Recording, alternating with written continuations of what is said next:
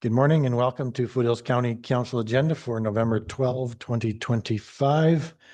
So Council, we have a request for an emergent item to be added onto the agenda today. CEO Payne, was somebody going to speak to the emergent nature of this?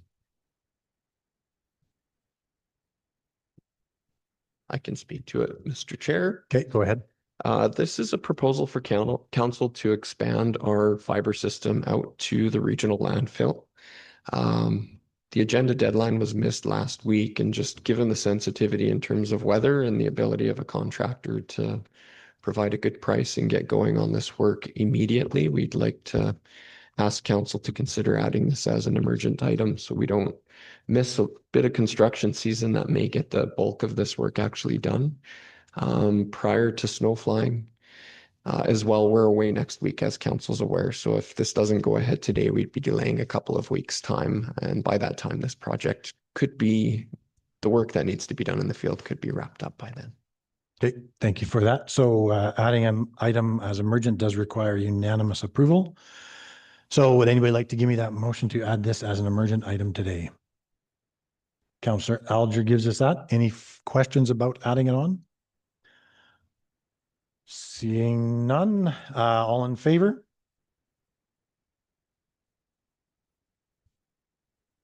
Councillor Kendall, are you able to either speak or raise your hand? Yes, I agree. Okay. RD, I didn't quite see your, did you vote in favor? Councillor McHugh? Yeah, okay, thank you. That motion does carry. So we will add that on as item F5, a landfill fiber project. With that, I would look for a motion to approve the agenda with that addition. Anybody like to give me that motion? Deputy Reeve Old gives us that. All in favor? Motion carries. Okay, Public Works, Engineering, Parks and Recreation. Let's go to Councillor Callister. You want to start us off with any Public Works questions or updates?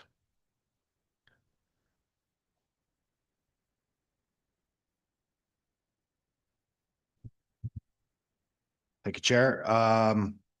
For Dunbow roundabout, proceed to tender. Yeah, Yeah, we'll get to that roundabout in due order. But if you had any questions for Public Works, at this point, not at this time. No. Okay. Okay, Councillor Alger. Thank you, Mr. Chair. Good morning to everyone. I have nothing to add to the group this morning. Thank you. Deputy Reeve Old. Thank you. Good morning, everyone. I have nothing to add during this section. I've got a lot on the go, and I thank everybody for all your help, all the departments. Thank you. Okay, and I have nothing for Public Works this morning, but thank you for joining us in that meeting in Blackie there, Mr. Solney. I appreciate it. Go to Councillor Estes. Thank you, Chair. I have nothing to add right now. Thanks. Councillor McHugh. Thank you, Mr. Chair. Good morning, Foothills. And to the Chair, no questions for administration or Public Works this morning that I can think of. Thank you. And Councillor Kendall. Yes, I have no questions for Public Works. Thank you. We're going fast. Manager Weberg, are you going to keep us going fast or are you going to slow us down? Good morning, councillors. Yeah, I have no updates. Director Weberg. Good morning, council. Truger, sorry, I'm sorry. All good. Work's going well in Cayley, Greenhaven too. Bridge construction on Whiskey Creek, that culvert's going in the second half. That should be completed here, still on schedule by the end of the month. And yeah, I have item B1 on the agenda. Thank you. Okay, and Ag Services Manager Cornelson. I'll be very quick. Good morning, Foothills County. Good morning, Council. So I'll actually add, we had a staffing change last week, so hopefully we'll be looking to fill that position in the summertime sometime. Our trucks are back and they're doing some deck swaps at Public Works. And some dates. January 20th to 22nd is the provincial ASB conference in Edmonton, where we're bringing forward 2 resolutions to the provincial conference. December 1st to 5th is in-service training in Edmonton for Bree and Kathleen and myself. And today we have an EFP workshop, an environmental farm plan workshop in Foothills County that we're hosting. And that's all I've got. Thank you. Councillor Alger? Thank you, Mr. Chair. I forgot one thing for Mr. Kruger. I received your email about the drainage in DeWinton and appreciate your work on that. You suggested that that will need to come to council. I'm just wondering if that request is made by me or you. Or both. Through the chair to Councillor Alger, I don't believe I've received an official request to bring it to council No. for, so either, correct me if I'm wrong, CO Payne, it could come from yourself Okay. or the resident can make an official request either to me or yourself. to bring Okay, it to you can do that council. too. Okay, Yeah. thanks for the clarity. Yep. On to Manager Porter. Morning, Reeve Seward. Good morning, Council. This morning, I just have one update for Council. That is, tomorrow we'll be running an emergency management tabletop exercise with our emergency management team. So we'll report how that went after the fact. So thank you. And Director Saulnier. Mr. Reeve, morning, council. Just a quick update on our fire risk status. Calgary Forestry is still currently at moderate fire damage there, or fire risk with no restrictions. We do have some cooler temperatures coming up in the next couple of weeks. There's some snow and moisture in the forecast. Regional partners, Rocky View still at the advisory. Vulcan County and Willow Creek are both at advisories. But I say, due to the windy, dry conditions out there, I recommend we just hold at the advisory for now. Thank you. Okay, thank you for that. And Manager Stapley. Good morning, council. I have no updates this morning. Updates. Okay. Rocking right along. While some of you, I guess, are welcome to leave if you don't have anything on. But we'll go to Director Kruger. You have item B1 on the agenda. So why don't we turn to B1, page 3, proceed to tender for the Dunbow Roundabout. Thank you, Mr. Chair. The purpose of this report is to seek council's approval to proceed with tendering of the Dunbow Roundabout project. Issuing a tender at this time is expected to result in competitive pricing as construction is scheduled for 2026 and contractors are currently planning their workloads for the year. Early tendering positions the county advantageously in the market. Tender results, along with recommendation, will be brought back to council for consideration and decision. As council knows, the documents were received on October 31st of this year. The project has reached the stage where it's ready to be tendered publicly. Administration will ensure that a tender process includes provisions allowing the county to decline awarding the contract should the submitted bids exceed the estimated project cost. Any questions? I'd be happy to answer. Thank you. Any questions from council? Or comments or a motion? Is this, Oh, sorry, go ahead, Councillor Callister. We'll go first. Just that we might want to hold off, as stated before, on putting that to tender until we have the land acquisition finalized.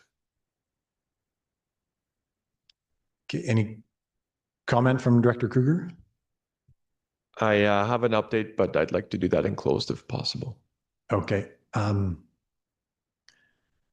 Okay, why don't we maybe go into closed and we can deal with that. Okay, anyone want to give us a motion to go in closed? Deputy Reeve Old gives us that. All in favor? Motion carried.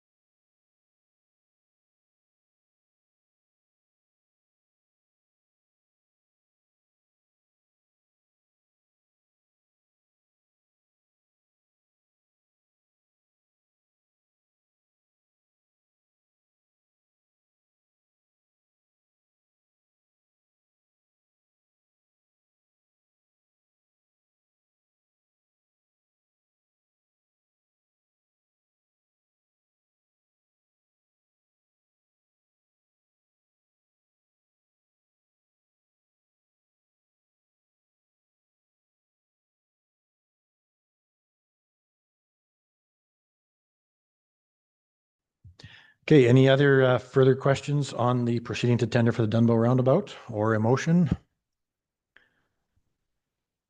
You give us that motion to proceed to tender from Councillor Callister. Okay, anything else? All in favor? I'm in favor. Okay, thank you. That motion carries. Okay, we have Manager Jacobson here, so why don't we skip right to F5, the landfill fiber project. So that's the emergent item I got a separate sheet for this morning. Thank you for joining us, Manager Jacobson. Why don't you take this away? Good morning, Council. Mr. Eve, as you see in the staff report, I just want to point out that there's one error in the purpose of request. I have listed here 433rd Ave. It's actually 434th Avenue. If you just make note of that. The purpose of this request is to extend the county's fiber conduit infrastructure from Highway 2A, 434th Avenue to the Foothills Regional Landfill and Resource Recovering Center with Syncor drilling.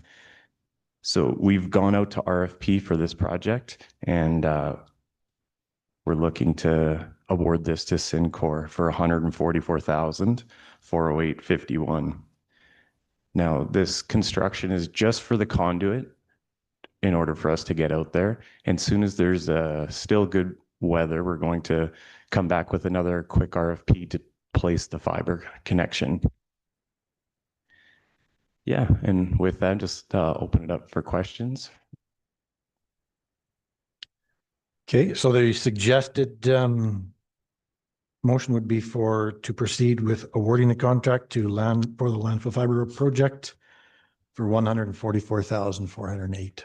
So any comments, questions from council? Or a motion, whichever anybody would like. We'll go to Deputy Revol. Thank you, Mr. Chair. I had a chance to read through and it looks like there was a great competition there and nice to see that. But obviously the evaluation looks like they've taken the time to really look through to the best, as you'd say, organization that submitted here. So I would be supportive of moving forward with it. I'm just wondering,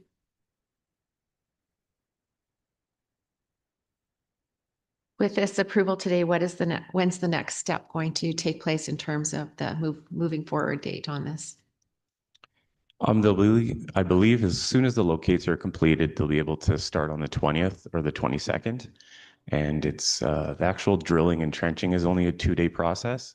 And it's 8 days total work for placing the pedestals and backfilling. So the weather still looks good, so we can get this in. And then speaking about the pricing, that's also the reason why there's a lot of, it's a good time to do this work. There's a lot of companies that have finished their work for the year and their crews are sitting there. And so we were taking advantage of that. This portion has come in 50% of what we budgeted this would cost. So the pricing is really good as well. Thank you very much. So I'll look to that motion, which is stated here, move that council approve administration to award the landfill fiber project civil installation RFP to Syncor Drilling Limited for $144,408.51. Okay, we have that motion. Anybody else? All those in favor? In favor. Okay, thank you very much. Motion carries. Thank you, Manager Jacobson. Thank you. Okay, we also have MLA Municipal Lands Administrator Donna Fowler with us today. So she is here for, we'll go to item F2, Southeast 21828 West of 4 Municipal Reserve Parcel License, page 107. Welcome, Manager Fowler. Good morning, Mr. Reeve. Hello, Council. This item I brought with me this morning is the Municipal Reserve License bid results. The MR is located in the southeast quarter of Section 2, Township 18, Range 28, West 4. It contains 86.24 acres. It's about 9 kilometers northeast of the hamlet of Cayley and 6 kilometers east of Highway 2 along 184 Street East, adjacent to the Little Bow River. This parcel was purchased through the AEPA FREC program in 2018 and as such is not suitable for further development. It was first leased out in December of 2020. We went through the bid process, had a few bids, and it was awarded to Farah Ag for $60. Oh, sorry, for $52 an acre. This expires in December of this year. So in August, we had Fair Ag come back to request to re-up this license, and council chose to have it go out to bid. So in August, we sent it out to bid. It was published in 2 editions of the Western Wheel on October 8th and October 15th and was advertised on our website. In response to the Canada Post strike, we contacted adjacent landowners by telephone and email as we were uncertain whether the mailed notice of intent would be delivered in a timely manner. We received 4 submissions and they're attached as Appendix B for your reference in the staff report. Our first bid was from Farah Ag. That's our current licensee. And they do live directly adjacent for and they've offered $73 per acre per year.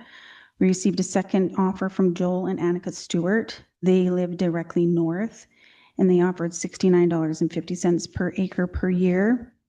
We received another bid from Norman Ross and Jennifer Lewis for $35 per acre per year, and a fourth from Pat McGaffney for $40 per acre per year. Those last 2 proponents, they do not live adjacent, but they are interested in some grazing and stewardship for the property.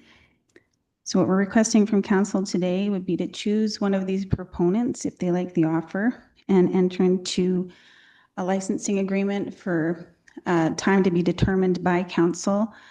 I believe each one of them have requested a term as few as 5 years and as many as 10 years. So I'll take any questions if anybody has anything. Thank you. Any questions, comments? I guess for me, as I look at this, so bidder number 1, Fair Ag, did provide the best price. They have looked after it before, and I think they've done a good job of maintaining the lands. They are adjacent to the property, so that's what I would be looking for is their bid, and they're proposing 5 years, which seems fine in my mind. So, any other buddy from council with a comment or a motion?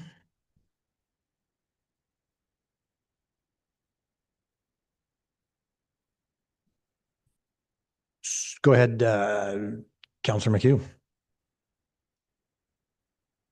Thank you, Mr. Chair. And to the chair, I would give you the motion to award to Farah Ag for the 5-year term as option number 1 on the report. Thank you.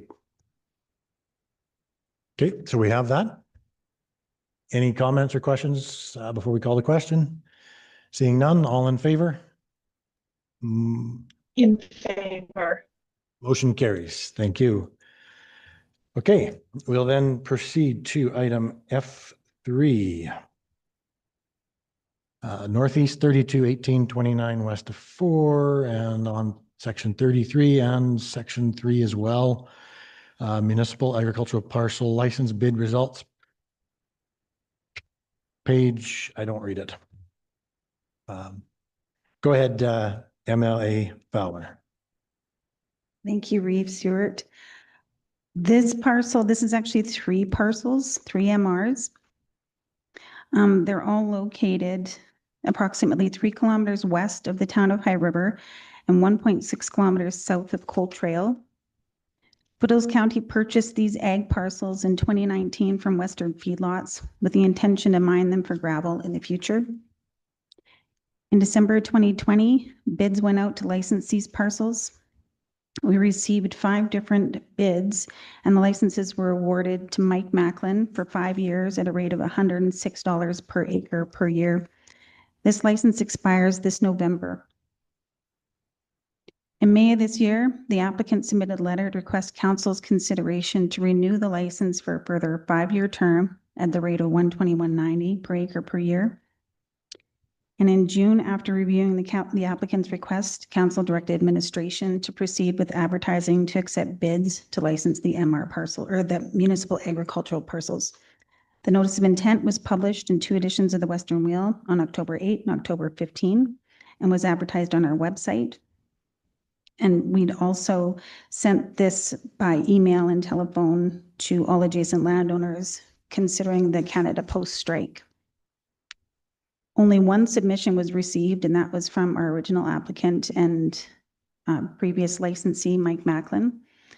He's requested to license the ag parcels for an increased value of $176 per acre per year for a period of a minimum of 3 years, up to 10 years. Mr. Macklin is aware of the possibility of early cancellation of a portion of the licensed lands should the county be ready to proceed with gravel extraction. The licensing agreement allows for this possibility, and the licensee would receive a proportionate share of the licensing fee back should this happen prior to the expiration of the licensing term. So we're requesting of council today to perhaps approve Mr. Macklin's offer of $176 per acre per year for the 3 different portions of the municipal agricultural parcels for a time period to be determined by council. Thank you. Okay, Councillor Estes, go ahead.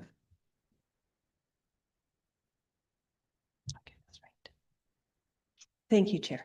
I would like to make that motion that we accept or, give him the license for 3 years for the licensing fee of $43,294.24. Okay. Thank you for that motion. So that is as per the bid submission. Okay. Any further comments or questions? All those in favor? Oh, sorry, Councillor McHugh. Thank you, Mr. Chair. Through the chair to the municipal land administrator, so when I read this request of council, do we need to clearly state, sorry, I heard you say it, but should it be clearly stated that a condition with so access will be denied? I guess I'm looking for clarity on that, on the last sentence there. So that's in the event that that we do start a gravel haul, and just the way this is worded, I don't know that if access will be denied suffices. Just wanting to make sure that it is clear that we have the condition that could be terminated due to gravel extraction. Through the chair to Councillor McHugh, we did say access will be denied because these aren't MR parcels, these are ag parcels. So to help our licensee, we can keep general public off of the property by saying access will be denied because we have that ability in that it's not MR parcels. He is, I believe it was wheat. Those were his crops last year. And it's not that there's a lot of people trying to access those lands, but the river is adjacent. So to kind of keep it a little bit tidier for him, a little easier for him and all of his machinery. And it doesn't mean that access would be denied by us. We are still, according to the license agreement, we can still gain access at any time we want or need to, being considerate of the crops that are on, obviously, but especially for any investigations that we need to do for purposes of reviewing the land for gravel and all the applications we have pending for that. So, and your second question, I guess, was about should we need to take any land back for gravel extraction? Should we be ready to? Our standard agreement allows for this. So with that, we've had that ability before and we continue to have that ability. We just have had the conversation with the proponent just to make sure he's aware that this is a possibility, and he's aware and he's okay with all of it. Thank you. Okay, thank you for that. Deputy Revol. Thank you, Mr. Chair. Just wondering on the time frame, whether we would go with 3 or 5, and is there merit for going longer or a merit for shorter on this one? Just wondering. It's a pretty good number for us, but I'm just wondering if Should we revisit it again in 3 years or 5?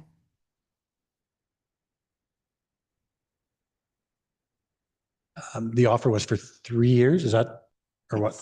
I'm just trying to find that. It's a period, it could be a period of 3 to 10 years, but at that particular price per year.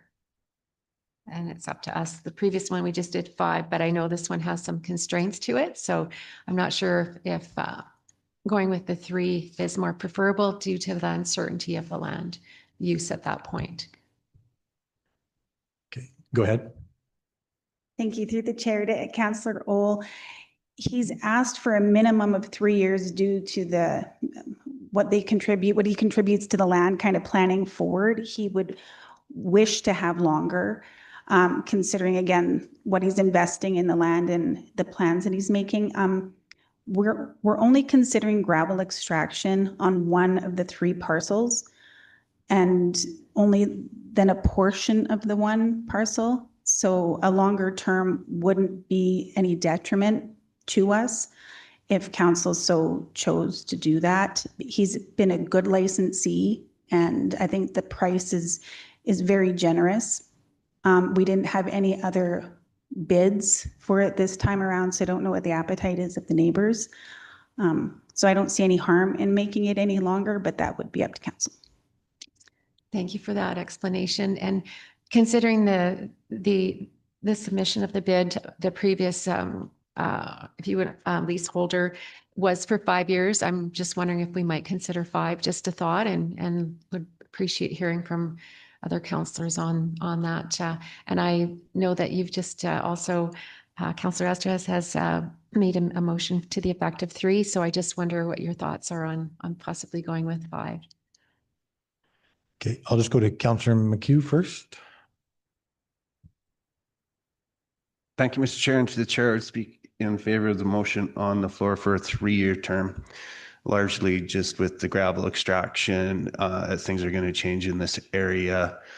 I'm going to suggest in the near future as to what we're receiving from administration for information.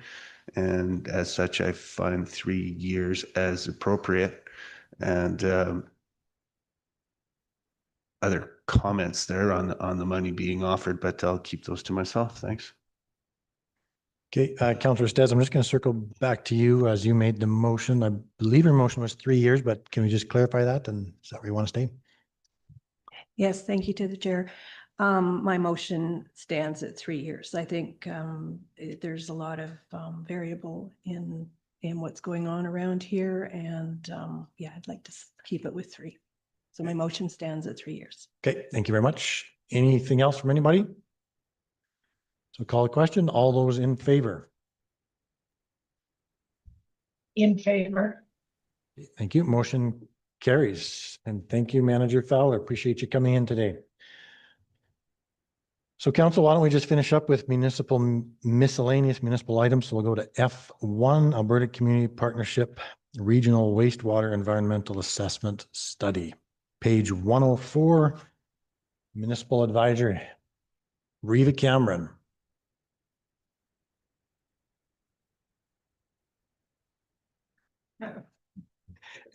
F1, Wastewater Environmental Assessment Study.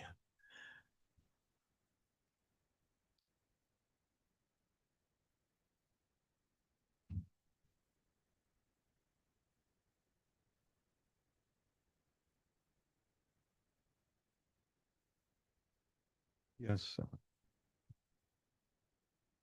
There we go. This is a grant application. So the Alberta Community Partnership Grant, which would cover the costs of the extension of the study that we have already commenced. So where we're at is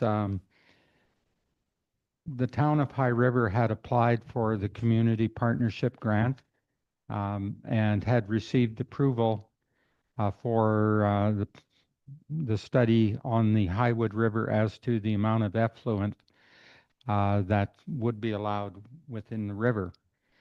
Partway through that study, Alberta Environment came back and increased the requirement for modeling and information. We received a quote for that additional modeling, and it was in the order of $95,000.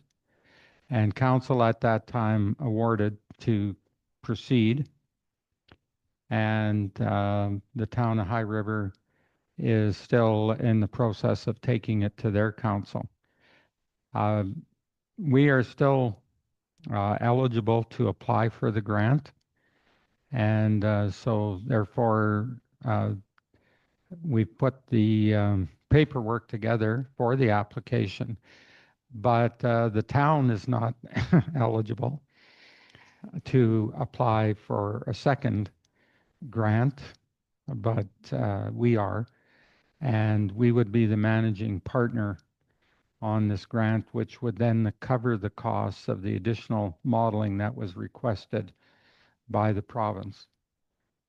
Whether we'll receive the grant or not, that's always a question, but the chances are quite good, quite positive on this type of application with a regional project such as a joint wastewater treatment plant. Okay, thank you for that. Deputy Reeve Ohl? Thank you to our municipal advisor, Harry Reba-Kimbrin, on that. Thank you for your update. I'm certainly in support of applying for the grant to further this, and just have a couple questions for you. In relation to the project as it's already underway and ongoing, is this something that we're also going to be using to help inform the Highwood Management Plan Public Advisory Committee as we move forward with all the other work that's being done on the impacts to Frank Lake and the Highwood River? Through the chair. Well, certainly with the information that is brought about by the modeling and then estimating the capacity of the Highwood River to assimilate effluent, that would provide good information to the HMP PAC as well, the Highwood Management Plan. But there's been certain work up to this point in time, and there was a limit set. It'll also apply to Frank Lake as well, and it will provide information that will be useful in what will continue to go out to Frank Lake from the town of High River and Cargill. Thank you for that. And just a couple of other thoughts on it. Just as I read through what the plan looks like and the information that you're going to be referring to, and I would guess that it includes the Alberta Environment's monitoring and all that information as well. So you're going to be collecting more information for this next step, or have you already done that part of it and then you're looking to do the I guess the planning tool? Is that kind of where the project's at? Yes, part of the information from environment, though, that they've supplied is not public. Okay. At this point in time. So until environment releases it as public information, we can use it, but we can't put it in any of the reports. So that's their monitoring information. They have a practice of how they take the information that they receive on an annual basis and run it through their model. And then it's a few years before they make it public. Okay, thank you. And one further, if I'm go allowed ahead. to do so, sort of just pulling it all together with the other work being done and sort of a question that's out there from the Bow Phosphorus Management Plan. One of the things that's always been a question mark is the assimilative capacity and whether the phosphorus loading would go to the Highwood River or to the Bow. And there's almost a competition for who gets to have that. So I'm just wondering, in this effort, will there be a determination regarding the phosphorus and the impact? I noticed that the comment was basically the stream sensitivity due to temperatures fluctuating, but there's also the other aspect of the phosphorus loading. So I'm just wondering if there's anything in this study that's going to be coming to some conclusions or providing some input on that matter. So the interesting part is the standard that's been set for the new treatment plant. The regulations are 0.5 parts per million of phosphorus. This plant will be at 0.15 parts per million. So we will be producing a lot less phosphorus than other plants would. So that takes us to an all new level. If you look at Diamond Valley or Okotoks, they're at 0.5. High River is quite a bit higher than that right now, but their effluent goes to Frank Lake. So there would be a big improvement in the whole system by the higher standard. Very good. Thank you. And when ready, I would provide a motion. Thank you. Okay, anybody else? Questions? Looks like we got it covered. So Deputy Revol, I would go back to you for that motion. Thank you. And again, thanks for the work on this. And I think it'll be valuable to secure some more funding to get the most science out there for us as we move forward and essentially help inform Alberta Environment in their work and our collaboration with the watershed. The motion is that Council direct administration to endorse the 2025-2026 Alberta Community Partnership Grant application with the town of High River for a joint wastewater treatment facility. Thank you. Okay, thank you for that motion. Anything further? Seeing none, I will call the question. All those in favor of that motion? In favor. Thank you. Motion carries. Let's see if we can get to F4. F4, request to remove no parking signs on Millerville Landing, page 123. I believe Councillor CEO Payne, you want to start this one? Sure, I can start that one. Councillor Kendall and I had a brief conversation, and in the report, you'll notice in the background, it does outline that there was a request from a resident. However, as council will see in the request, there's a petition. I believe there's 9 signatures on that request for council to reconsider some direction that was provided previously on this one. And that was really the clarification I was intending on providing to council. And I wonder, Mr. Chair, if Councillor Kendall would like to take it from here. For sure. You bet. Councillor Kendall, do you want to go ahead? Yes, I can. So just as a background for me, I was not contacted by, sorry, the concerned resident, either before the election or after the election. I was never directly contacted, but as soon as the signs went up, which I believe was either right before the election or right after, I was contacted by another concerned resident, and he took pictures and showed me, and then I drove by there as well. And he was quite concerned that no poll was taken and that they were not, nobody was contacted. And that then is reflected in the petition that I received. It was dated October 28th, and I received it shortly after that. So there are 15 lots in Millerville Landing. Number 1 is a municipal reserve lot, the very first one. I believe it's number 5 or 8 is a show home. And number 12, I believe, is the lot that the house was burned down a couple of years ago. So this petition represents 9 out of those 12 residents. And I was told by another resident that one fellow is away a lot, so that's perhaps why he wasn't even, able to sign this petition. So it's pretty obvious that these no parking signs went ahead without the consideration of the majority of the residents. I was there on Sunday. I was there for about an hour moving some bales. I do some farming right next door.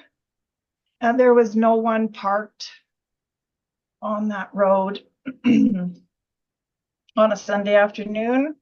The email that we received indicates that the driveways are all long, which is not true. There are some very short ones, and the ones that are long are very steep. Yeah, so I can't really see this as a concern, and I think we have to listen to the majority of the residents who obviously by this petition do not want these signs.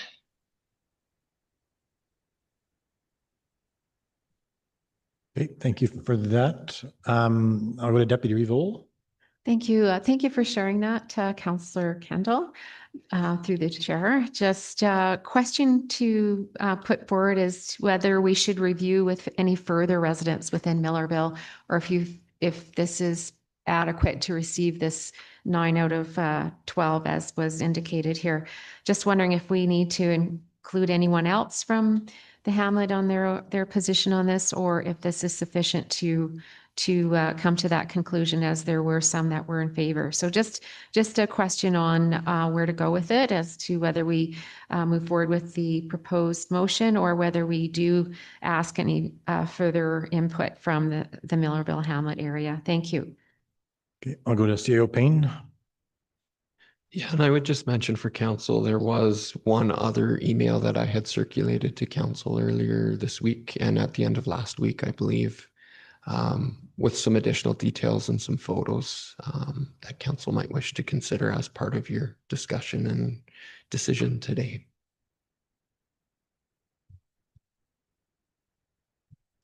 So I'm just wondering about the history on this. So when it came to us 6 weeks ago or whatever that was there no petition, or was this just a one person brought a concern and that turned into a bylaw, or does anybody give that historical piece? CAO Payne?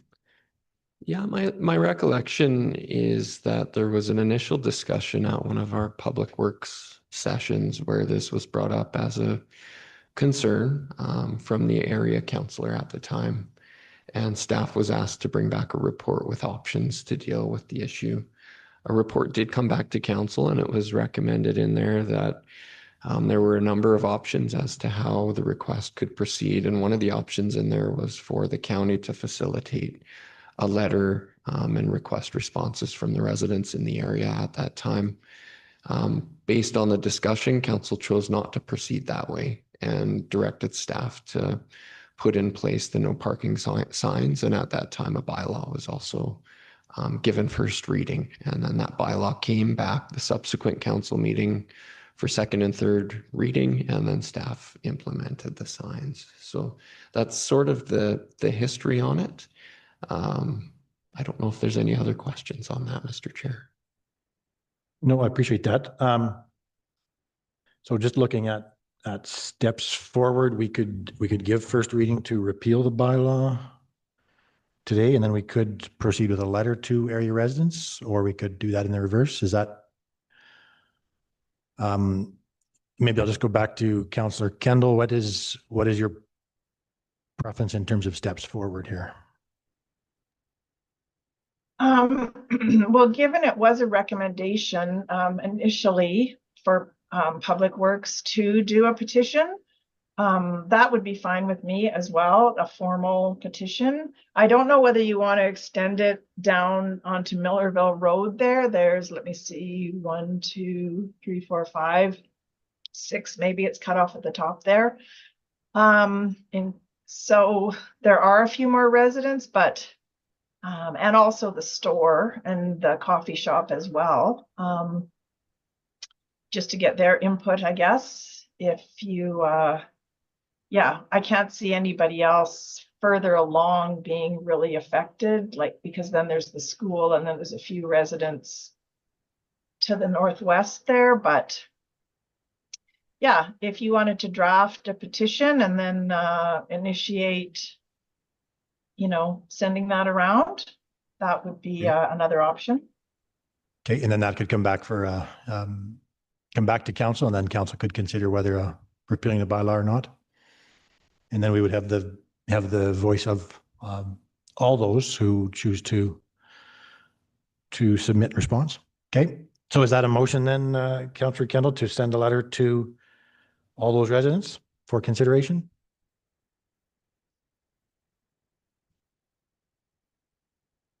Sorry, yes, that would be a motion from me to send the letter out. Okay, thank you for that. Anybody else? Deputy Reeve, go ahead. Sure. Can I clarify, are we going to consider the removal of the bylaw, or are we going to wait till the letter goes around? And then just to clarify the letter, would that be a request for a response from the residents to Foothills County, and that would be the official reply to the letter?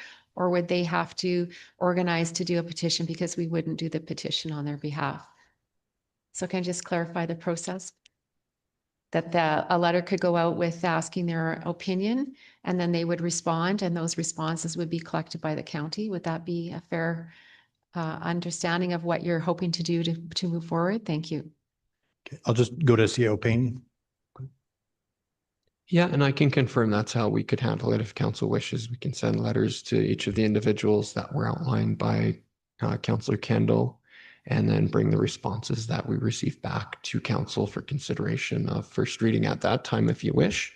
Or I heard the chair mention first reading today and then send the letter out and bring that back, and council can determine whether it would give any further readings to a bylaw to rescind the signs as to where they are now.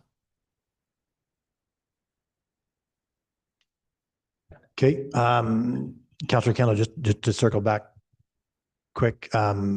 So was your motion for sending out the letter first and notifying residents of consideration of a bylaw or consideration of the repeal of the bylaw? Or were you thinking a first reading today and then send the letter?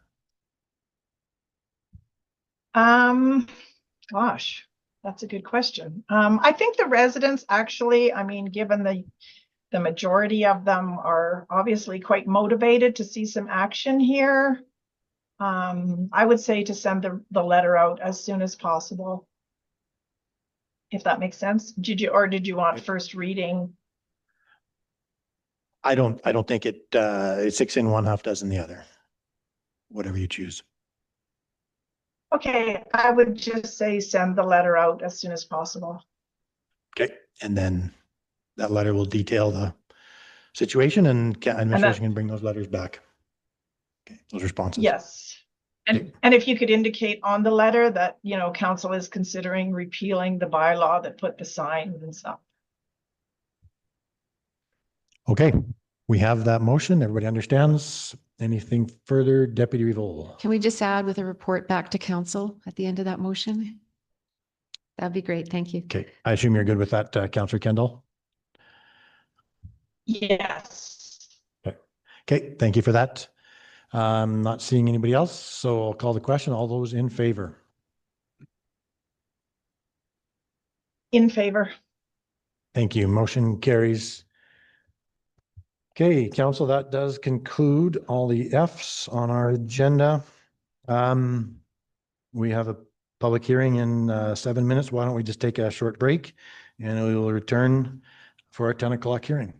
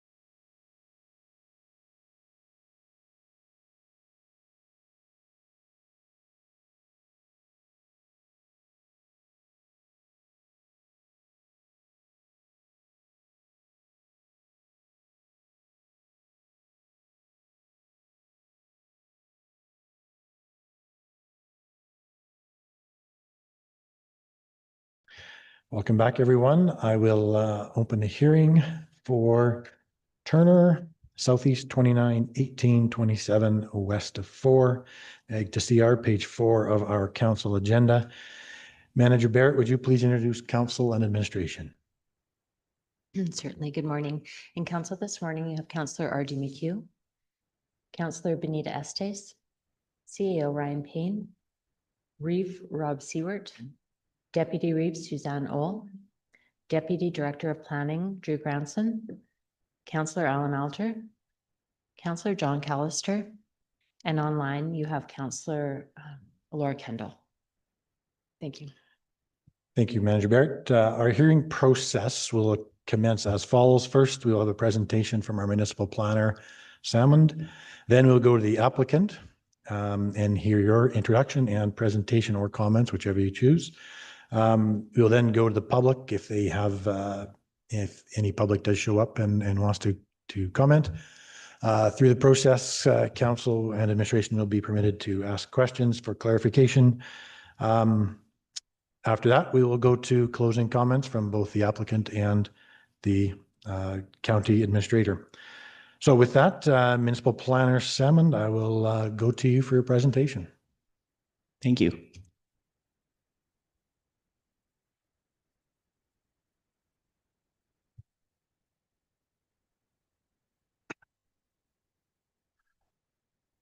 Good morning, Mr. Reeve and Council. The application before you today is for a proposed redesignation from Agricultural District to Country Residential District, as well as a site-specific amendment. The subject property is the southeast quarter of Section 29, 18, 27, west of the 4th, and the landowner's name is David Turner. The subject property is located in Council Division 1. It's immediately northwest of the intersection of 232 Street East and 562nd Avenue East. It's about 1.5 kilometers east of Frank Lake and about 6.5 kilometers southwest of the hamlet of Blackie. The first part of the proposal is for a redesignation of a 7.5 acre portion of the subject property from Agricultural District to Country Residential District to allow for a future subdivision. The second part of the proposal is for a site-specific amendment to the Country Residential District land use rules to allow for a relaxation to the number and cumulative size of existing accessory buildings, as well as a relaxation of setback distances to some of these accessory buildings. We'll get more into this later. For site considerations, the subject parcel is predominantly grassland. It's currently used for agriculture and is mostly flat. There are a few low-lying, uncultivated areas. This is a view from the northeast corner of the property. Access to the subject parcel is currently from 4 existing approaches all along 562nd Avenue East. Approach number 4 is a field access. Approaches 1 and 2 would provide access to the proposed Country Residential District parcel, and approaches 3 and 4 would provide access to the proposed Agricultural District balance. This is an image of existing approach number 1. This is number 2, number 3, and existing approach number 4, which is again just a field access. Here's an image looking west down 562nd Avenue, and here's an image looking east. All existing development on the subject parcel is contained within the 7.5 acre Country Residential District parcel. There's currently a dwelling, 10 accessory buildings, 1 CCAN, as well as 4 other accessory buildings that are slated for removal. 2 of them have already been removed. There's also a water well and an open discharge septic system to support that development. Back to the site-specific amendment component of the proposal. First part of this is a request for a relaxation to the number and cumulative size of accessory buildings. Under the land use bylaw for a 7.5 acre parcel, there's currently a maximum of 4 accessory buildings with a cumulative size not to exceed 325 square meters or 3,500 square feet. The existing development on this property is currently 7 buildings over this maximum and 9,395 square feet over the maximum cumulative size. The second part of the site-specific amendment is a request for a relaxation of setbacks. The current minimum setback requirements, as outlined in the land use bylaw, are 48 meters to the center line of 562nd Avenue and 15 meters to all other property lines. The closest building to 562nd Avenue is in the southwest corner of the property and is about 25 meters from the center line of the road. And this would require a 48% relaxation. And for the other property lines, the closest building is along the west line. It is about 14 meters away and would require a 7% relaxation.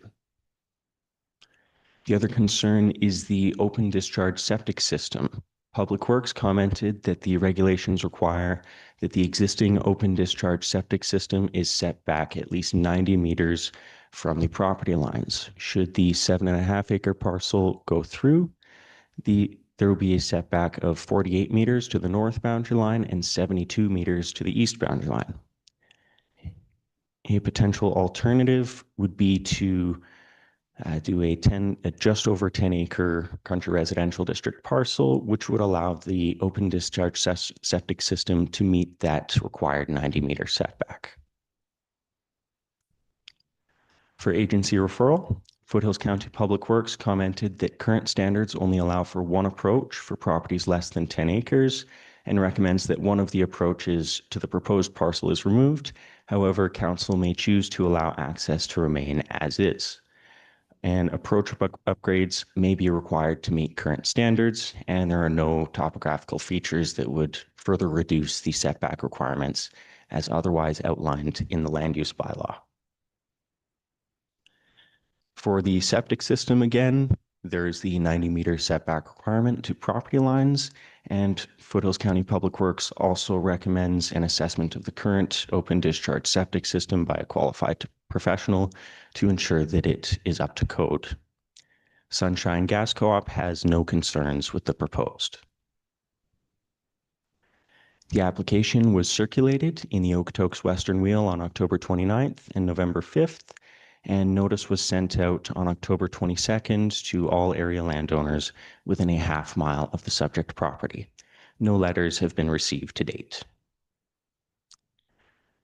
For a revision to the staff report, both revisions are in option 1, first reading approval. The first one includes policy 5 of the MDP that supports the subdivision of one parcel from a previously unsubdivided quarter section, as well as adding a component to recommended condition 3 to include to require the applicant to indicate which approach is to be removed on the site plan, and also to have the open discharge septic system assessed by a qualified professional to confirm its adherence with code requirements. This concludes my presentation. Thank you, Mr. Reeve and Council. Thank you, Mr. Semmond. Questions from Council Administration? Councillor McHugh. Thank you, Mr. Chair. Through the chair to the Planning Department. Just on the surface area, the suggestion was that if we went to 10 acres, that might help with the compliance on the septic system. But if we do that as well, does that help with the compliance on the over square footage? Through the Reeve to Councillor McHugh, it would help, though the existing accessory buildings would still be far above the maximum permitted. As you can see in the table here, the maximum, should the parcel be over 10 acres, the maximum would be 5 accessory buildings with a cumulative size not to exceed 381 square meters. So we'd still be over by over 800 square meters.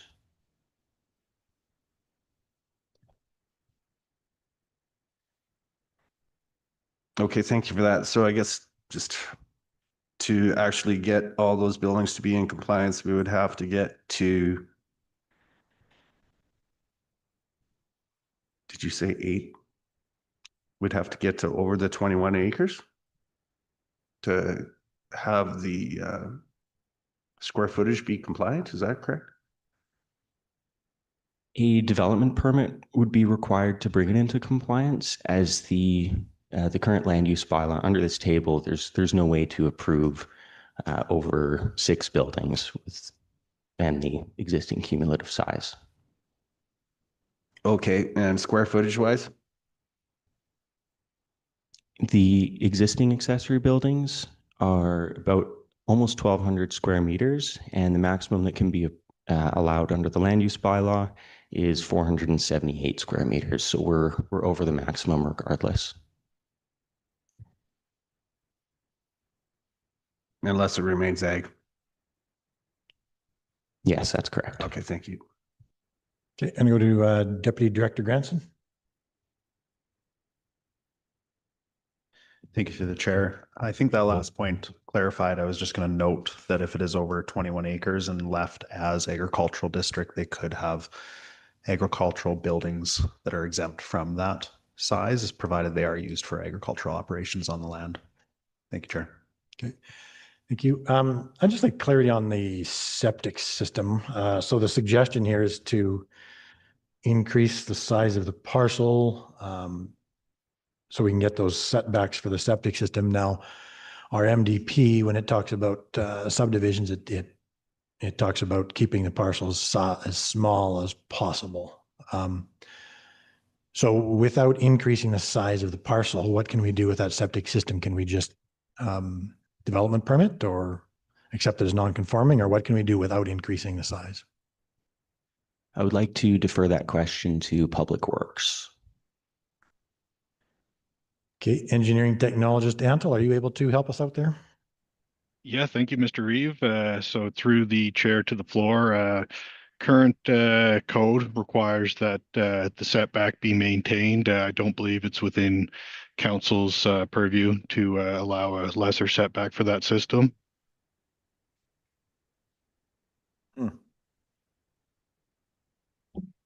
Okay, thank you for that. Further questions for Planning Officer Salmond? Seeing none, we will go to the applicant and landowner, Mr. Turner. Welcome here. If you can just introduce yourself for the recording secretary and provide any further comments you would like to this morning.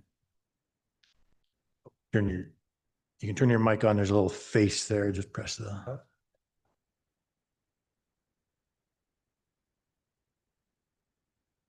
Sorry, your mic isn't, it was on and now it's back off again. There we go. And if you just bring it a little closer to yourself so we can hear you. Steve Turner. I don't see how being farther apart, like for the septic system, how another, like, I think it's another 200 feet more. Like, I don't think it would travel that far to begin with, and I don't see why it needs to be expanded like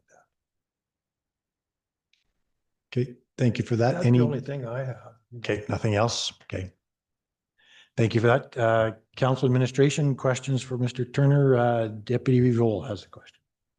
Thank you. Good morning.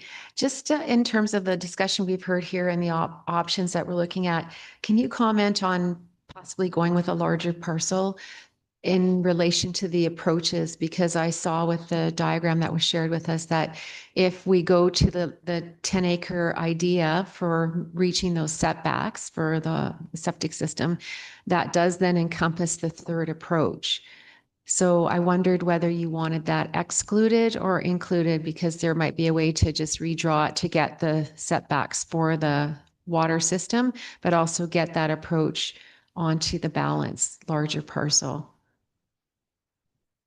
I'd have no problem removing that approach. Okay, so that's not not an issue. No. Okay, all right, thank you. And then just overall, we'll have this discussion at some point coming up soon. Would you be open to a larger parcel if that would solve part of the issue that we're facing on the setbacks? I'm not sure on the setbacks. For the septic system. So if we had to achieve that, but we were able to work with your request for site-specific amendment for the other matters, would you be okay with a little bit larger parcel? So we're just confirming with you about your preferences at this point. Thank you. I'm fine with going to 10 acres or 10 acres and change rather than 7 and change. That's not a problem. Okay, thank you for that. Councillor McHugh? Thank you, Mr. Chair. Through the chair to the applicant, is the septic system in question in use? And B, is there a separate septic system for the house? Yes, it is in use. That is the septic system for the house.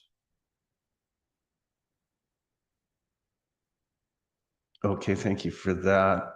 And so is this open? Is this a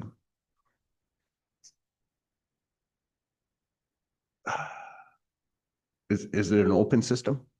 An open flow? Yeah. Yes. Well, I think we're gonna have complications there.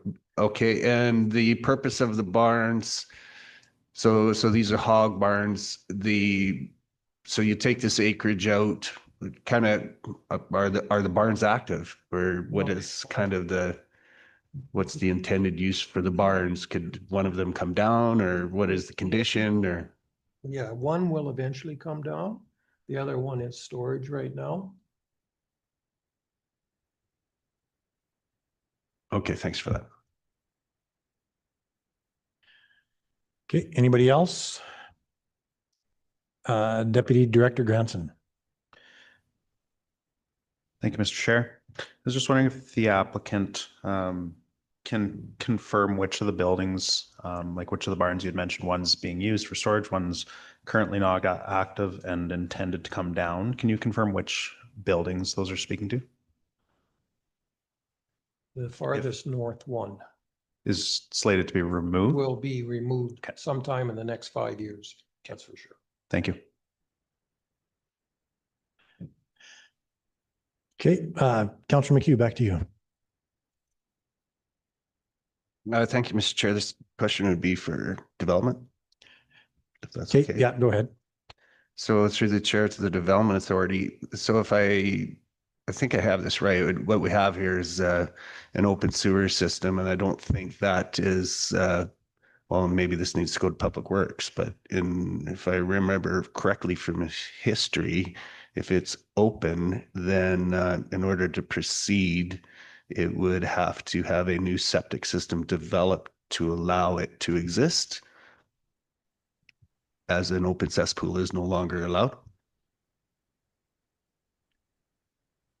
When I originally built the house brand new, we put a new septic system in it. And it was cleared by you guys that it was fine, the open system. There's no open water there at all. Okay, so just for clarity, so it pumps out onto the surface? Or? There's a large rock pile there and it comes up into that and it evaporates. Okay, thank you for that.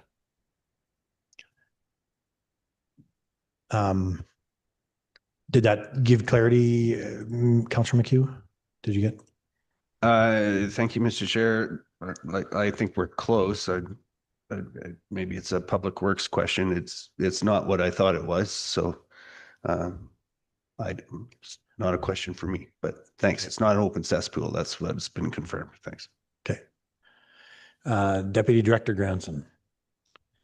Thank you, Chair.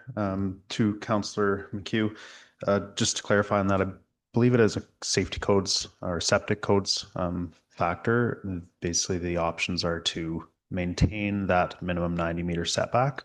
Alternatively, if they were to put in a conventional system, then you could have certainly lesser setbacks. So I'd suggest that you either look at expanding the property size to encompass that 90-meter setback, or alternatively could have a requirement that a conventional system be put in that would require lesser setbacks. Again, we would need to basically work with Public Works and our Building and Safety Code Department to confirm what avenues are feasible on the property. Okay. I am not seeing anybody else with comments or questions. I would just go through to Manager Barrett. So there's nobody registered out in the public to speak, and there's been no written submissions. Okay. So since we don't have anybody in the public, we will go back to the applicant for closing comments, if you have anything. No, I do not have any comments at the moment. Okay, thank you. And to Planning Officer Salmon, any closing comments? I have nothing further. Thank you. Okay, and back to Council Administration. Any further questions or clarifications? Deputy Reeve Ohl. Thank you. One last question on the number of buildings. What is the number we're aiming for? So we have some number in our staff report that we're aiming for, but you did mention the barn. Was that included in the number? So what's the final number we're going to aim for in relation to having the site-specific amendment? So we were looking at, is it 10 or 11? I'm trying to go back to my notes here. So we had 7 over, so we had 11. So what's the final number that we're looking for the site-specific amendment? Probably 7. 7 is the final? Okay, thank you very Okay, much. I'm Some being removed and just over time? gonna get rid of 2 more. Okay, so 7 Once would we get be, some snow. yes, yes. Okay, so 7, I just clarify that we're aiming for 7, and that's answer to my question. Thank you very much. Okay, final questions? Councillor McHugh, go ahead. Thank you, Mr. Chair, and knock on to Councillor Ohl's question through the chair to the applicant. Is one of the hog barns one of those 2 buildings that you're suggesting? Okay, and so would that be a third then, potentially? Okay, and any potential, I heard you're waiting for snow, but if the third building, if the hog barn was to go, is that something that would happen this winter or would that be in the future? That would be in the future. Okay, and is that, was there a timeline on that or? Within 5 years. Thank you. Okay, and just to you again, Mr. Turner. So the application in front of us is 7.5 acres. But because of the septic, there's a bit of a problem there. So I guess as I'm seeing it, there's one option. It would be to increase the size of the parcel to allow for that septic to remain, or the second option would be to leave the acreage the same size at that 7.5 and redo the septic. So what would be your preference? My preference would be to increase it because I'm not sure what a cost of a septic field would be, but I'm sure it's well over 25,000. So I would sooner just go to a 10-acre parcel. Okay. Thank you for that. Okay, I'm not seeing any further questions. Councillor McHugh. Thank you, Mr. Chair. Quickly through the chair to the Development Authority, would, or Mr. Salmon, does 10 acres achieve it, or can we keep it under the 10 and do a 9.95? Through the Reeve to Councillor McHugh, based on my measurements on GIS, it appears that the parcel would have to be over 10 acres to meet those setbacks, though that could be confirmed for sure with a land surveyor. Okay. Thank you very much. So I am not seeing any further questions, so I will now close the hearing. Should you wish to view council's decisions and deliberations on this hearing, you are welcome to remain in the gallery, or you can watch the live stream meeting with the link found on the county's website. Otherwise, a decision will be sent once the minutes have been ratified in 2 weeks to anyone registered for the hearing. Thank you for taking the time to attend, and I wish you a good day today. So council, can we stay in the same meeting or we're good to proceed? Okay. So why don't we proceed with this item? Our 10 o'clock hearing, Turner Southeast 29 on page 4. I guess as the counselor of the area, I'll provide the first comment. This is a first parcel out, which is generally supported by our MDP, and it's generally been supported by councils of the past. This is an old farmyard, which is kind of the intent of that first parcel out provision. I do like the 7.5 acres, but I certainly understand the issues with that. Yeah, and I'll look to further comments from the rest of council.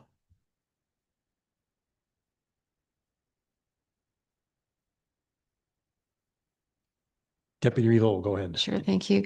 Thank you. We did hear from the applicant that they were okay with the third approach, that it would be removed. So that's not an issue if we went to slightly larger, but maybe there can be a creative shape that would get us to 9 point something as opposed to 10, and then we don't look at any further subdivision applications coming in off that parcel. So that being said, we still need a site-specific amendment to achieve. So we might be able to work on that setback for the septic with that larger size. And it wouldn't take a lot of the productive ag land. It would just take a little bit to achieve that and then have that settled for the future. As far as the accommodation, we do have the once in a while request where we do have a larger number of buildings and square footage that we do a site-specific amendment for specific reasons. So it doesn't happen very often, but there are cases where we've done that and made that decision. So today would be one of those, and it does meet the intent for the first parcel out, which we also have supported. So the only question would be the confirming of the size and then the number of buildings. If we were able to state that we were at a total of 7 buildings, and we would have to clarify, perhaps we would do that with the request for a revised site plan that would come along with the follow-up from this hearing today. So I'm generally in support, but I would look for maybe those final decisions and comments as to achieving what we need to do to get everything agreement on it, but also to understand that we're bringing in this farmstead. Thank you. Okay, further, Councillor Alger. Thanks, Mr. Chair. Since Mr. Salmon's back, I just had a point of clarity on the conditions, that last slide you had on the conditions that we were adding number 6, but I think number 6 was in our staff report, or your number 6 was talking about the septic system, and in our staff report, number 3's already talking about the septic. Can you pop that slide back up, or you emphasize 3 and then you were adding a number 6? The additional condition was to require that the septic system is reviewed by a qualified professional, whereas the other condition was to just show it on the site plan. All right, so number 3 is talking only about the setback. Okay. Okay, thanks for that. Okay. And if that septic system is reviewed by a qualified professional, there's no likelihood that they will reduce the setback requirements. I would like to direct that question to Public Works. Through the chair to the floor, the setback would not be reduced. However, they're going to consider volumes, so flow rates and the effluent quality, and possibly make recommendations in terms of corrections that would be required based on the current code, as when the system was installed, the code was not as it is now. Okay, thank you for that. Okay, anybody else? Or I would look for a motion.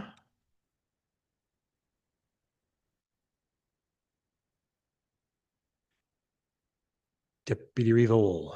Sure, I'm not hearing from anyone else, but I would, I'm not hearing opposition, but we'll obviously be seeing the vote coming up soon. But I would move first reading with the amendment to the size of the parcel to accommodate the setback. So preferably would be just slightly under 10 acres if that works. And that would be helpful to not look at further subdivision where there's a lot of buildings on the property.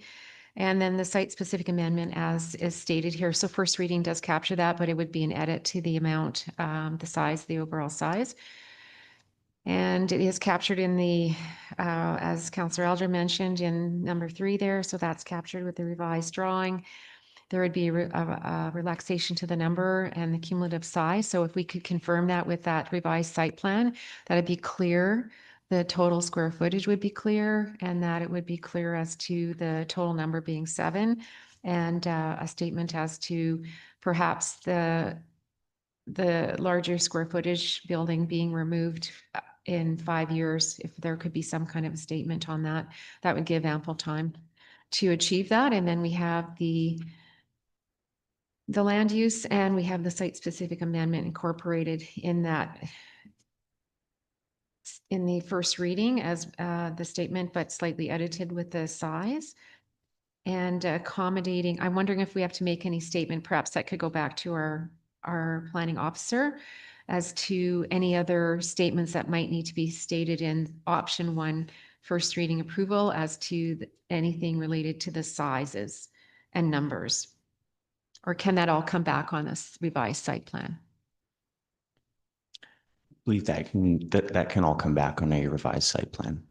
Thank you. And then we would review that at second reading. So if that's amenable, I would make that motion as mentioned. Okay, so basically what is in the paper and what was, With the size alteration. okay. Okay.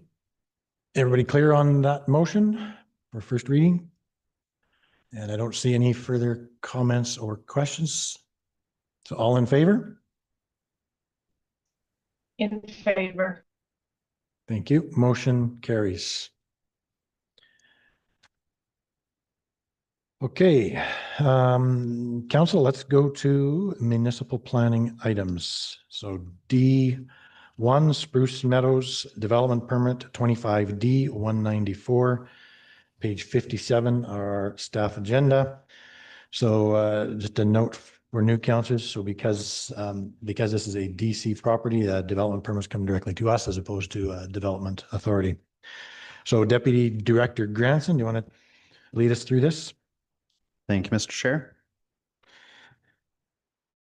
We have development permit 25D 194, which was submitted by Township Planning and Design on behalf of the landowners at Spruce Meadows. This is a proposal for a new building. It's approximately 12,500 square feet, intended to support a sports medicine, medical, and sports physio facility, accessory to the equestrian and sport facility on site. This is a permitted use, so council has the option of approving with conditions or approving without conditions. Alternatively, you could postpone if you feel that additional information is required. They are within the intermunicipal area for the city of Calgary. Calgary has identified no concerns for access. So this is directly west of Spruce Meadows Way. I believe there's a site plan on page 69, which illustrates the approximate building location. Parking is accommodated. Yes, so you'll note at the northeast corner of that site plan on 69, Calgary has no concerns with that existing access from Spruce Meadows Way. As well, it does connect internally. Can't remember the road name.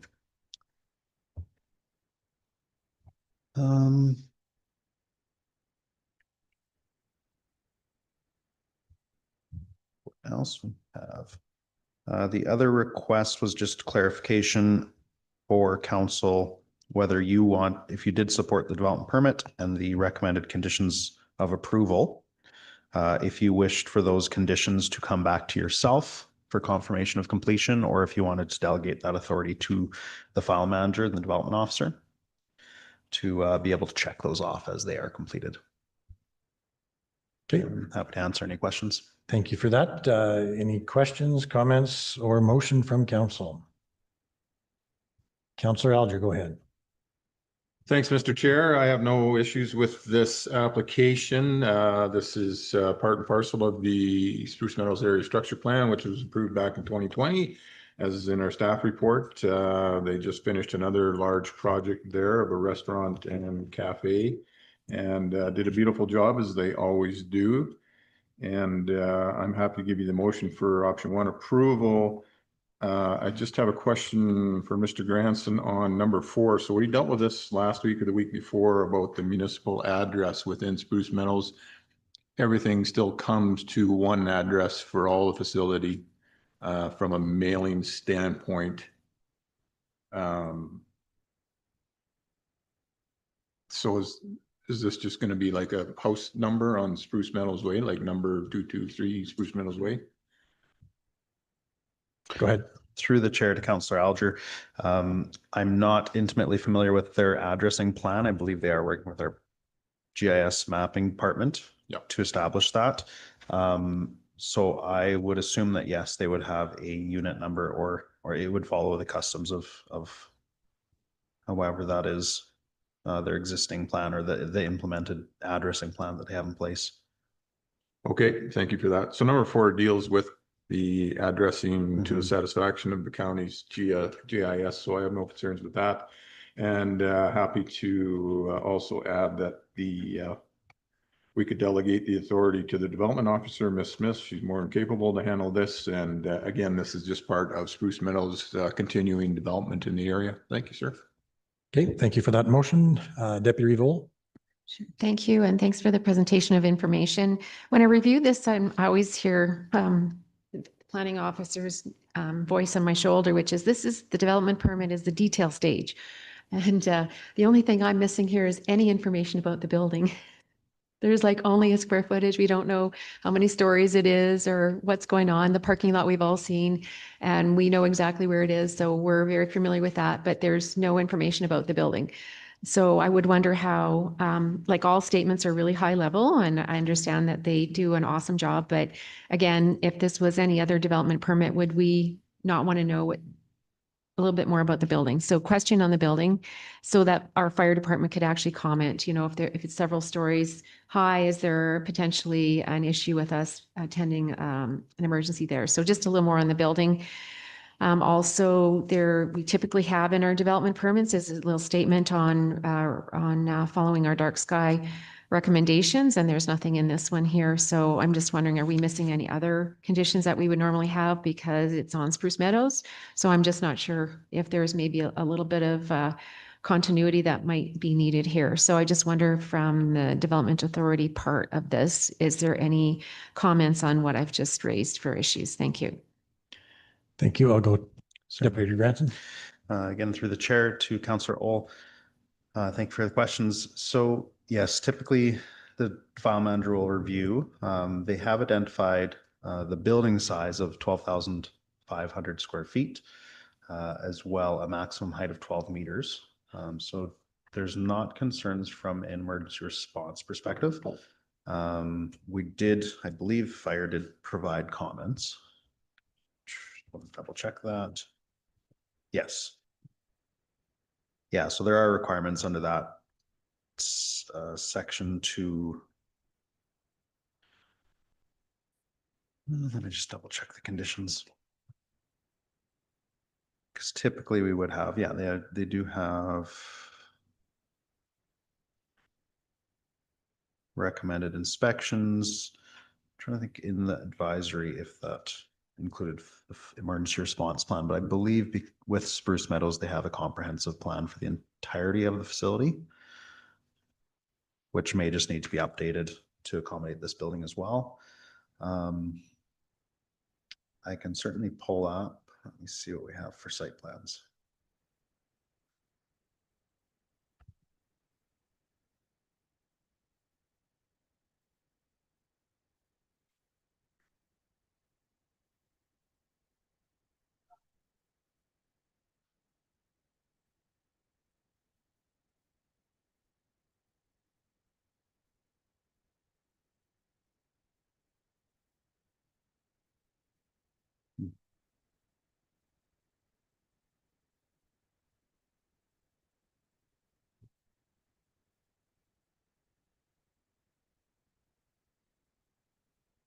Is there any other comments or questions while Deputy Director Ranson's looking that up?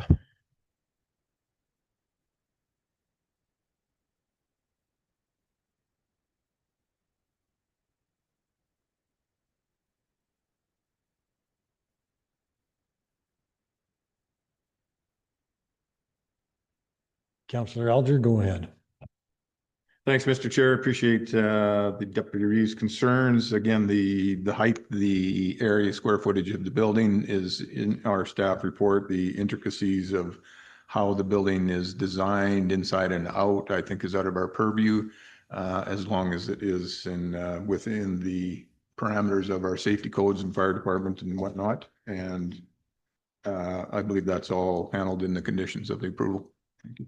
Okay, thank you for that. So, okay, we'll go back to Deputy Director Cranston. Sorry, I was thinking there was maybe a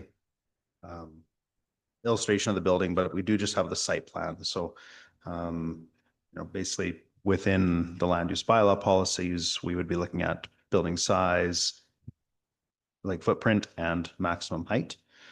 We don't typically delve into the aesthetics in this area. So yeah, unfortunately, we don't have this more detailed than that. Okay, Deputy Vole, did you have more? Yeah, just wondering if I may prevail upon a councillor for Division 5 as to adding the usual dark sky requirement for lighting. Please. Certainly. Sorry, through the chair to Councillor Roll. Yes, typically dark sky bylaw would be an advisory condition, so they are always required to adhere to it. It's not been included here, but I believe it is the landowner's intent. They are aware of the dark sky bylaw and would intend to meet that. So they're required to abide by it, whether it's listed here or not. That's right. So just to clarify, the advisory conditions are more for the applicant's information, not something that we would necessarily double check that they're adhering to. They are basically responsible for adhering to those, whereas the standard conditions of approval are the items that we would specifically check off as they complete them in order to deem the application complete. Okay, I'm gonna go back to Councillor Alger, where you want to add that in as an advisory condition. Thanks, Mr. Chair. I am happy to add that as an advisory condition if necessary, and I'd have to look back in the old ASP, but I think that was part of the original ASP overall for Spruce Meadows. But if necessary, I'm happy to add that to my motion. Thank you. Okay. Anything else from council? We have that motion from Councillor Alger, approval of the DP with that dark sky addition and delegating authority to the development officer to review and accept conditions. I'm not seeing anybody else, so I'll call the question. All those in favor? In favor. Thank you. Motion carries. Carrying on to D2, Hyatt Auto Sales, North 231728 West to 4, second and third reading, page 75 of our agenda. So I'm going to go to CAO Payne. I believe this was postponed for legal opinion. Can you give any update? That's correct. Thank you, Mr. Chair. Yes, previously council did review this application. It was postponed in order to go for a legal opinion based on our understanding that there was an illegal event, public event of some type taking place on the property at the time. On further investigation by our compliance officer and our peace officers, it was determined that it was actually a movie filming production that was taking place that day on the property. The filming individuals indicated that the neighbors were notified of the filming. The county, however, was unaware of this activity at the time. Given that it was a filming production taking place, we did not proceed to a legal opinion at that time. Council will recall, the council members that were here at the time will recall a report was brought forward by Planning Officer Carr regarding filming in the land use bylaw. Council's direction at that time was for administration to go away and prepare a report with some options on potential land use bylaw amendments that would address the filming industry and some requirements around notice and potential development permit requirements for certain types of filming.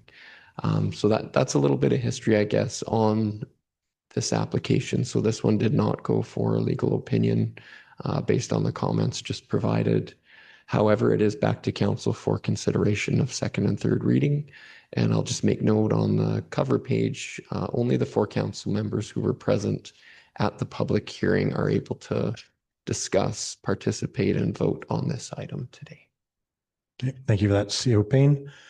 This is in my division. This item has certainly turned into a bit of a gong show. I do think we need to hear from the applicants once again, so I think the best course forward would be to refuse it and allow the applicant to reapply, and we can get a more fulsome application, more fulsome understanding of what's the plan is for this property. So, Deputy Revol, go ahead. Thank you. I would make a motion for refusal or to have no further readings, however it would be correctly stated. Motion for no further readings. Okay. Anybody else of the 4? I am not seeing anybody, so I'll call the question. All those in favor of no further readings? Motion carries.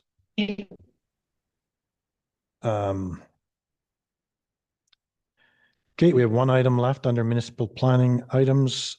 D3, Marshall, Southeast 3, 2229 West of 4, second and third reading, page 82. And again, there's only the 4 councillors involved in this one. Deputy Director Granson, go ahead. Thank you, Mr. Chair. So we have a request for second and third reading to bylaw 13, 2024, submitted by David and Janet Marshall, as well Township Planning and Design as agent. So this one, the initial application was for 3 additional parcels and a balance.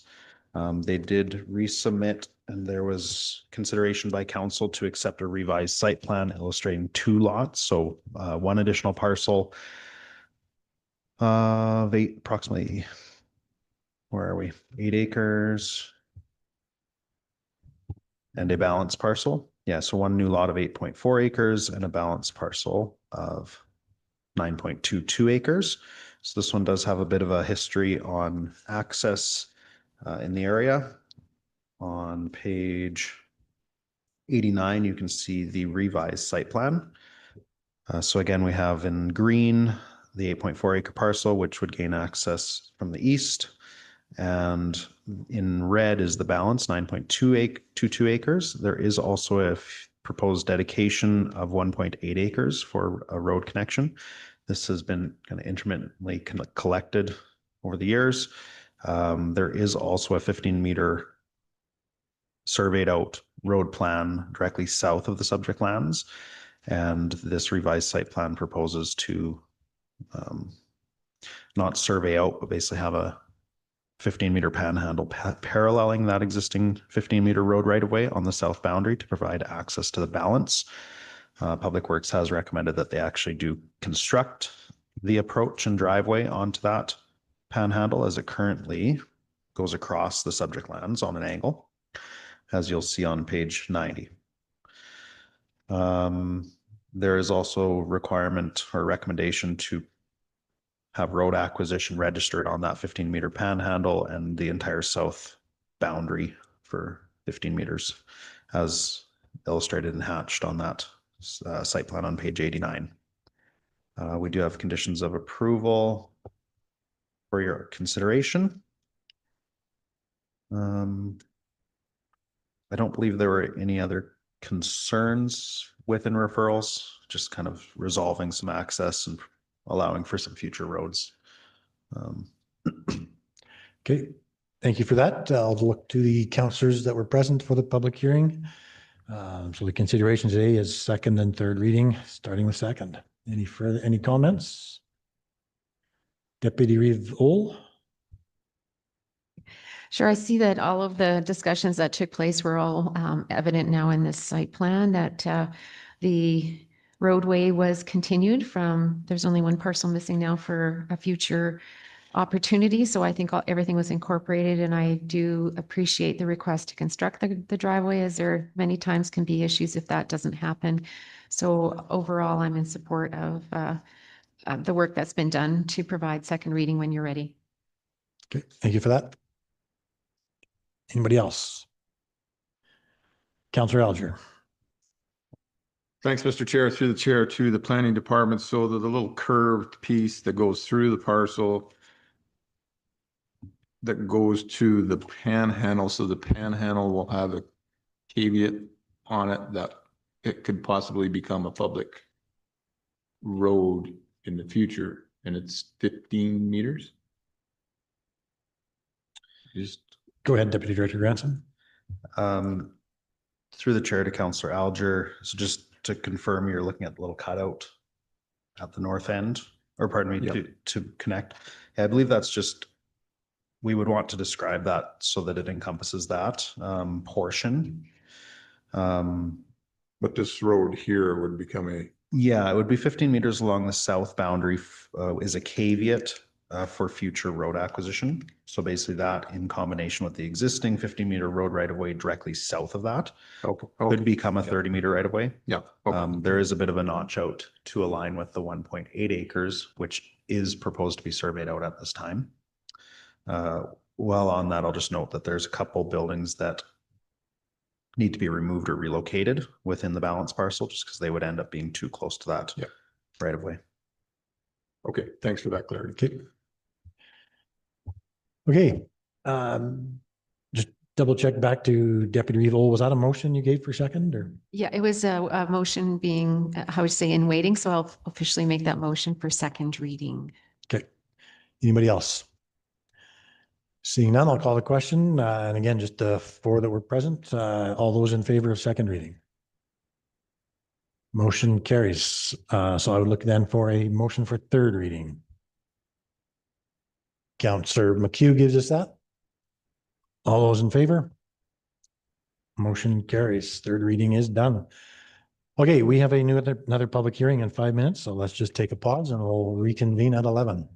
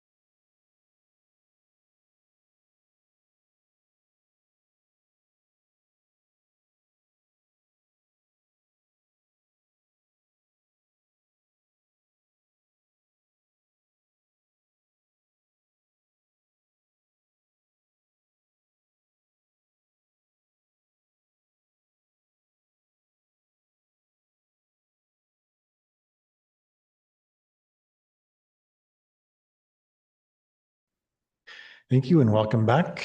It is 11:03. I will open the hearing for Warren Reed, C2 on our agenda, Northwest 15, 2028 west of 4, page 19. Manager Barrett, will you please introduce council and administration? Certainly. Good morning. In council this morning, you have Councillor R.D. McHugh, Councillor Benita Estes, CAO Ryan Payne, Reeve Rob Seward, Deputy Reeve Suzanne Ohl, Deputy Director of Planning Drew Granson, Councillor Alan Alger, Councillor John Callister, and online we have Councillor Laura Kendall. Thank you. Thank you for that. Just to highlight our public hearing procedure this morning. So we will start with a presentation from Municipal Planner Fernell. We'll then go after her presentation to the applicant and his agent for introductions and their comments and presentation. Following that, we will go to the public, should there be any, to provide their comments and input to the process. At any point, council and administration will be given an opportunity to ask questions or clarification. After all that, then we will go back to closing comments, starting with the applicant and his agent, and then to the planning officer. So with that, Planning Officer Fernell, would you please proceed with your presentation? Thank you and good morning, Council. The application before you today is located in Council Division 1. The subject parcel is located on 128th Street East, approximately 1 kilometer north of 402 Ave East, approximately 800 meters west of 144th Street East, approximately 2 kilometers south of Highway 547. The application proposes an amendment to the county residential land use rules to allow for the future subdivision of one 8.82 acre country residential parcel, as seen highlighted in yellow, out of the subject parcel or subject 19.99 acre country residential parcel, leaving an 11.17 country residential balance acre. There are currently 2 existing approaches constructed off of 128th Street East that provide access to the subject parcel. The north approach and pathway internal to the subject parcel has historically been used as the primary access point for the easterly portion of the subject lands and is proposed to be used to provide access to the proposed parcel via a 12.5 meter wide panhandle. A 12.5 meter wide panhandle is proposed rather than the standard 15 meter due to the location of the existing water well, shown outlined in yellow on the map.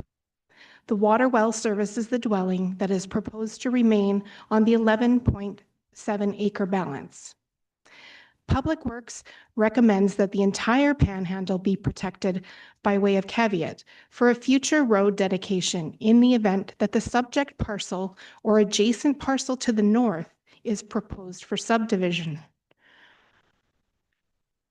Access to the parcel is proposed from the existing approach that is located approximately in the center of the west end of the property, directly south of the proposed parcel approach. Public Works recommendations with respect to the access for the proposed parcel are as follows. An engineer's review of the existing access for the proposed 8.82 acre parcel is required due to the drainage course crossing. The review will need to speak to the existing culvert's ability to handle flow and to determine if any upgrades are necessary.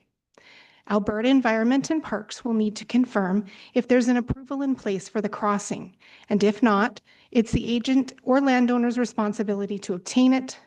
These requirements are recommended to be addressed as a condition of the subdivision. Public Works would prefer that the proposed panhandle be 15 meters wide. However, with the existing water well located within the area, 12.5 meters will be acceptable. The picture on the left shows the north access to the property looking south down 128th Street East that will be used to access the proposed property. The picture in the middle was taken from 128th Street East and shows the proposed panhandles area that will provide access to the new parcel. The picture on the right was taken further east down the proposed panhandle to show the width of the 12.5 meter panhandle. A portion of the panhandle crosses through an existing drainage course that traverses through the subject parcel. This area is shown by the dotted orange line. The agent has indicated that in 2017, a crossing through this existing drainage course was established to provide more suitable access to the easterly portion of the subject parcel, as shown by the red arrow to the north of the property.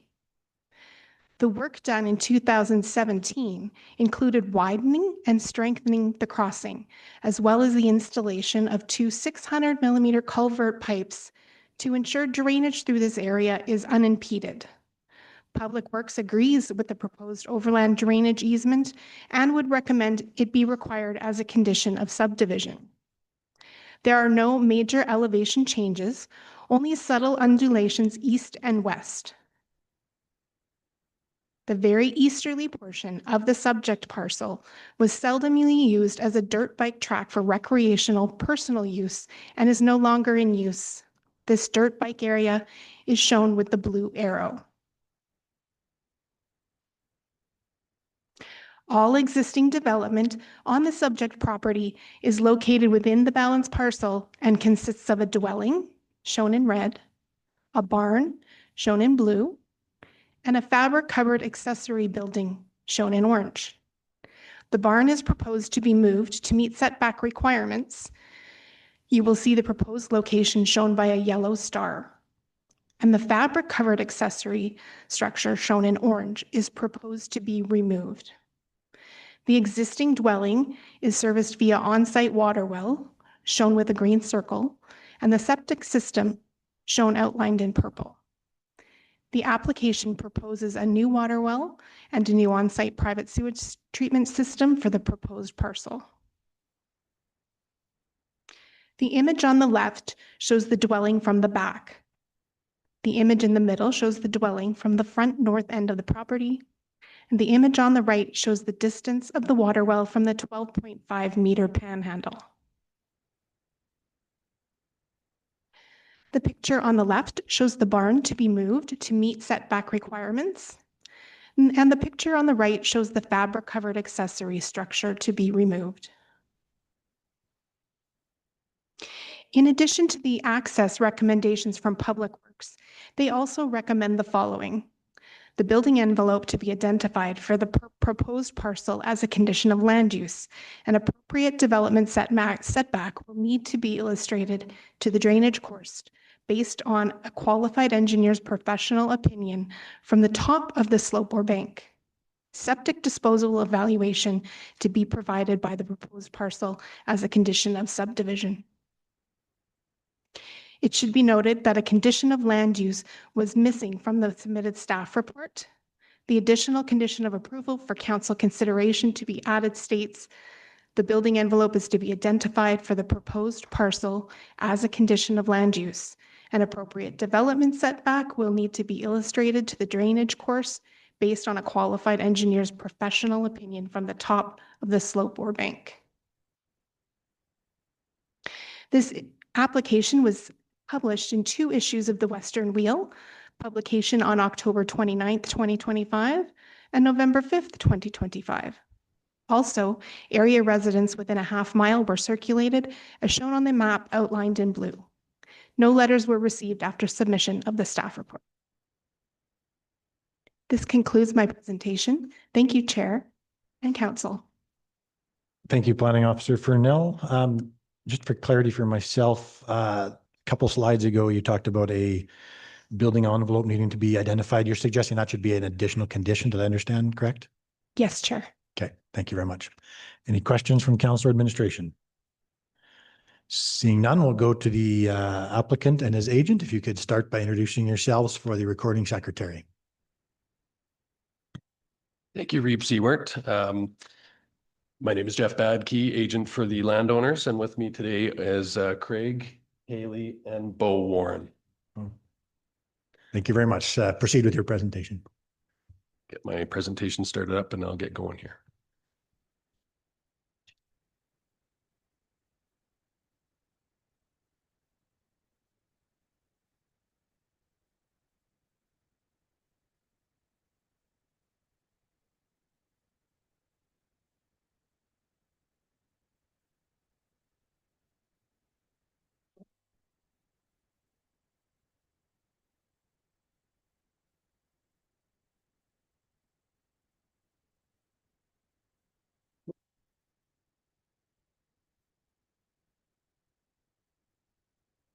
I already did the introductions there, so I'll jump right in here.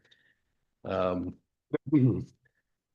thank you for the opportunity to present to you this morning. The subject lands are legally described as Block 13, Plan 781-1033, which are 19.99 acres more or less in size. The subject lands are located within Division 1 of Foothills County, east of the town of Okotoks, approximately 1 mile south of Highway 547. Located on the east side of 128th Street, the subject lands as they stand today are a nominal 20-acre spaghetti 20, characterized by its narrow rectangular shape. This historic lot configuration often results in underutilized portions of these types of parcels due to their awkward shape. In context with the immediate area, historical country residential subdivision is prevalent on both the east and westerly sides of 128th Street, south of Highway 547. Surrounding this pocket of country residential development are predominantly agricultural holdings, with some interspersed country residential and first parcel out subdivision. Topography in the surrounding region is characterized by gently undulating foothills land, with regions of mild to moderate relief. The area is traversed by a network of seasonal drainage courses that contribute to larger drainage channels to the south. The subject lands are bisected by a seasonal drainage course providing natural separation between the eastern and westernly portions.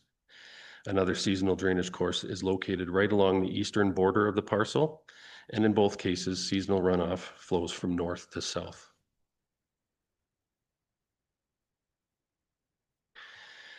The Warren's existing building site is located along the property's westerly extents, adjacent to 128th Street. The building site consists of a principal residence, complete with attached garage, in addition to 2 accessory buildings to the east of the residence. Greg and Haley currently keep horses on the property, and in support of this use along the property's west frontage, they have an existing outdoor sand arena, as well as fenced paddocks located immediately east and west of the residence. Vegetation surrounding the building site consists of mature deciduous and coniferous treed shelter belts, with the remainder of the parcel consisting of tame grassland. Located along the property's easterly side is an area utilized as a BMX and motocross bike track historically. The application before you this morning proposes to amend the Foothills County Land Use Bylaw to allow the future subdivision of 1 new parcel from the existing lands. The proposed 8.82 acre lot is defined by existing topography of the westerly of the 2 seasonal drainage courses. The proposed lot's westerly property line is set along the easterly extents of this drainage course. This leaves the entirety of the seasonal drainage course within the proposed 11.15 acre remainder lot. This proposed subdivision will allow the Warrens continued use of their existing building site and the lands immediately east of the residence, while creating a new country residential parcel in the underutilized easterly portion of the parcel.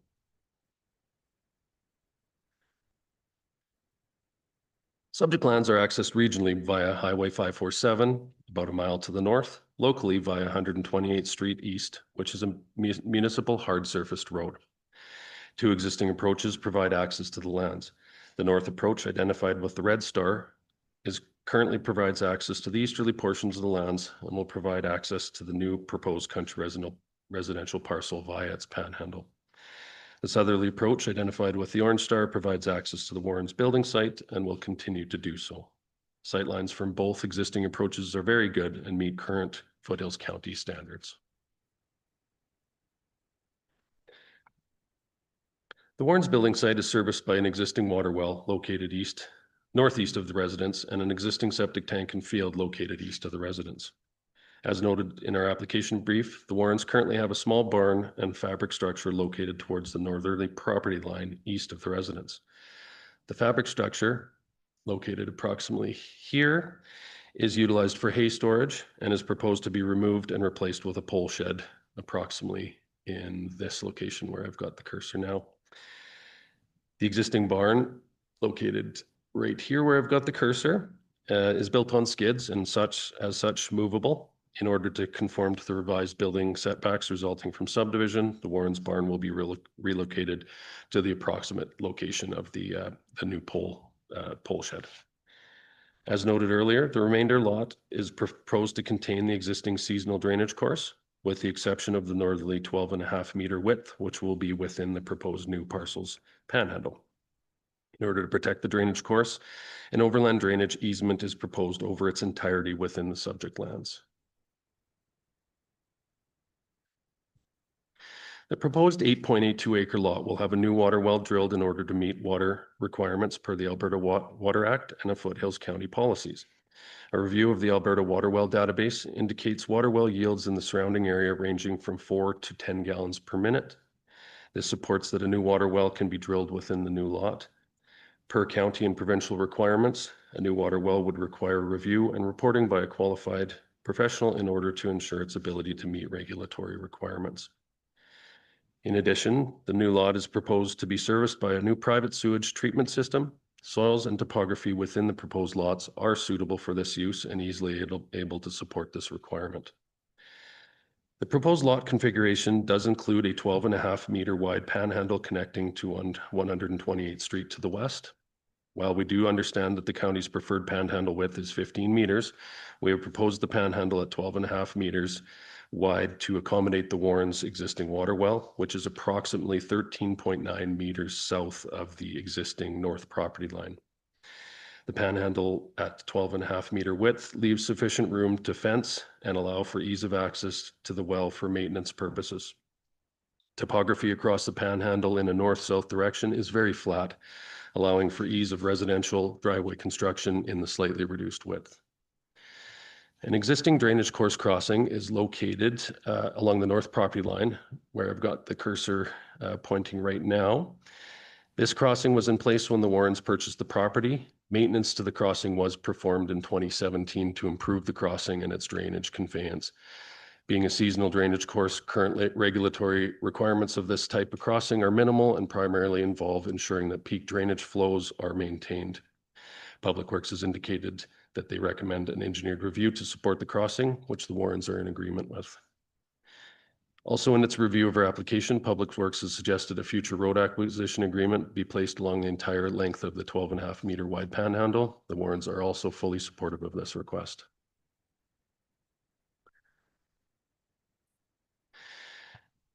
Over the last months, the Warrens were able to meet with many of their neighbors along 128th Street to discuss their plans. From these discussions, no concerns were indicated by anyone that they were able to speak with. And in closing summary, the Warrens' proposal creates a new country residential parcel in a portion of their lands that has been historically underutilized, at the same time allowing them continued use of their building site and adjacent lands as their family grows. We thank you kindly for your time this morning and would be happy to answer any questions you may have at this time. Thank you. And Mr. Warren, did you have anything more to add? I think Jeff wrapped it up for us really well. Appreciate you guys' time today and thanks for letting us bring this to you, but okay, the professional got that one. Okay, and Mrs. Warren and Bo, anything? Nothing? Okay, I'll go to council and administration. Any questions for the applicant or agent this morning? Councillor Alger, go ahead.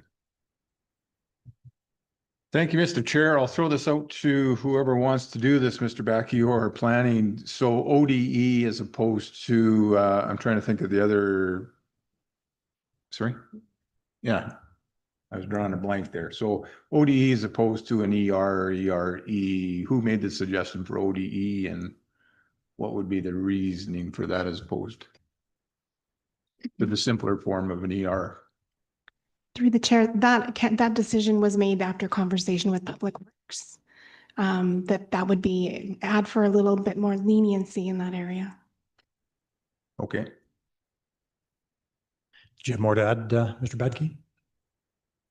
Yeah, I can add to that a little bit in support of that. We had originally identified it as environmental reserve easement area on the application plan, and in conversation with Public Works, they suggested overland drainage easement, which makes sense. It is a seasonal drainage course. There's no major change in vegetation. There's no habitat, there's no trees and so on and so forth. So it really is just a seasonal drainage channel, which supports the overland drainage easement option. So you're all right with the ODE as opposed to an ERE? Yes, yeah, we've Craig and I spoke about it, and Yeah. they're in support of that. Yeah. Okay, thanks for that. Okay, Deputy Reeve. Thank you. So it's along the same line as Councillor Alger. In relation to what you showed, you put your cursor on the map and said that there was an existing crossing there. Is that on this parcel or is it on the neighbors and this parcel? If you could just identify the location of it. Yes, let me go back a couple. Oops, sorry, double press the button there. Yeah, no, the crossing itself is entirely within the subject parcel, and is contained currently in the 12.5 meter wide panhandle. Thank you. So I guess that was my original question until you pointed that out was will the road be something that is constructible at that location? And then obviously you've got a whole bunch of layers there that you explained to us, maybe more permitting or at least checking in with environment and then putting that into a road context. So is that something that can be expanded so that it will be a wide enough area so that it will fit in the driveway, constructed driveway? Yes, thank you for the question. Yeah, absolutely. A simple residential driveway can fit easily within there. The topography it's not a deep channel in any sense. It's easy just to set. Currently, there's two 600 mm culverts. So with the required manufacturer cover, that's 300 mm. So it's about 1 meter deep. So with side slopes and say up to 5 or 6 meter wide, even driveway that will fit within that panhandle area with no issues. Okay, very good. And just on the last question is on the width of the panhandle and that being proposed 12.5. So just in thinking about the future, would the appropriate amount be available on the parcel to the north if that was a future plan in the area, such as it would have to be increased on that side to go to 17.5, for example? So is that available or is there any other options such as a wider panhandle for a portion of the panhandle and then the area near the well being notched to go into a smaller panhandle at that point? If you just let me confer quickly with Craig here, just to double check, I have an answer prepared. But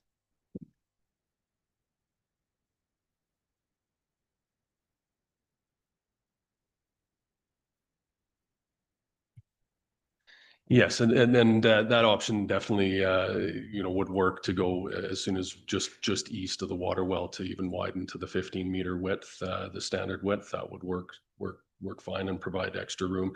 As I mentioned in my presentation, the topography in a north-south direction is very even. So we typically find that the challenges with building a driveway or road in any width, road allowance or panhandle or otherwise, is often challenged by a slope. For instance, if you've got a cross slope, you have to have room for back sloping and ditching. In this situation, very flat, so easily attainable in the 12.5, but 15, widening that to the 15 just past the well would make sense.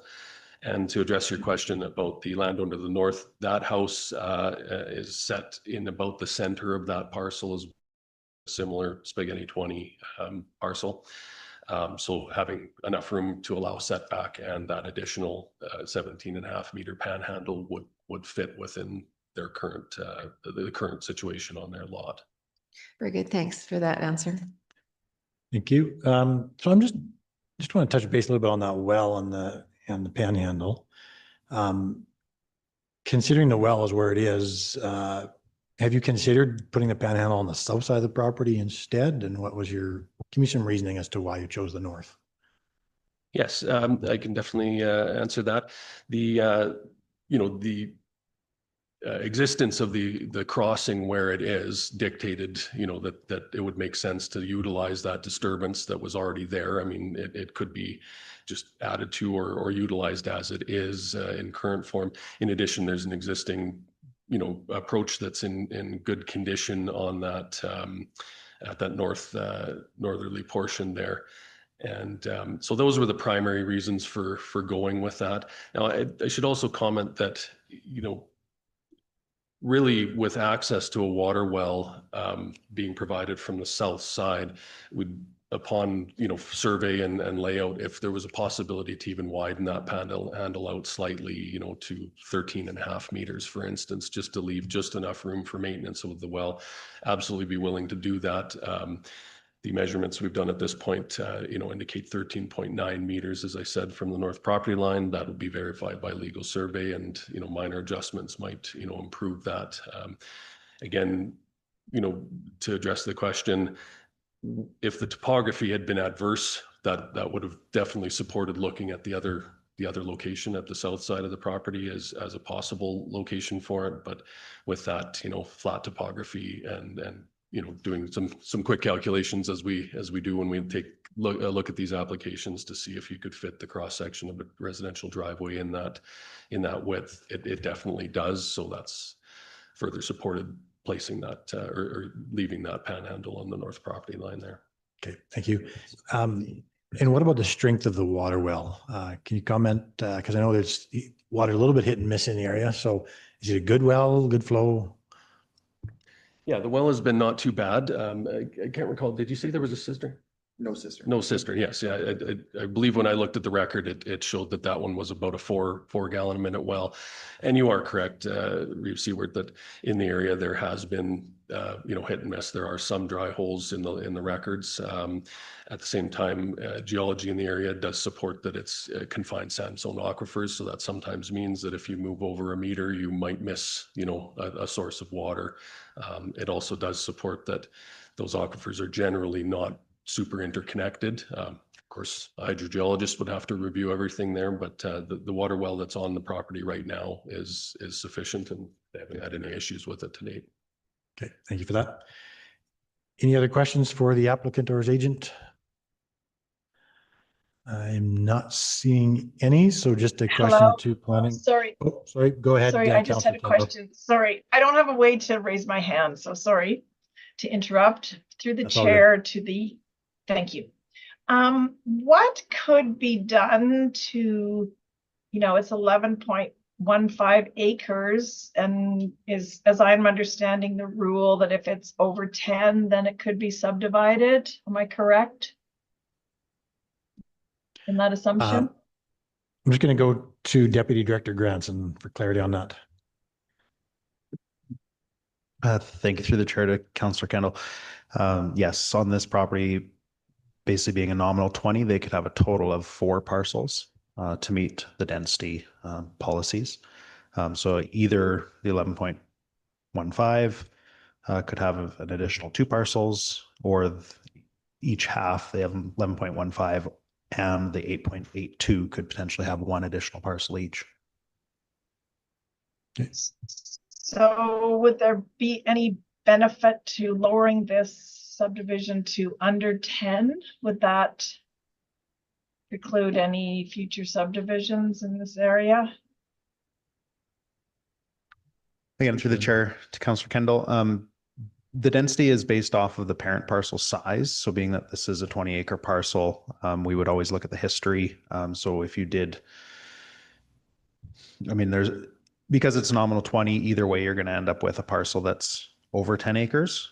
If it was a 5 and a 15 being proposed, that 15-acre parcel would have potential under the density policy. It is always council's purview, or the subdivision approving authority's purview, to either approve or refuse any subdivision application, whether they meet density or not. Okay, and I just had a question as well about the motocross area. Did you say motocross or dirt bike, or on the east end there?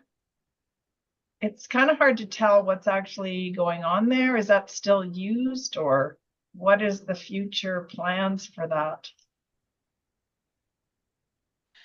Thank you for the question, Councillor Kendall.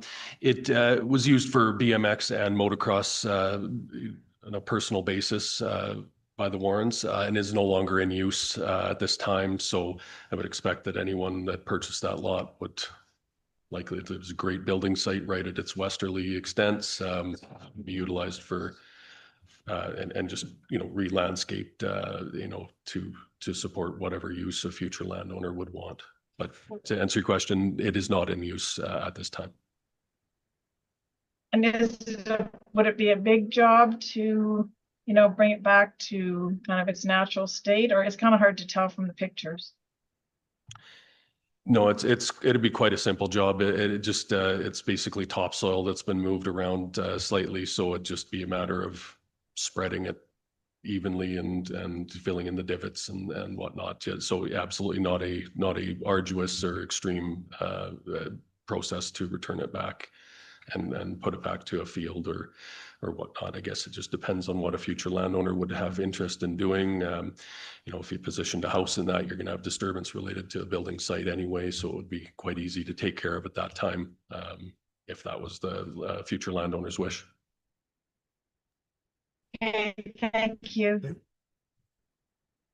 Okay, thank you for that. Councillor Alger, go ahead.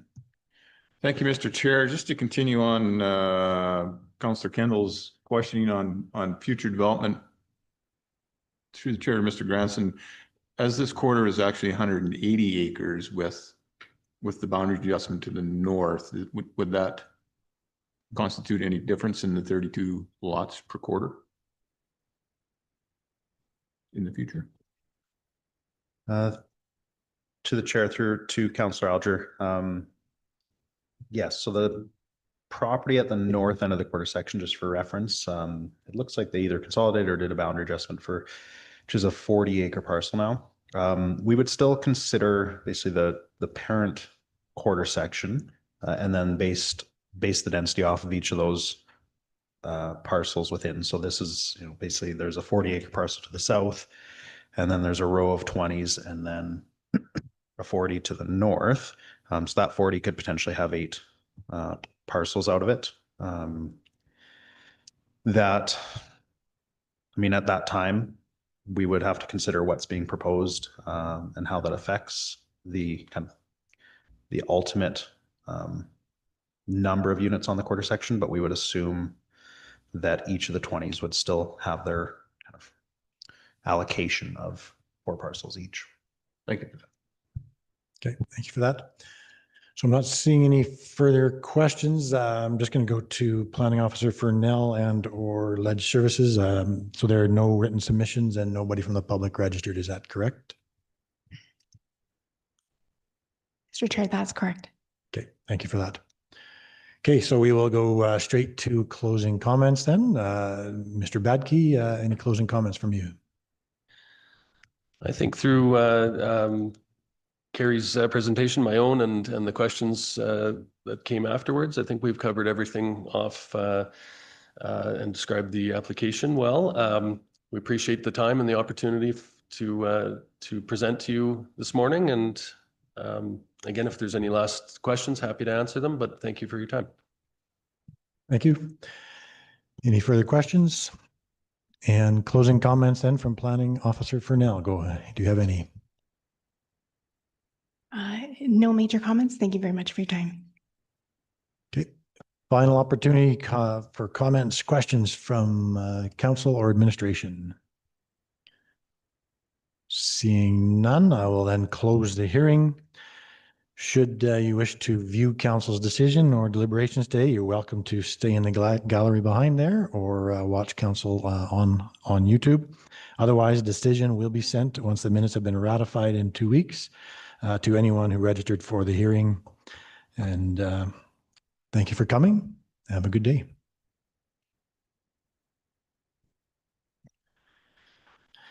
Do we need to stay in the same? We can just carry on? Okay. Thank you. So council, we may as well just proceed with this item. Any comments, questions, or a motion? I guess as the councillor for the area, I'll just start by saying I find these spaghetti 20s that our lovely Calgary Planning Commission left us with are always challenging, and I find them very frustrating. But we have what we have today. And so we have these long panhandles that just seem to keep going and going. I'm generally in support of it. The general policy with this area and these spaghetti 20s is that there would be one parcel allowed out of the 20. When we go farther north, I know there is a official process or something having gone through a certain number of them to allow that, not a statutory plan, I don't think, but just a general idea. I don't think this area has that, but it is very much in the same area. So I generally support it simply based on that, and based on the fact that there's very little a person can do effectively with these parcels. So it's an infill, which our MDP in generally supports. So I look to further comments from council. Deputy Revol. Oh, thank you, Mr. Chair. Just a question on the road, as I brought it up earlier, as to whether we could go for 15 meters for part of it. I think if you look into the future, this is the likely location for an additional panhandle on the neighbors to the north, should they decide to go that way, and then you'll get your 30 meters in total. The question is, do we put 15 meters on this side of the border at this point to the maximum amount? You can do probably 3/4 of it at 15 meters and then have that already in place. And then maybe in the future, the well moves, or, you know, there's a jog in it in the future that puts a little more on the other side of the property line, if that's a future development. But this then would give that opportunity for the future. On the south side, it would have been entangled with all the buildings that are right up next to the property line. So I think that the north is the place for the driveway, but I do just have a question on whether perhaps that is through Public Works that we could achieve 15 meters for part of it, and then the rest at 12.5. So just a question on that. Thank you. Thank you for that. Deputy Director Granson, did you want to take that? Oh, it looks like technologist Antle is there. Okay, go ahead. Thank you, Mr. Reeve. While certainly possible to achieve a narrow or panhandle for a portion and then widen further along, would definitely create challenges there at the narrowed portion, you know, with the road widening on both ends of it. And I would suggest a consistent width would be more suitable. Okay, thank you for that.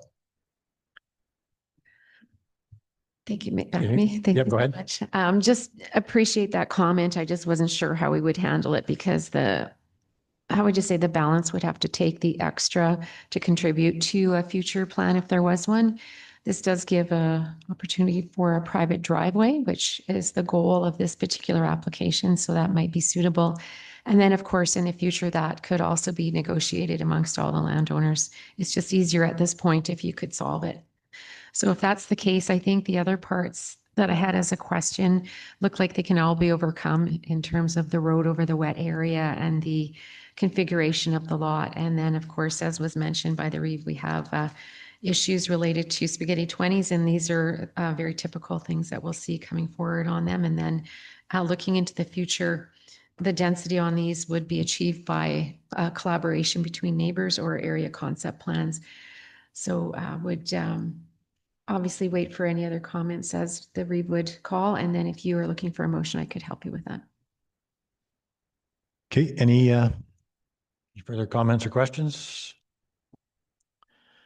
We'll go right back to Deputy Reeve. Did you want to give that motion then, I understand? Yes, and it looks like there's no variations from what's proposed in the staff report, because everything else has been put into the conditions. And unless there was the building envelope, I think that was one. Is that one that we need to throw in? And what number did you, what are we asking for, number 10 for that? Or number reorganizing and calling it number 1? I have it down as 10, but if Planning Officer Fernell has something different. No, I believe number 10 is good. Okay. Number 10 works. Okay, great. So as per the suggested number 10 additional item to the recommended conditions for option 1 on page 23, then that would be a motion for first reading. Thank you. Okay, so we have that motion from Deputy Vole. Anything else from anybody? Deputy Director Granson. Thank you through the chair to Deputy Revo. Just looking for clarification, was the intent to have that building envelope identified as a condition of first reading? Most of the other technical documents have been recommended as conditions of subdivision approval. Just looking to confirm whether that would also be recommended as a condition of subdivision approval, or if you do want to see that at land use. Go ahead. Thank you, Mr. Chair. So is there any benefit to one way or another in this case? Benefit to the residents, of course, to have it as a condition of subdivision, but I'm just wondering if there's a benefit for us to see that before we make a decision on second.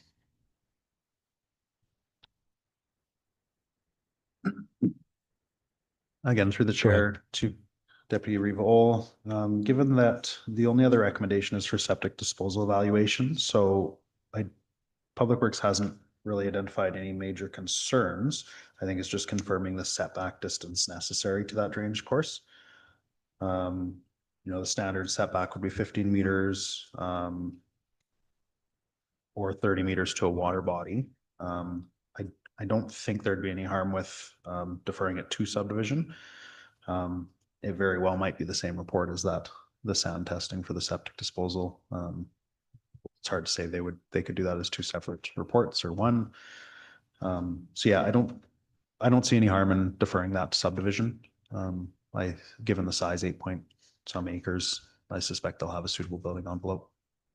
Thank you. And it also makes sense because we're asking for the overland drainage easement and that might inform the location. So that might be helpful to do that at the same time.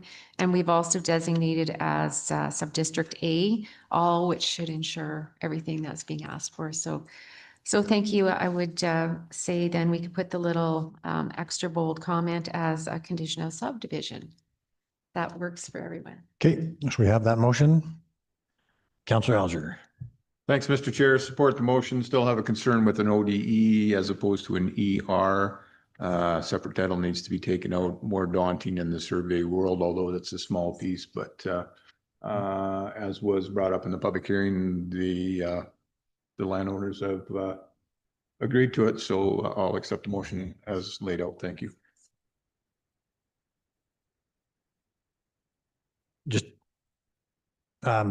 Just for clarity, this is ODE, correct? Okay, not a separate title. Okay, yeah, separate title would be not even ERE, it would be ER. Yeah. Okay, I'm not seeing anybody else, so call the question. All those in favor, first reading. Not in favor. I'm sorry, what was that? I didn't quite. Not in favor? Not in Okay. favor. Okay, thank you for that. That motion does carry.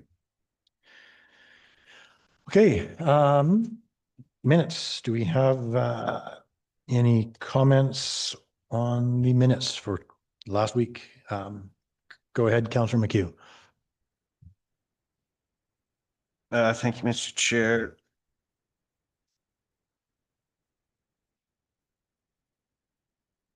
So we need to get to C1 Tilden. So the request was for a biophysical assessment as a condition prior to proceeding.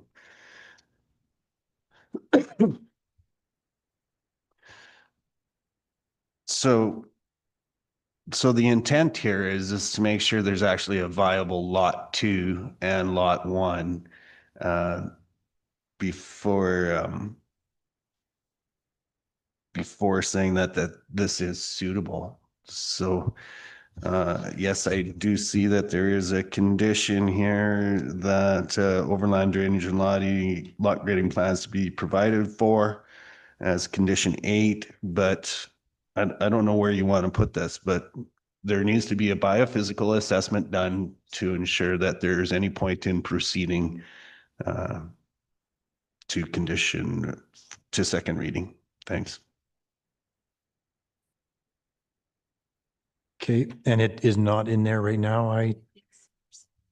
Number 7. building envelopes, including a biophysical assessment to be provided for the proposed lot.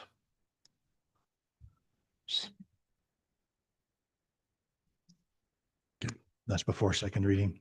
Okay, So number 7 should be number 1, like that needs to be conducted. There's no point in moving to point 2 and to any of the other points until the biophysical assessment is completed. Because if there's not a viable building area, then the whole thing changes. okay. Are you suggesting we move those around then?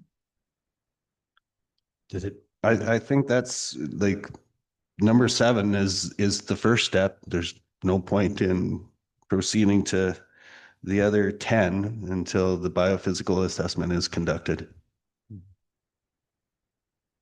Okay. I'll go to Deputy Vole, or did you, Deputy, go ahead, Mr. Granson.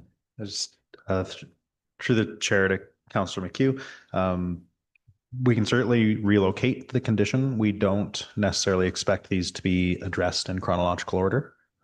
It's up to the applicants on what order to bring them in. Typically, the highest risk ones are the ones that they start with. Drilling a well is often the first thing they do. If they can't fulfill that, there's no point doing any other technical reports. So, you know, we can advise the applicants that that's certainly something we want to see. But again, it doesn't necessarily matter the order of the conditions. They have to fulfill them all in order to proceed. So if they choose to satisfy 8 out of 10, they're not going anywhere until they've satisfied 10 out of 10. So. Okay, we'll go back to Councillor McHugh. Sure, I appreciate that.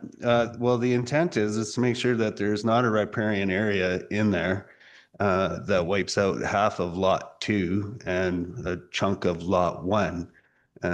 Because if there is, they do not have a building envelope whatsoever. So that is the intent of condition 7, and I would hope that is expressed prior to them proceeding. Thanks. Okay. Councillor, Deputy Vole, go ahead. Thank you. It's a separate item, so just making sure we're concluded with that one. Okay. Yeah, I think we're concluded with that. Okay. The matter is same minutes, but obviously a little different section C2, which is just above there. So page 8, and it's very minor amendment. In our discussion, the motion was made by Councillor Alger, but in our discussion, we did have some very minor amendments. So I just want to capture that. And that was intended in the motion that was captured. So minor amendments was the request. So let's see. Okay, I'm sorry, where? So page 8, sorry, it's just after that. So the motion is to authorize, and so first reading was authorized. Sorry, which item again? Sorry. So C2, so it's page 8 of the minutes. And it was the third hearing, or the second hearing of that day at 1:30, and then the following, so C2.1 for data processing facilities. And it's a minor amendment that would just have, it says here, bylaw 68/2025 was introduced into the meeting to authorize an amendment to the land use bylaw 60/2014 to data processing facilities in Foothills County as described in Schedule A. And there was some minor amendments that were brought up as part of the discussion and in the motion at the time. Okay, so you're wanting to add in some words there? Yeah, with minor amendments. And as long as it's captured in there, that is the intent of what happened in the discussion. There was a fulsome discussion about that. Thank you. Okay. Looks like we got that captured. Okay. Anything else? That was everything from my point. Thanks. Okay, I'm just going to go back to Councillor McHugh. So were you wanting to give a motion with a change, or what were you thinking?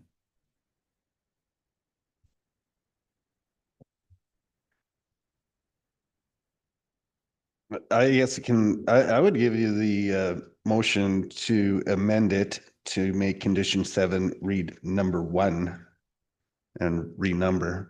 That's how it logically works in my brain. Okay, so a With motion to, something being down the list, number 7, that's chronologically, I would think it would be the first step, not the 7th step. Thank you. okay, so motion to approve the minutes with those amendments to C1 and C2. Yes, sir. Okay. I don't see anybody else. All in favor? And In favor. thank you. And opposed? Oh, a favor. Okay, that motion carries. Thank you. Minutes, or sorry, accounts not quite ready. So let's go. Accounts. Over there. Okay, let's start with committee reports, I guess. Councillor McHugh, can we go to you first? Thank you, Mr. Chair.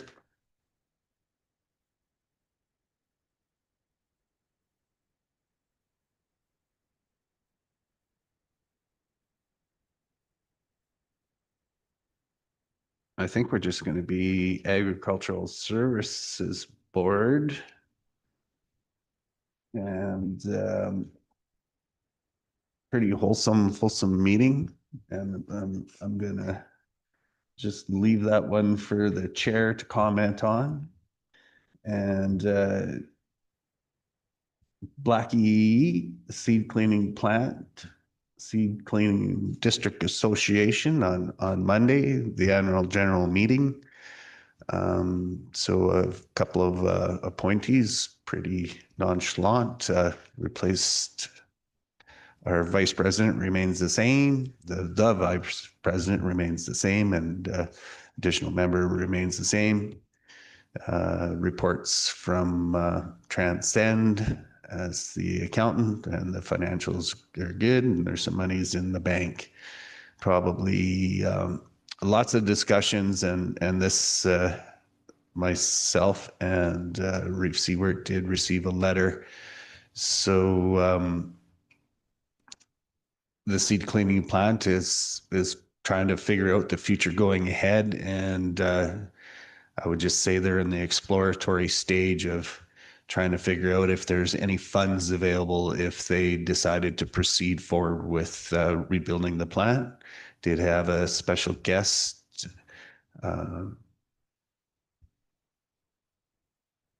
our MLA Petrovic made it to the meeting and was in attendance, and kind of went over, well, basically received information. So there is a letter from the Agricultural Department from Minister Segerson. There is a technological grant that is maybe available to the tune of 30,000. But at this point, it is all very much preliminary, and the board is kind of trying to formulate how they formulate a plan to move forwards with the possibility of perhaps proceeding towards a new plant or doing something else. Kind of the two options are, is do they explore going down the path of building a new plant, or do they just keep doing repairs and keeping it alive as long as possible? And that's what I have. Thank you. Thank you. I just had a question for you, I guess, before we proceed. So $30,000 grant possibly available from the province, but the MLA for there, you didn't have any news on any other grants available, that would actually provide sufficient funds? No, thanks for that. So the letter was from Minister Segerson on the technological fund, and MLA Petrovic was going to do some further exploration and talk to her counterparts now that she has some more information. So as far as the technology information grant goes, it would be 30,000 and matchable. So that might get them to a point where they could either come up with a business plan or start to move towards an engineering if they decided to proceed that way. ASB was in attendance, did hand out the certification from the municipality, and has also been tasked to also perhaps do a little bit more exploration on possibilities of grants as well. Thanks. Thank you for that. Councillor Estes, committee reports. Thank you to the chair. Other than going through the orientation for CRAS this past Monday, I have no committee reports. Thank you for that. For myself, yes, ASB, we had that. So we had a presentation from Alberta Transportation. They went over their mowing and weed control program on AT highways within Foothills. 3,000 lane kilometers they look after, and I have 6,000 acres of right of way that they maintain within Foothills County. A lot of acres. I heard a presentation from Alice, Alberta Land Alternative Land Use Services. Thank you, Councillor Alger. So this was the second time ASB has heard a presentation from them. There is essentially what they do is they're a provider of ecosystem services. Private industry and governments do provide some money, and then they turn around and fund programs. And one of the missing pieces why Foothills County is not part of it, we don't have a PAC, they call it. Boy, I'm struggling with acronyms today. Public Advisory Council, I think is the name for that. So we do have the landowners that are interested in doing these ALICE programs, but because we don't have a PAC, we can't, and we don't have an agreement with ALICE. So the ASB was quite curious about it and quite interested in possibly moving forward with a program with ALICE. So we did make the motion to have administration carry forward with proceeding down the road. And I expect a presentation to council will be coming in due time and for consideration of an ALICE program. Vacant research scientist position. So there's a scientist position based out of Lethbridge. The person has retired. And so we did support sending a letter to the federal government to support maintaining that position. So this is related specifically to research on, boy, I should have had my words all here today. Anyways, we're sending a letter to hopefully encourage the federal government to continue supporting that position. Talked about scentless chamomile bylaw and decided that we're just going to leave that one alone. And yeah, just went over a bunch of upcoming things and events taking place around the province. So that was all for ASB, and perhaps it is 12, so we will leave it at that. And I would look for a motion to adjourn for lunch, or to pause for lunch, I should say. Councillor Alger gives me that. All in favor? Motion carries.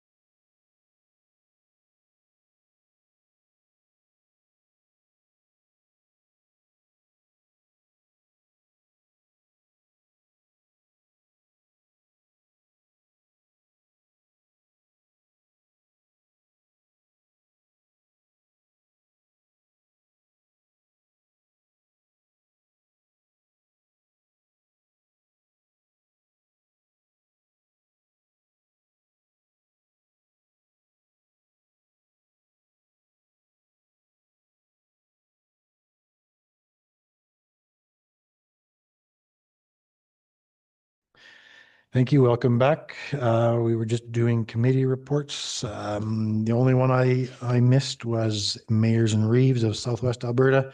Perhaps I'll just leave that for Deputy Reeve to cover. And with that, I will go to Deputy Reeve for her committee reports.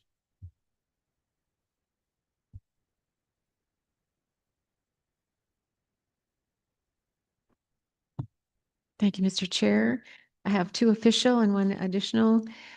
Attended the Mayors and Reeves of Southwest Alberta, and there was a good agenda with presentations and updates that come from the MLA from the area. The MP was not present, but also the RMA representative currently, Reeve Jason Schneider, who gave us an update on the various things coming up, such as the RMA convention next week, and items from the MLA, Grant Hunter, included the reminders about all the different acts that are on bills that are before the provincial government right now. So he went through a full recitation of what was happening, where they were at. And I have a really nice summary from him. So I will share that with council. So I'll send out a copy of that. So that'll be some nighttime reading for you there.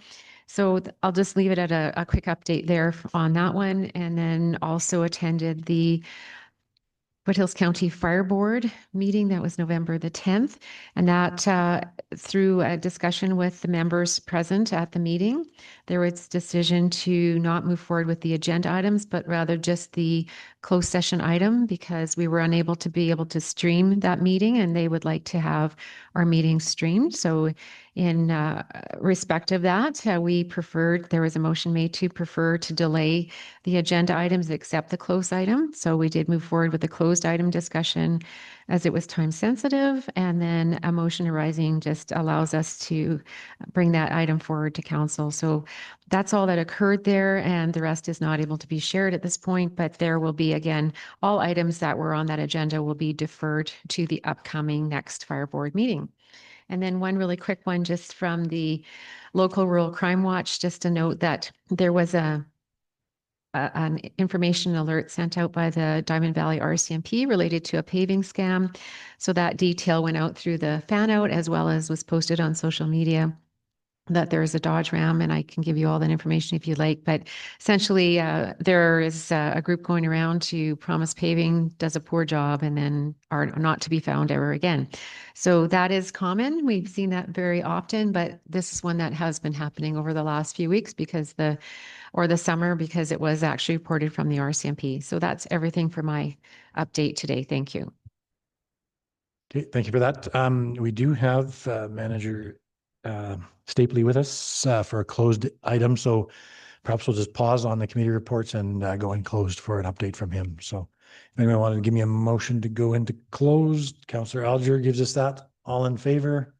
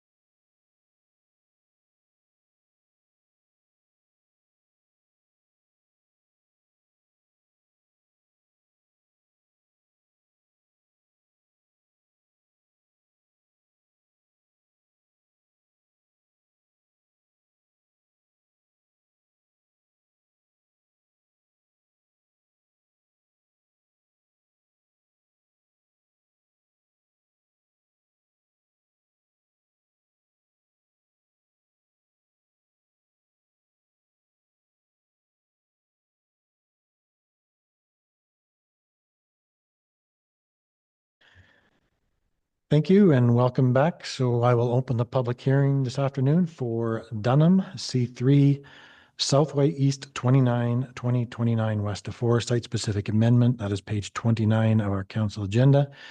Manager Barrett, would you please introduce council administration? Certainly. Good afternoon.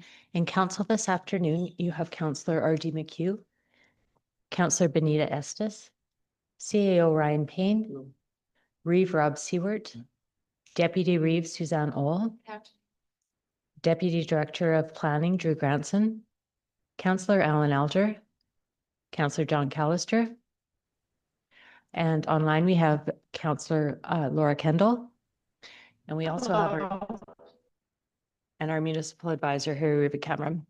Thank you, Mr. Reeve. Thank you, Manager Barrett. So our hearing process for this afternoon will commence as follows. First, we will hear a presentation from our planning officer, Cutler. Then we will proceed to the applicant and agents for their introductions, presentation, and comments. Following that, we will hear from anyone in the public who would like to provide input to this process. This will be your opportunity to speak and provide your chance to tell council your perspective. During this process, council and administration will be allowed to ask questions of anyone of those presenting. Following that, we will go to closing comments, starting with the applicant and agent and followed by Planning Officer Cutler. With that, I'll ask Planning Officer Cutler to please proceed with your presentation.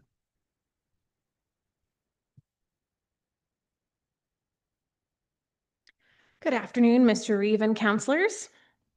The application before you today is for site-specific amendment to section 13.4.6.4 utility servicing criteria of the 0.8 acre residential community district lot within Greenhaven.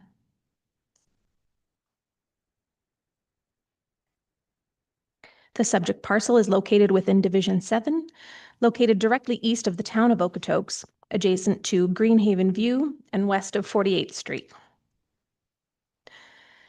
As a quick overview, the subject parcel is located within Phase 2B of the Greenhaven Estates ASP.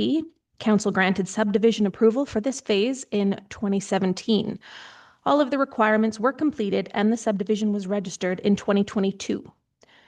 During the land use application, the residential lots were designated as RCA, Residential Community Subdistrict A, to ensure that a development permit process would be undertaken on each lot to confirm that all required building envelopes were met and that all restrictions and recommendations as noted within the stormwater management and lot grading plans, high water table testing, and septic disposal analysis were undertaken, and that individual high-efficiency tertiary water treatment systems were installed on each lot. As a condition of subdivision approval for Phase 2B, the developer was required to provide a private septic treatment system, also called a PSTS report, that identified 2 suitable locations for each lot that could support a tertiary mechanical wastewater treatment system. An initial report, created by SD Consulting Group, was provided that addressed this requirement for 17 of the 20 lots.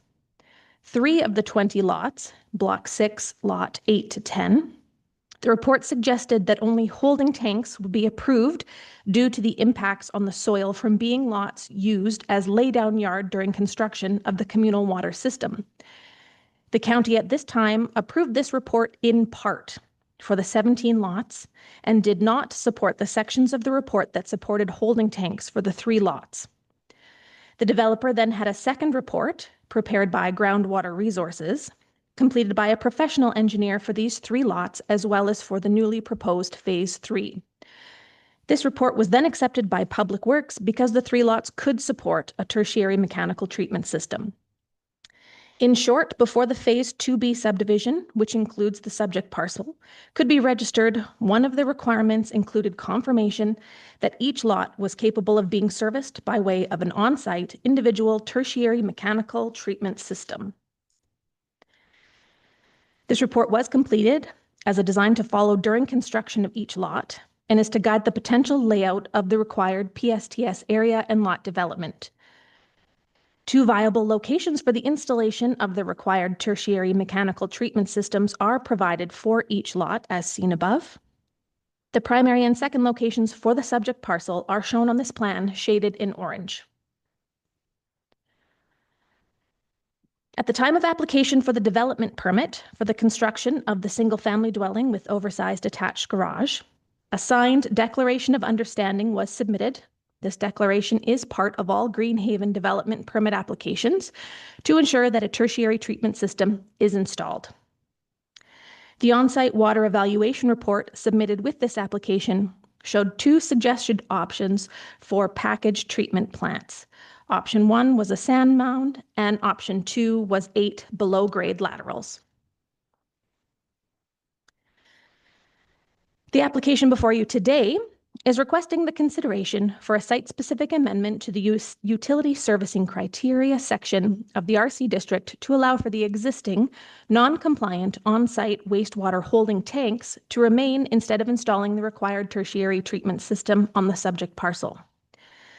The existing development on the subject parcel includes a residence, shown in blue, the existing excavation, shown in green, and two 5,000-gallon wastewater holding tanks shaded in orange. The residence with attached garage was conditionally approved in 2022. This development permit submission included all of the typical application requirements, as well as the stamped plot plan, executed building grade form, and a signed declaration of understanding. The conditions of the DP have not been finalized due to the installation of holding tanks rather than the required tertiary septic system. Further, in 2024, a development permit was applied for to allow for lot grading in support of the pool excavation and for the construction of the proposed 480 square foot pool house. Please note that the excavation for the pool has been started but has since stopped. The pool house construction has not been started. However, the proposed location is shown on the plan shaded in red. This development permit application is currently deemed as incomplete until the non-compliant wastewater system is addressed. In the previous site-specific amendment application earlier this year, the applicant submitted an updated on-site wastewater evaluation report that was completed by GroundStar Contracting.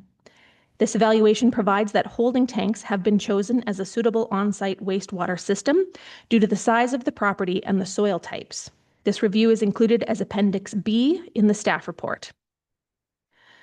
Public Works had reviewed the submitted evaluation report and noted that the report was done post-construction, excavation, and soil disturbance of the rear yard, and that there was the potential for the correct treatment system to be installed at the time of construction of the residence. Following the refusal of the site-specific amendment application in February of 2025, DNS Enterprises were retained by the applicant to provide an independent review of the lot, along with the septic holding tanks, and determine if there were any viable options for an on-site soil-based treatment system. This review, dated April 7th, 2025, is included as Appendix C in your staff report. Township 27 Inc. were consulted to provide a third-party review of the system in place and history of the parcel. This review is dated May 20th, 2025, and is included as Appendix D in your staff report.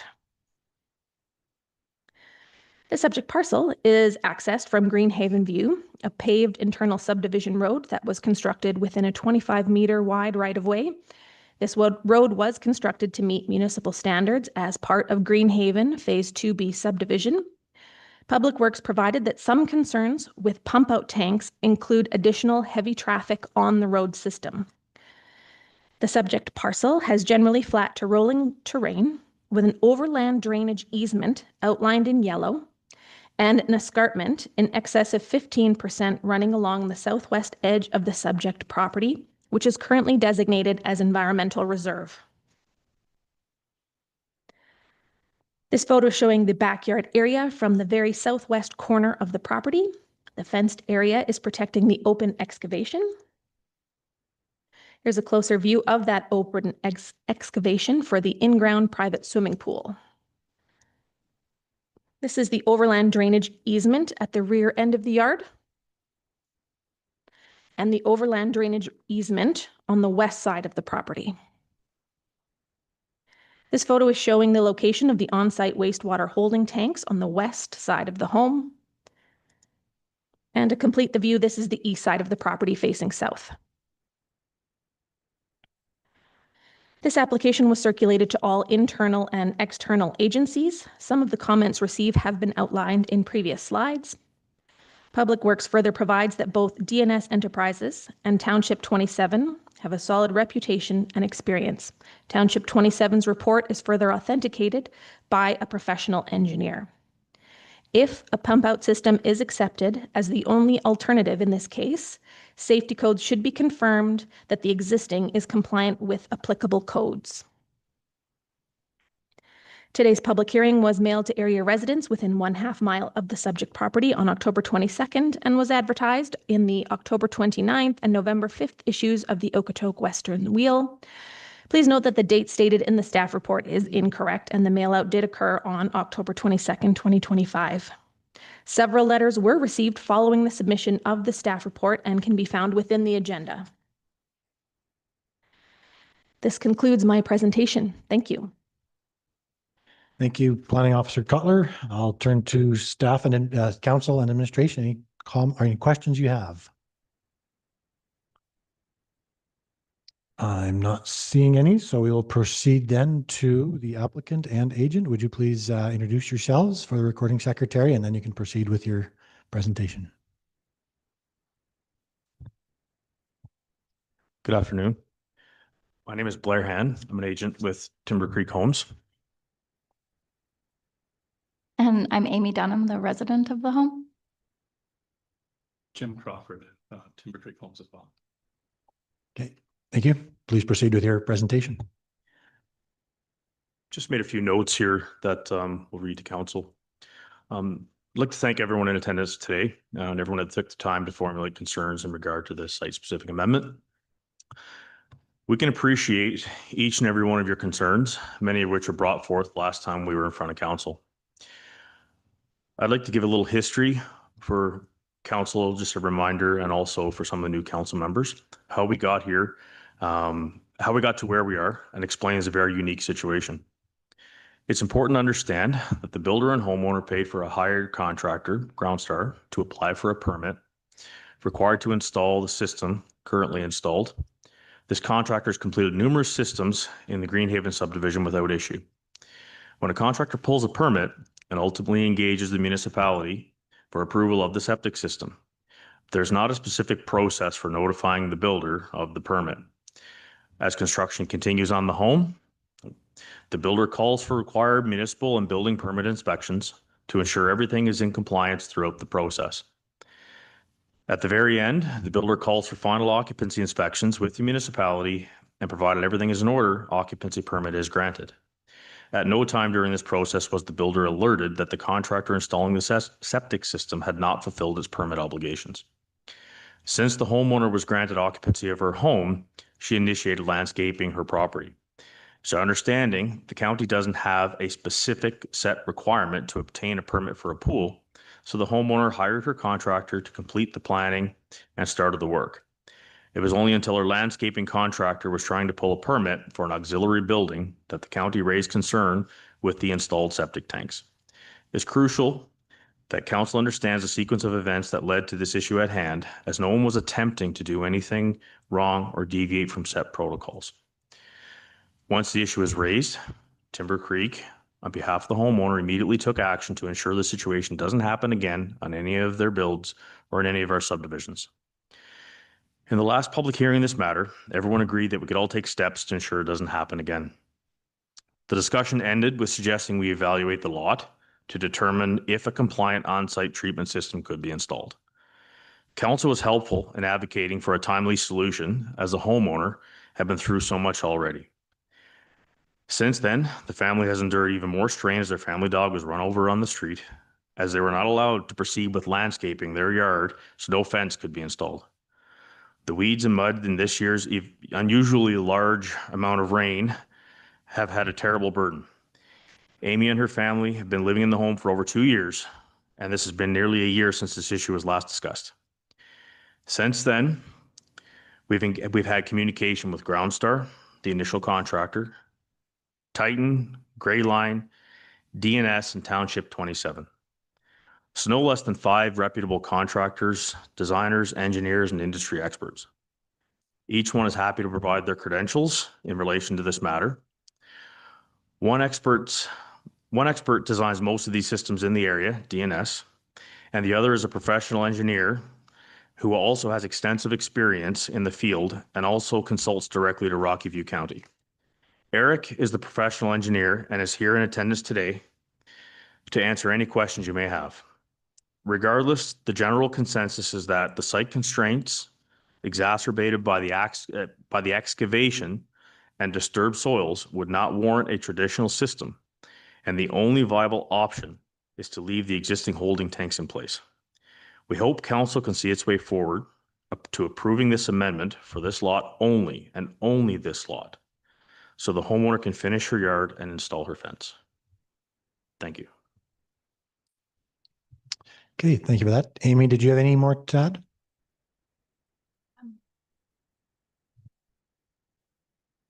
I feel like he covered a lot, and at the last hearing, I assume most of you were here or watched it. I did go into great depths to help everybody understand the timeline. It's just unfortunate of how this all came about, and I think Blair already touched on that. But yeah, I have clearly had no way of knowing what the actual bylaws and everything. When I'm building my house, I simply asked, can I have a pool? What can we do to create the space in the backyard to have a pool? And the tanks were suggested to me. I went ahead with it.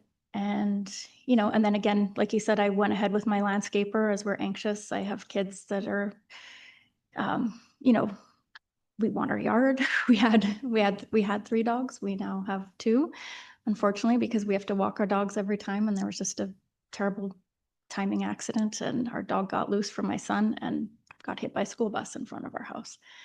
So it's been very traumatic. We haven't been able to utilize our yard. And we're coming on, 2 years of no winter use, no summer use, I had my daughter's graduation party in the back at our home this spring, assuming we would have a nice yard to enjoy it in. We had to go to luckily our neighbor next door was kind enough to let us take pictures in their backyard. So our life has just been on hold. We've just really been held hostage by this thing. And unfortunately, I've really done nothing wrong, didn't know anything was going wrong until my landscaper was getting strange emails back about questioning him about our septic system, which he of course didn't put in. And so, yeah, we really would just like to go ahead with finishing our yard, having a fence, being a normal family. And anyway, I just appreciate everyone taking the time and being here today that is supportive of what I'm here for. And anyway, thank you very much. Okay, thank you for that. Mr. Crawford, do you have anything more to add?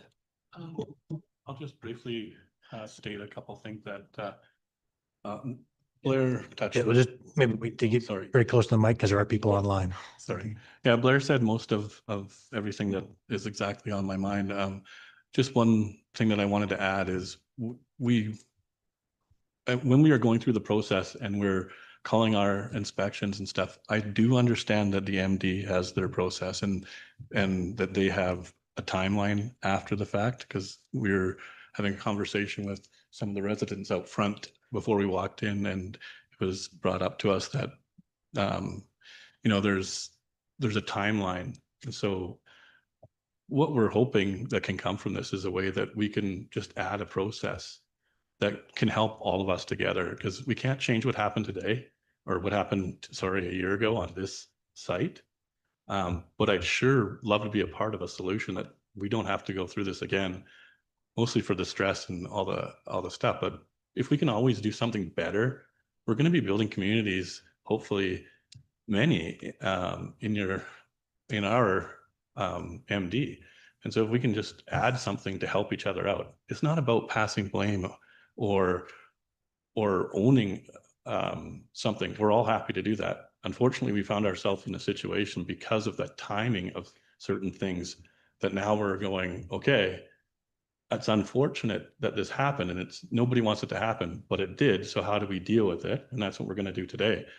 But on a go forward, it'd be really great if we could just have a side meeting and when someone pulls a septic, we all get that information, or the builder and the homeowner registered can get that information too, to help out. Anything we can do to help out on this side. We own what we own. We know our contractor we hired help put us in this situation. But we've done everything that we could do in a normal process. We called every inspection. We passed every inspection, and we got our final occupancy. And poor Amy is dealing with this. And I think reading a lot of the letters that came up that you guys will go through today, because homeowners and residents don't understand that we did do what we did on our side. When the contractor we hired doesn't do what they did, we don't get that information. So that's all I really wanted to bring up today, because that's very important. I don't care if it's 100% Timber Creek's fault or 100% the MD's fault. It's now, how do we deal with it? How do we make it work? We can all raise our hand here and take a good part of the ownership of this. But it's, again, it doesn't change the fact that it's happened, and how can we prevent it again? That's all I wanted to say, Rob. Thank you. Okay, thank you very much. Mr. Han, I have two other names on my list here as part of your team, Eric Clothim and Matt Kielster. Were they going to speak to anything, or? No, actually, I'm Eric. Okay. Blair has, that's okay, I talk loud. There is people online, so please use them. Like Blair has pretty much covered, no, it's fine. It's easy. Has pretty much covered the history of it and our findings. So really, I don't have a lot of extra information to add. Okay, thank you for that. And hello, I'm Matt with Grayline. I do a lot of the septic installs in the MD and in other MDs. The one thing I did want to say about the permitting, which Timber Creek since this has taken care of, is they've let me know that they aren't receiving it. So when I pull a permit now and I get approval, I actually send it to them before I start work. That is a process that they've taken on because I have seen this with other builders as well, as that is a step that is a little different, where they aren't aware when we pull a permit or if it's passed until final. So I just, that is one thing. The other one with this particular site, I warranty my systems. I want them to work. So in this case, I would not install a septic system because the soil has been disturbed beyond what I could use. So I wouldn't feel comfortable putting in a system. I would be held to holding tanks. Okay, thank you for that. We'll now go to council and administration for any questions for the applicant and his team. Councillor Alger, go ahead. Thank you, Mr. Chair. I'm thinking Matt from Grayline there might be the appropriate guy, but there's been lots of talk about the disturbed soil, and I wonder if we could just kind of emphasize on that, what the complications are of the soil being disturbed as far as a sand mound type of system goes. I've been in lots of work sites where we've compacted soil back to 100% for building roads and things like that. Like I'm just not getting what the disturbed soil issue is. So I don't know if that's Matt's job or perhaps the engineer, but looking for some clarification there.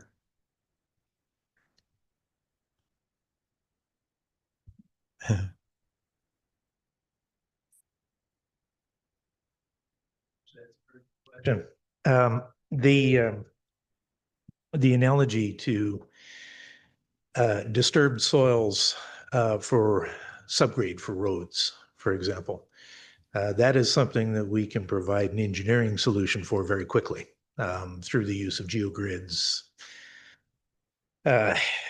specifying proper subgrade materials, degrees of compaction, et cetera, et cetera.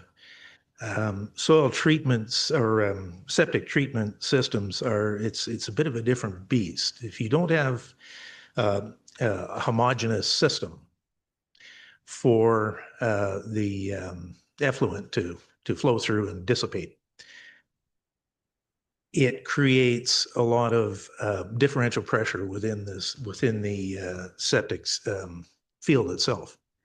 So you don't have any kind of predictability whatsoever, which is why undisturbed soils are such an enemy to septic system design. Okay, disturbed soils. Sorry, I'm getting off on a tangent here. Disturbed, undisturbed. So with disturbed soils too, you're going to get over time different degrees of compaction, different degrees of infiltration in various areas of it. What you wind up with is a mess, quite frankly.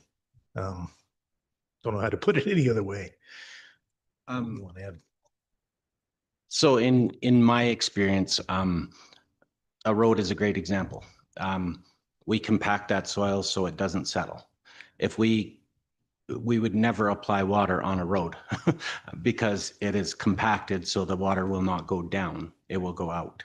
A lot of people aren't aware why mounds are even essential. That rule kind of came in heavy in about 2020, and that's because we have a high groundwater table or a restrictive layer within 8 feet. So if we dig down 3 feet and put in a buried field, that brings us closer to that restrictive layer. So when that soil is disturbed, it does not allow the water down. And what we're trying to do is get rid of that water. We're trying to allow it down back into the aquifer. The sand and the rock is what filters it. Now in Greenhaven, that's where they've taken another step in the new phase to put in treatment plants. And that treats the sewage in the tank and cleans it in the tank before it sends it out. So that's another process. So the mounds were in addition to the treatment in the tank. But yeah, when I see compacted soils or we find compacted soils, we do not want to put septic there because they will fail. And in order to basically return that soil back to original, it will be compacted no matter how we apply it. And when they put it back, it's not like when Dan does his samples, we can see the layers of soil as it built up. This is one problem we always have in a subdivision, is looking for an area that wasn't disturbed, because that's what we want, to put that sewage back in the ground. Does that help? It did. So other parts of the report speak of failure. So we're just speaking the failure specific to this particular property and not like, can failure not happen in all of Greenhaven? Oh, in any property, we don't want any compaction of the soil. Like, so that's why we really try and be aware of what goes on these sites. Yeah. Okay, thanks for that. Okay, thank you. I'll go to Deputy Revol. Thank you, Mr. Chair. Wouldn't mind speaking to the same gentleman, if that's all right, just in relation to looking at some constraints on the site plan that we saw from the planning and also which were shared again. The question is, how does the overland drainage easement add another layer of restriction to how this system could work or where it could be placed? We just have to be aware of it, but a certain distance away as well, so we don't get leaching out the, like we have 10 feet from a property line. We have 33 feet from a foundation. And then we have, so we'd use that same on an overland drainage right away, we would have that same setback. On a buried field, it's 5 feet. So I actually use DNS wastewater and design to design all mine because he factors all those and he deals with them every day. I just look at what I would install because I more do the install side. So where it's located on the property, being that it's on the area that would flow to the back and where the original intention was to put a septic system in there, it adds another layer of complexity to it. So it adds your additional setbacks and other things are needing to be considered is really kind of what I'm trying to get at, that it's like another layer. Yes, like I haven't seen a design, but I know that in that area, if we were to design it, we would be 10 feet inside the yard from that drainage right away. Because we want to avoid that. You don't want to be right on the edge of that as well. Okay, thank you. And then you had one other statement that I read. I'm sorry, I'm trying to remember which report it was in. I read it, so I just want to bring forward this idea, which was the comment that when you fill it in, you create a bathtub. Can you speak a little bit to that? It's essentially, even though if you put the soils back in place, you still end up with the drainage heading into that hole of if you were to fill in the pool. Well, so the structure of the soil is a big part of it. Like when they do soil tests, they submit the type of soil, the structure of the soil. And once that soil is removed and placed back, the structure is ruined. A great example is like a clay. When you pull it out, it might have a grade 2 blocky structure, which has voids around it. When you put it back, it smears and becomes flat. So water cannot penetrate it, or it's very slow to penetrate it depending on the soil. So the structure is lost, and structure is a big one we look at in septic systems, because if the roots can go down or water can go down, that's what we want to see. So once that's pulled out and put back, it's totally going to change the structure of the soil. Okay, thank you for your answers. And another thing I get often is why can't we dig it out? So digging it out would again change the profile. We would be back to virgin ground, but we would be too deep, so it would not be allowed as well. That's what because a lot of people ask that question. So. Okay, I'll go to Councillor Callister.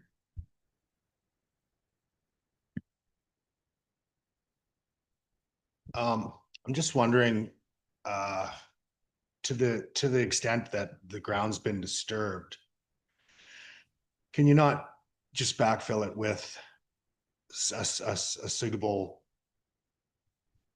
pit run, say, that will drain properly, and let it pack natural with just rainwater, or artificially water it? Because water is a great compactor. I know that from years in construction. And I know that pit run generally is a very good water drainage system. So would that not be something that could be considered?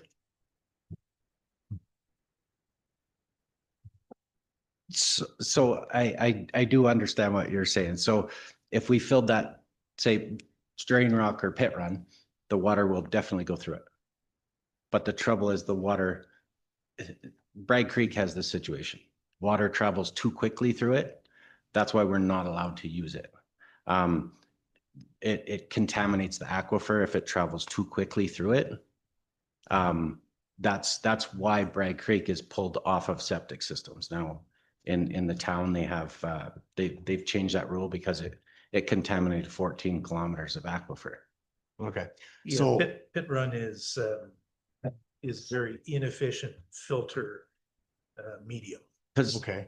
So the common difference between a septic system and like an open discharge, we're not just trying to get rid of the water, we're trying to treat it because it is going into the ground where wells are, and we're pulling it back out.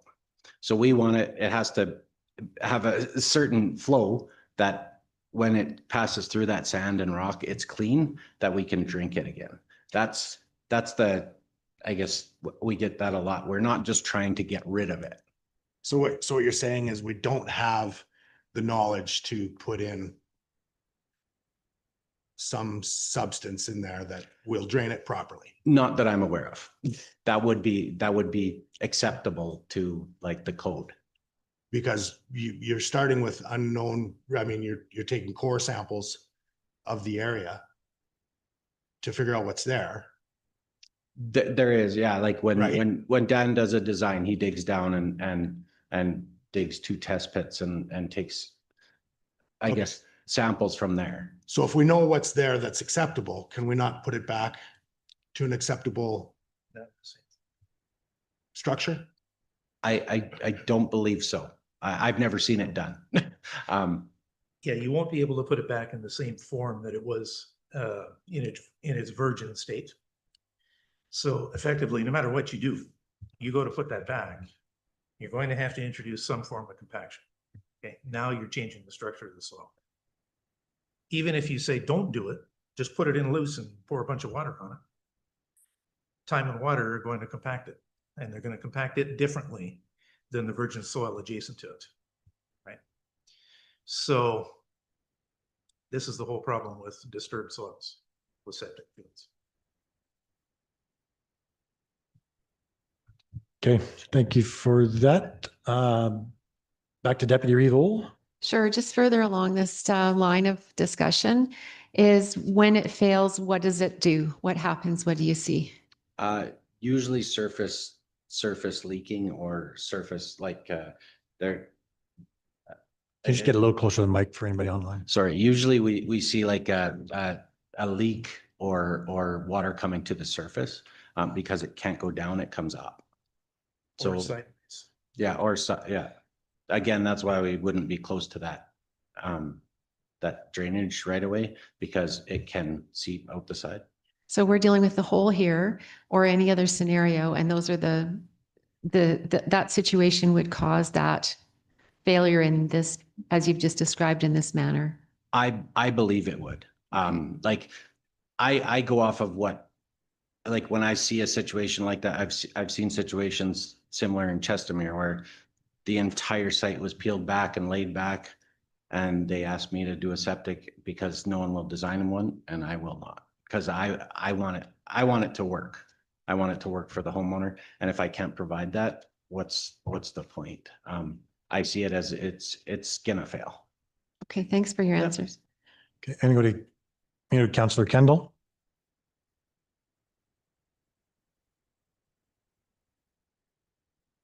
You're still muted there. Okay, perhaps I missed something, but so every other lot in there has the required your tertiary one there, and this is the only lot where these holding tanks were installed. Is that correct? As far as I'm aware, this is the only one that has holding tanks. The other ones, we've been able to find a suitable soil or a suitable area for septic.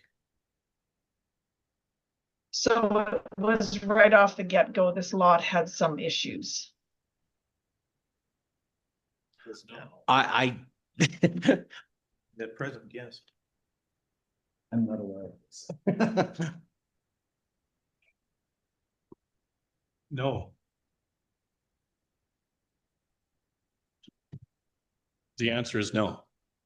Off the get-go, it had no issue. It could have done that. It's because of the unfortunate situation of the timing and what we went through and what I explained how the sequence of events happened is why we're here today. It absolutely, you're right. In the first go around, no problem at all. And based on the constraints, it was a very constrained site with that utility or the drainage right away and everything in the back. But the high level plans that were done at the time of the subdivision, it appeared as though the required system could be installed. Given it's one of the most constrained sites for that required system. And so the only concern would be this is just totally different than the other ones, but other than that, it's completely safe to use the holding tanks? Absolutely perfectly safe to use a holding tank. Other than people don't like them because they don't want to smell it when you're sucking it out. Other than that, it's a system that if a system failed, the effluent would be a hazard, it would be a terrible situation in the community. So then you'd have to deal with that hazard down the road.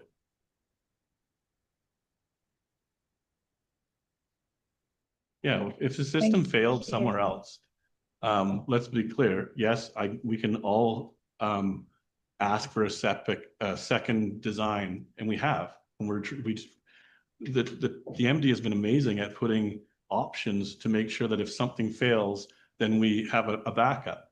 Now, in this situation is totally different. And that's what our focus on this was, that's why. The MD did a great job in the first phase. I don't believe they had to put 2 septic systems and design them that way. And they've been great at making those planning for the future in case something does happen. But when something bad does happen, it does create a problem. And then we got to deal with effluent that nobody wants to deal with. That's, discharge on an open, in your home, or in your basement, or in your home, or in your yard. And either way, you got to clean that up. And if they failed, ultimately you'd be putting a tank in anyway. This is the really frustrating part. If a system fails and you can't, let's say someone's system fails for whatever reason, overland, we had a flood, let's say, and the rain ran for a month straight and the system failed. Well, if the system can't get put back properly, we have to put a holding tank in. We're only asking for the same thing on one lot. Okay. Thank you. Okay. I'm not seeing any further question. Oh, Councillor Estes, go ahead. Thank you to the chair and to the floor. A couple questions. Was this area disturbed prior to building or during building for it to not be sustainable to put in a septic field? It was disturbed after they took possession because we got the possession. Then, just like we were talking about before, the homeowner went to do her landscaping and there was nothing wrong with her doing her landscaping because she got her occupancy permit. So she didn't do anything wrong. And we're left trying to deal with this now. Great question. Sorry, maybe just a bit of I'm not saying, that anybody did anything wrong. I'm just trying to understand how this area became disturbed. She got possession of her home. Get a little and she closer started, to the mic. sorry. Amy got possession of her home. And the next thing you do when you take possession of your home, when you have kids and dogs and everything, is start your landscaping. She started her landscaping. And part of her process was to, she was going to do an auxiliary building, which is normal. Over a certain size, we have to pull a permit. She pulled the permit. Then that's when they let her know that, hey, we haven't signed off on the septic.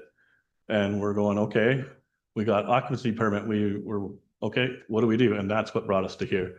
But you don't need a permit to dig your pool or start your landscaping. So she didn't know and she didn't do anything wrong. Okay.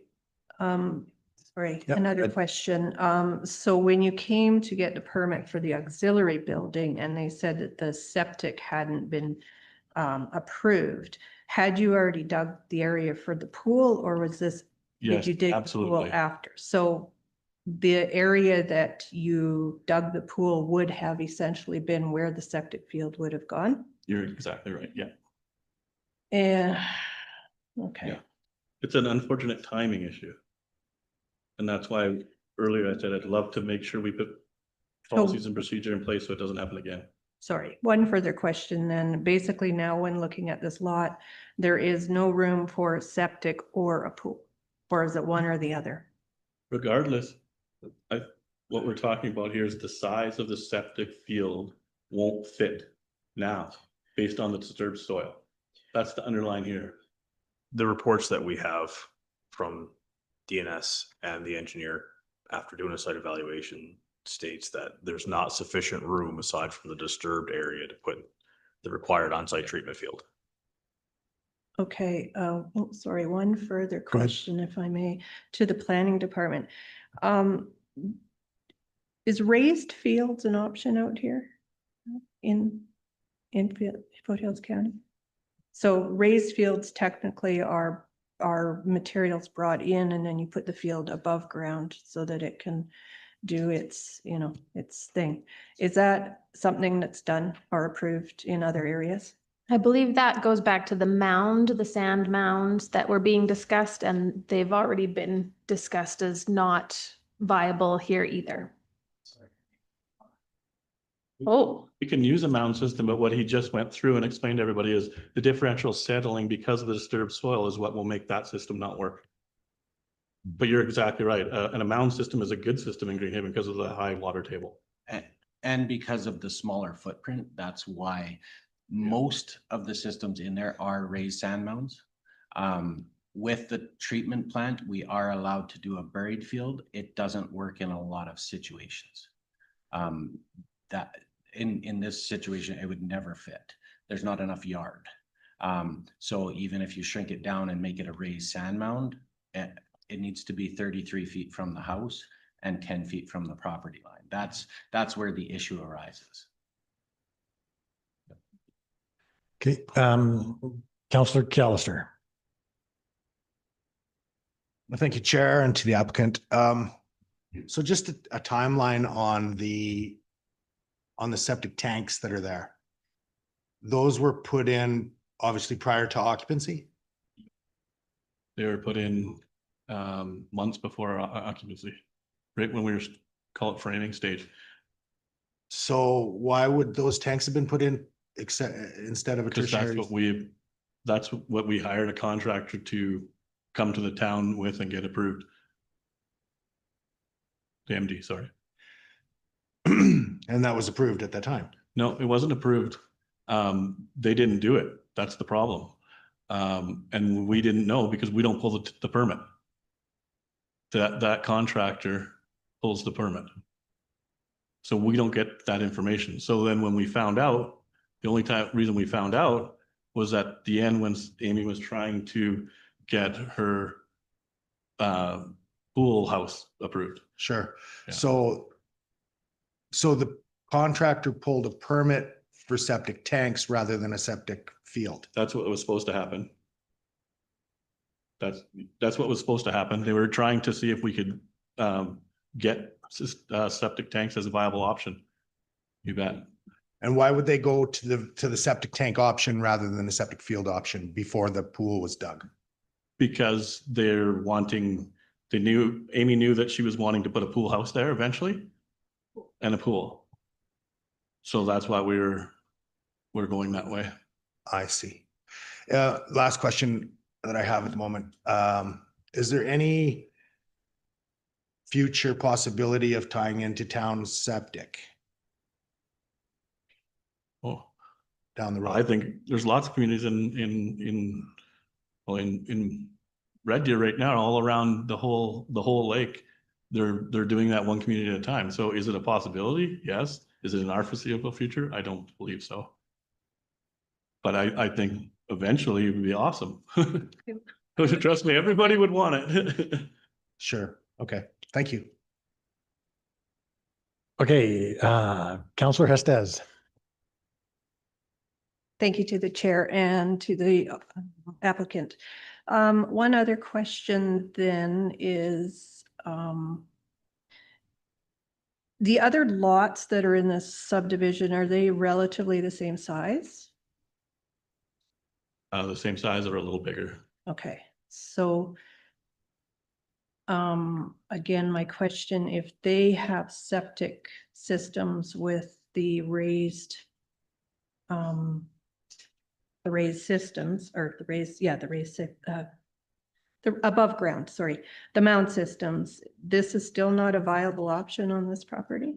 So a couple of things going back to this site and it being such a constrained site already, with the drainage right away in the back combined with the size of the home, the configuration, and then the disturbance in the backyard, there's not sufficient room to put this an on-site treatment system in, like Matt was mentioning a moment ago, and as outlined in the reports. So, it's a culmination of factors. If the site maybe didn't have the drainage right away behind it, maybe it could have fit several items like that. But with the drainage right away and the disturbance, there is insufficient room to put an on-site treatment system. I believe Benita is asking this question because we import the material for a raised sand mound. But it's the soil underneath that's what we look at. So the soil underneath the raised sand mound is what treats, so that we import the whole berm, but it's what's underneath. So even that's where it's not that we're hauling in material for in the ground, it's for on the ground. So if we filled in the pool hole and we hauled in material, that would still be sitting on disturbed soil. Does that help? Because we do import all the material for the berm, but it has to be on virgin ground or undisturbed soil. Okay, Councillor Alger. Thanks, Mr. Chair. I'll continue on with Mr. Callister's questioning and maybe put a little onus on planning or safety codes. So when the contractor pulled the permit for the septic, what if it had said on the application that we were putting in holding tanks, or was that like, did we sign off on that and say, yeah, go ahead? And See, and that's where we have a problem on this. We hired him. We have the PO to him. We have everything. Yeah, no, he didn't get that. actually pull the permit. That's what we went through last council meeting and this time. Our original guy who what's his name? Brown Star Contracting, who's done a lot of work for us, probably 10 different ones in Greenhaven alone. We never had a problem with. We sent him the stuff, had the conversations with him, sent him the POs, all that stuff, and he didn't pull the permit. So then we don't know because we don't pull the permit. That's where this whole problem is. And that's the total problem here. Yeah, I'm just trying to get the onus off the county or where. Oh, totally is. Where It's not the where county. the disconnect is. Yeah, Yeah. It's definitely not the county's. Yeah. He didn't do it. Yeah. And then, but in no time do we know. That's where the disconnect is. He didn't do it. Yeah. That's the thing that we need to fix. Okay, thanks. Okay, and Deputy Director Granson. Thank you, Mr. Chair. So I'm just looking at a few site plans of the site, and there appears to, can you provide a bit of clarification on, what areas have been disturbed and which areas are not disturbed? Because there seems to be a fairly substantial area still to the southeast portions of the property that are not, as far as I can tell, away from the pool, away from the house. Just a little clarification there. Yeah, you're right. There's definitely an area over there. It's just not even close to the size that's needed for this. This is a big home. Amy has a lot of children. They have a lot of bathrooms. They have a lot of water. It's been designed specifically for this home. You're 100% right, Doctor. And if I may. It's just not even close to the size that we need. So with the setbacks we need from the drainage right away, from side yards, from the house, and then staying away from the disturbed area, there isn't sufficient room for an on-site treatment system. And to clarify, with the mound doesn't provide all of the treatment to the effluent. The mound provides part of it. Like, you've got a whole cross section that you need to have to provide the treatment. If in situations where the groundwater is high, mounds are the required system because your overall cross section for treatment sits higher and away from the groundwater. So if we said we'll fill the hole, so to speak, and put a mound over it, that hole is still needed. That area beneath the mound is still needed to provide treatment. So the mound starts it, but the material still needs to leach down through the soil beneath the mound. So sorry I think a part of what you're asking is like, where would this fit? And I believe I did the one right across the road. It's 160 lineal feet. And that's by about 25 feet. So like, I haven't seen a design before the ground was disturbed, but to lay it in there, there's no possible way to meet the setbacks for the actual size. I guess that's the problem. Like, because I mean, even where the pool is disturbed, if we went down both sides, we couldn't meet the 33 feet, the 10 feet, and the length, if that helps. I just feel like describing it a little better helps, because it is such a long, when we can break them in half and stuff, but there's just not enough room for the size of the home. Okay, Okay. Thanks. Yeah, Go ahead. that's all I have. You're good. Okay. Okay, I don't see any more questions, so we will now proceed to the public. So this is your opportunity to provide your input to the decision council needs to make. I do have a list of registered concerned citizens, so I'll first go to Nancy Boyd. If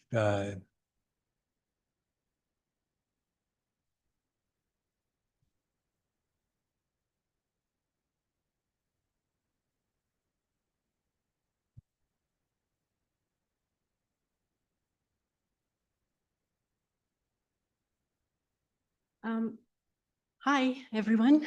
Thanks for having us.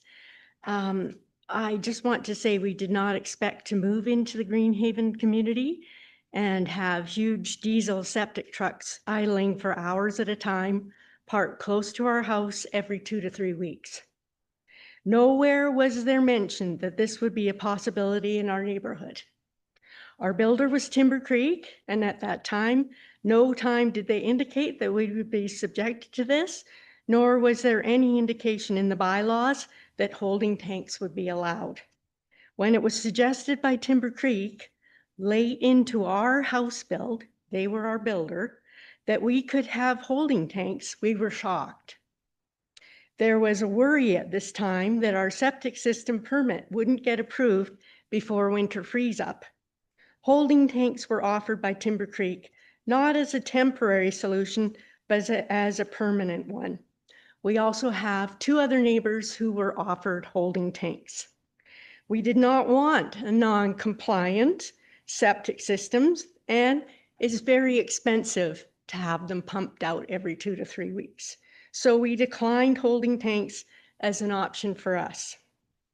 In our initial meetings with Timber Creek during the planning stages, in the early days, we were informed of the requirement of a tertiary treatment septic system in Greenhaven. It was explained to us that that was our only option and that we would need to plan around that. They addressed that filling her backyard with sand or gravel in a disturbed area, that the water would travel fast through the field, and that wouldn't be good because the water would need to be filtered. But we've been told over and over that by the time the water gets through our tertiary system, it is completely clean, so clean that you could drink it. So it doesn't need to be filtered through the layers of soil, as is said by their engineer. So yes, Timber Creek knew that we did not have our septic permit, and that's why something different was offered. So I can't speak to why they didn't know in this other case, but in our particular case, they did know that our septic permit wasn't through. Thank you very much. okay, thank you. Any questions for Mrs. Boyd? I don't see any, so thank you very much for sharing. I'll now look to Mr. Edward Power.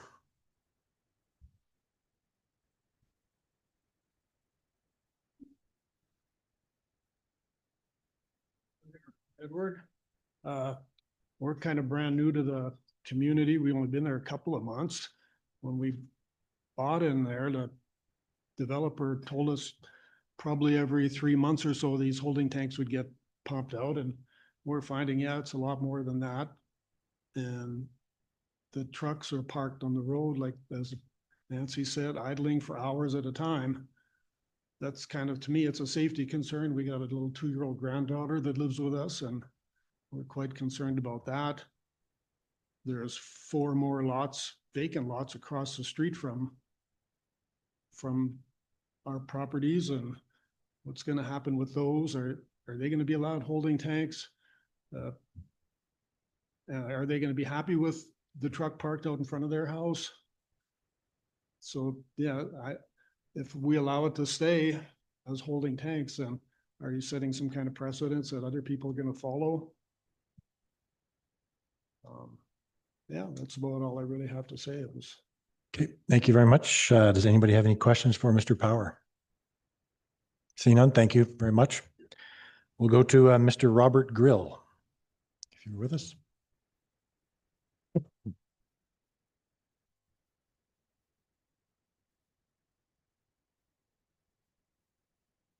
Good afternoon.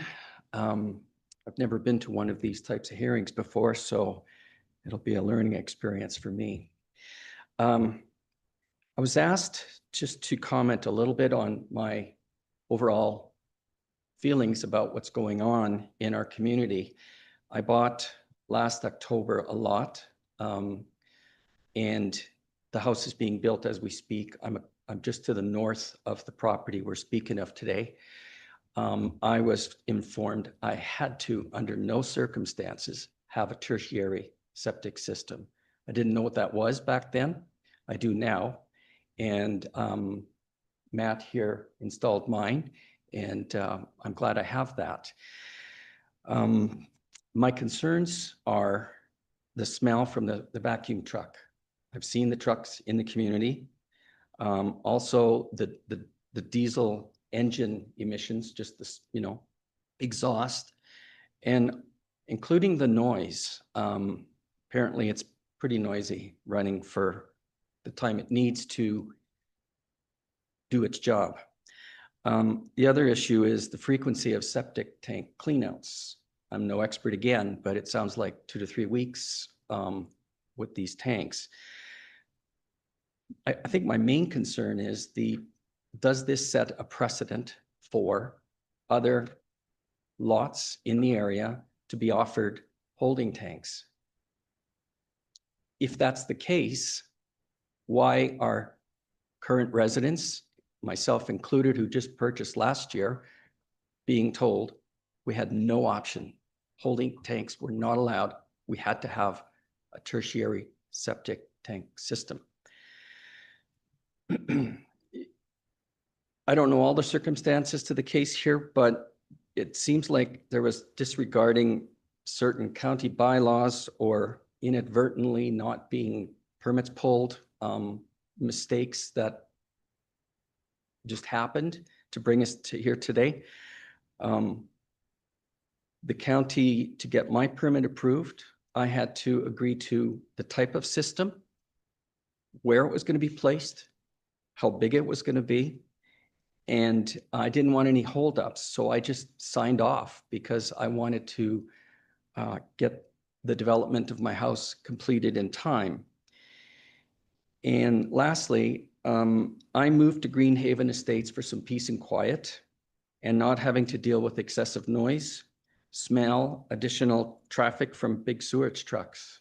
I've lived in Calgary a long time, inner city and on the outskirts, and there was nowhere like Greenhaven that I could find that was so beautiful.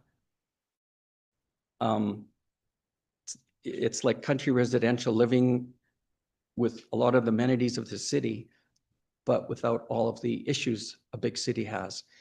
And that's all I have to say today about that. And thank you for considering my comments. Okay, thank you very much. Any questions for Mr. Grill? Sorry, Deputy Mr. Grill, I think there's a question for you from Deputy Director Granson. Thank you through the chair. Not necessarily a question to Mr. Grill, more just a point of clarification on the development permit process. So as a couple of the applicant or the neighbors have spoken, in order to submit a development permit application, the applicants do sign a declaration that they understand that there is a tertiary system requirement. And then conditions of approval of that development permit, as well as a compliance deposit, do speak to the requirement that they adhere to that. So certainly there is multiple stages at which they are informed and acknowledge that requirement. Okay. Okay. Thank you, Mr. Grill. Thank you. I'll now go to Mr. Martin Wouters.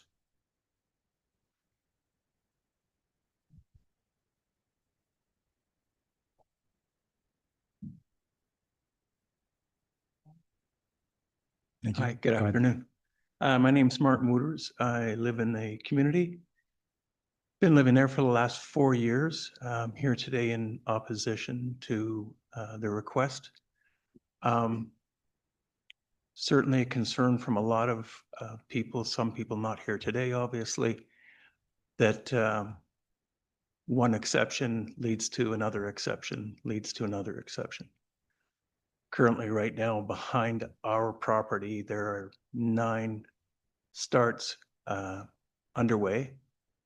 And listening to some of our neighbors, hearing that tanks were offered as a viable option makes me concerned about what's going on in the newer section, in the new sections that are currently undeveloped. Based on that, I'm certainly concerned about what's going to happen in the future. And I think a little bit about what I'm hearing today is that the prime contractor is not being accountable for what had happened previously. That's all I have. Okay, thank you very much. Any questions? Councillor McHugh has a question for you. Thank you, Mr. Chair, and through the chair to the concerned resident. And I probably should have been asking this question all along here, but with all due respect, what would be an accountable measure in that you might suggest in this scenario? I'm not suggesting an accountable measure. I believe the people that's sitting in front of me here right now would be suggesting that.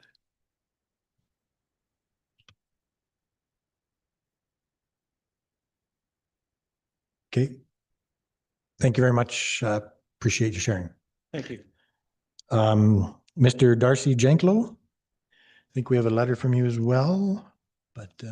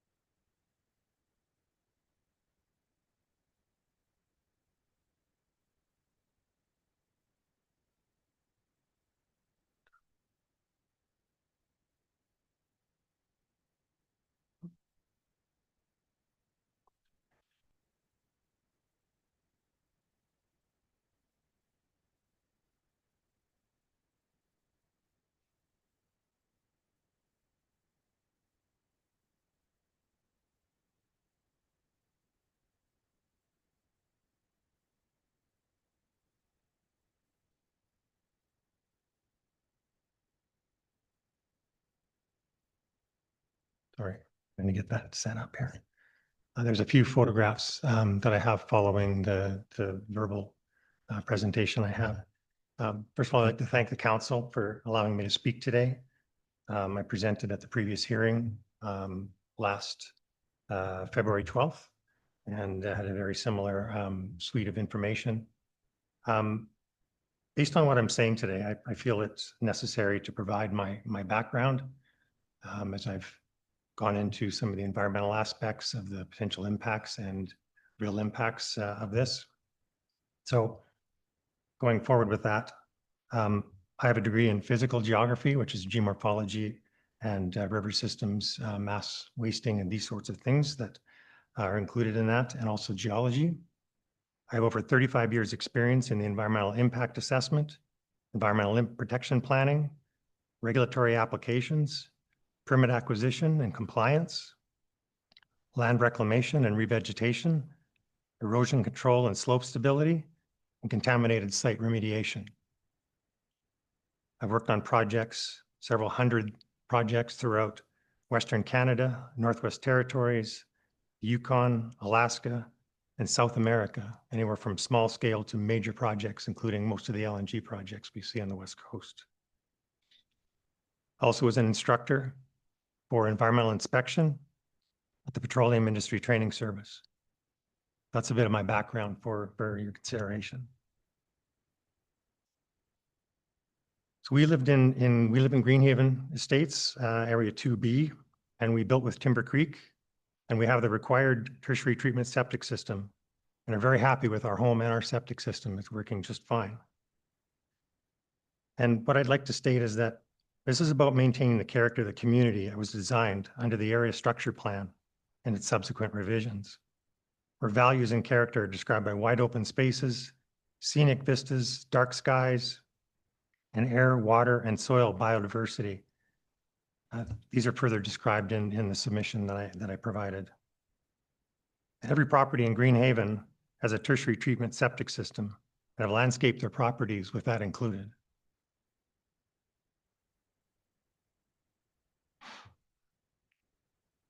With this being the second public hearing regarding this matter, I'd like to restate my strong opposition to this application. It's an amendment of bylaws, which stated by other concerned parties that this is precedent setting and could set the benchmark for any other property that wants to develop certain aspects beyond the tertiary system. The building envelopes, which are controlled by the various bylaws for the size of home based on your lot size and the ability of the soils to be able to accept the septic discharge that's occurring.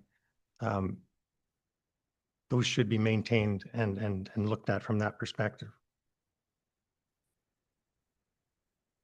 There was earlier discussion about the regulatory aspects and how we got to this point. And I think that the county should not be held accountable. It's up to the builder and the developer to make sure that they're in compliance and that they acquire the related permits and adhere to the bylaws. There are several that are required. Foothills Land Use Bylaw, section 13.4.6.4, which is what we're talking about today as the amendment. There's a development agreement, which was signed in 2021 between Foothills County and the developer. Section 9, which states all lots within the subdivision area are to be serviced by wastewater by private high-efficiency engineered packet tertiary systems that will meet or exceed the current Alberta private sewage system standard. And Section 11, all sanitary sewers constructed shall meet the requirements of the restricted covenant registered on the titles of the individual lots. Also, the Greenhaven Estates Area Structure Plan, which is a bylaw 36-2006, signed on October 2006, and an August 2022 amendment. The restricted covenant registered on all of our properties regarding Section 48 of the Alberta Land Titles Act in 2021, stating each lot shall be serviced by an individual high-efficiency septic system, another legal document that's required for us as landowners here. And of course, the development permit that each builder signs, which was described in your staff report, and included a signed declaration of understanding for wastewater servicing to ensure that a tertiary mechanical system is installed. There's also architectural guidelines that I'll describe later that include building envelope and making sure that your septic system is the type that's required.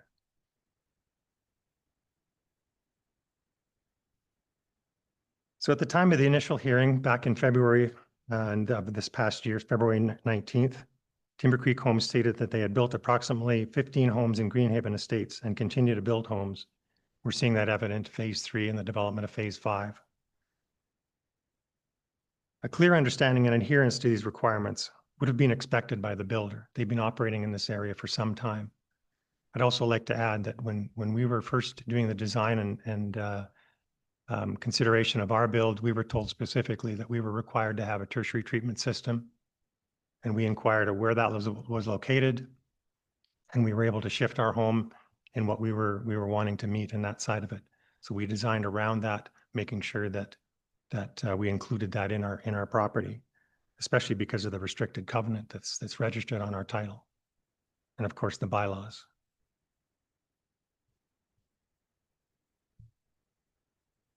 During the February 19th hearing, it was made clear that the sole purpose of installing the 2 holding tanks along the west side of the home and the adjacent overland drainage and adjacent to the overland drainage right of way was to facilitate the future development of a large pool and other associated backyard developments. And a sports court along the southeast corner along the east property line. During the previous public hearing regarding this matter, was defined that Timber Creek had also offered holding tanks as a viable option to septic management to other homeowners, ourselves included. and that was stated earlier. I'll speed it up. I know I'm long-winded. And also these, these homeowners, they did not want the holding tanks. They wanted to remain compliant with the covenants and bylaws that they had been described to as well. It is my feeling that the change in the bylaws approved, there'll be a high probability that this practice will be continued to be presented as a viable option. And a legal precedent will be established. And that's a change in your actual bylaws. So it'll be presented as an option, as I'm sure you're aware. The areas of concern during the development stages to establish Greenhaven, an area structure plan was reviewed and approved by Foothills County in accordance with the Municipal Government Act. This was a several stage process that evaluated septic systems, septic treatment systems within the community, attaching to Okotoks water treatment facility and sewage treatment facility, a number of things. And it was concluded that having a high efficiency tertiary treatment systems was the best option for all the properties, and thus enlisted into your bylaws. Some of the environmental impacts I'll brief over, but there's a few important components here. The noise pollution impacts. Again, initially, and this is being remediated by, I'm not sure which measure, but the system failure warning alarms were going off quite frequently and for long hours at a time. Vacuum truck noise, which a number of people have already spoken to. The service rig takes at least 2 to 2.5 hours to complete the pump out holding tanks. Noise levels, I've got a decibel level app on my phone, and I've recorded at the times from my residents the level of the decibel readings and a baseline level to have when they're not there. And I've had recordings as high as 69.7 decibels. And the general baseline is near 45, 46 decibels. As comparable, and since the decibel is a logarithmic unit of measure, a sound received by the ear at 60 decibels is perceived twice as loud as sound at 50 decibels. I'm very familiar with doing noise assessments on major projects that I've worked on in major oil and gas facilities when we're in near residents or near towns in that aspect. So I'm very aware of sound levels and impacts on that aspects. Generally with noise impacts, it includes effects on hearing, cognitive function, general discomfort, and cardiovascular effects linked to high levels of increased stresses. And this is referenced from Health Canada's guidance for evaluating human health effects and impact assessment and the Canadian Occupational Health and Safety Regulations. Oh, not making it up. Air quality degradation and impacts. Again, with frequency and duration of these trucks sitting, there's continuous truck exhaust and outgassing fumes from the septic holding tank fluids being transferred into the truck tank system. And these septic odors and exhaust fumes are affecting residents in a fairly wide radius. Obviously, the further you go out, the less the effects, but nevertheless, you're still subject to noise. And at my property, I still smell the septic and the diesel exhaust. Increased heavy equipment and traffic impacts. Again, this was previously detailed in the Foothills staff report on February 19th, but I add the following. Heavy truck traffic from septic pump trucks being experienced approximately every 2 to 3 weeks. The county also noted a concern with the increased truck traffic. Even though the roads are built for it at this particular time, we're going to have greater impacts over the long run. Currently, the trucks traverse Greenhaven View, but will likely expand the other main roads once the community connector road is completed in phase 5, thereby expanding the potential road impacts to the entire community in phase 1s through phase 4 and through phase 2B and 2A. And most importantly in this aspect is that I also consider this from community safety. There's no paved sidewalks in the community. When we walk our dog and walk through the community, We have to make sure that we're paying attention to the road traffic that's coming through there. There's children playing on the roads. And with heavy truck traffic and a large septic truck that is parked at the side of the road during these events, vehicles have to go around. And there's a very large safety consideration for that aspect. And again, I'll touch briefly on cumulative effects. The combined aspects of noise pollution, air quality, really limits the enjoyment of our personal property for these events. You can't really be in your backyard when the pump truck is running. It's too noisy.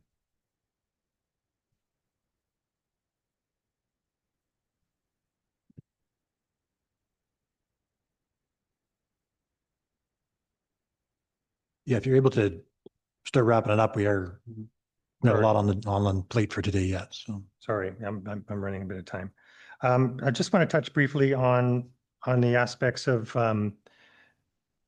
that Timber Creek was not issued a permit for either tertiary treatment or holding tanks.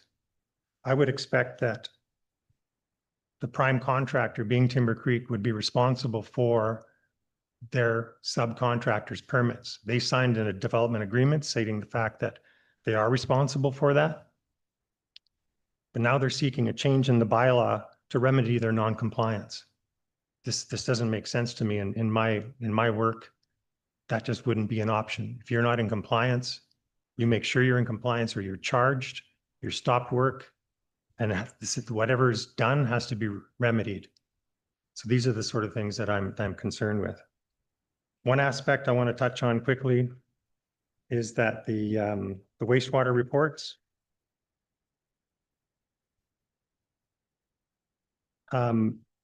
There was aspects described in the last hearing that we had a situation similar in Millerville with more disturbed soils, same size lot, and they had involved 3 engineers, and they managed to reconstruct the soils, install a tertiary treatment system, and the system is still working fine. I believe, Mr. Cambrian, you had discussed that in that last meeting and brought that to light. Sorry, I have one more aspect on that.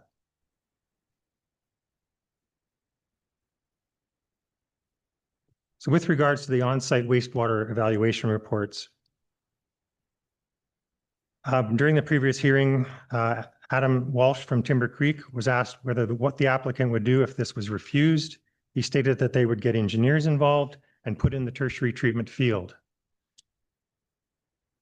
The example of Millerville was provided, and they were going to look at putting the system in. The 2 assessment reports, in my opinion, that were submitted by DNS Enterprises and Township 27, 2 reports that provided an assessment. A 3rd report was the original septic system suitability by Groundstar Contracting. That one did not provide any new information. And then there was an independent level 4 assessment, the SD Consulting, that was used as a reference document. Several options were not considered during the utilization of the large area available along the east side and southeast corner of the property. This was identified by the Foothills engineering technician Kruger, and the utilization of a mound treatment system. This was never mentioned or considered by DNS or Township 27. So the DNS Enterprises, their scope of work was described as council recommended that the applicant explore additional options for the septic treatment system to bring the home into compliance with applicable laws. The exact wording of the council decision was, council requires that the landowner and builder bring the subject property into compliance with the land use bylaw and restricted covenants. They were provided with a scope of work that didn't follow what the council and Foothills County had directed them to. They also quote the SD Consulting Group report, which is the level 4 report, stating that lots 8 to 10 in block 6 are located in areas of disturbed fill and require holding tanks. That was the basis of their assessment. Those 3 properties, sorry, 2 of them have homes built on them, one by Timber Creek, and one by Fifth Avenue Homes. They both have tertiary treatment systems in place and working well. The third is an empty lot right across from where I live. Township 27. Oh, sorry, just one more addition to that. The soil type and structure. Soils were not sampled and tested on the lot in question. They assumed from similar sites in the area. And I'm wondering what sites. Topsoils and subsoils are extremely varying in this neighborhood, as are groundwater conditions.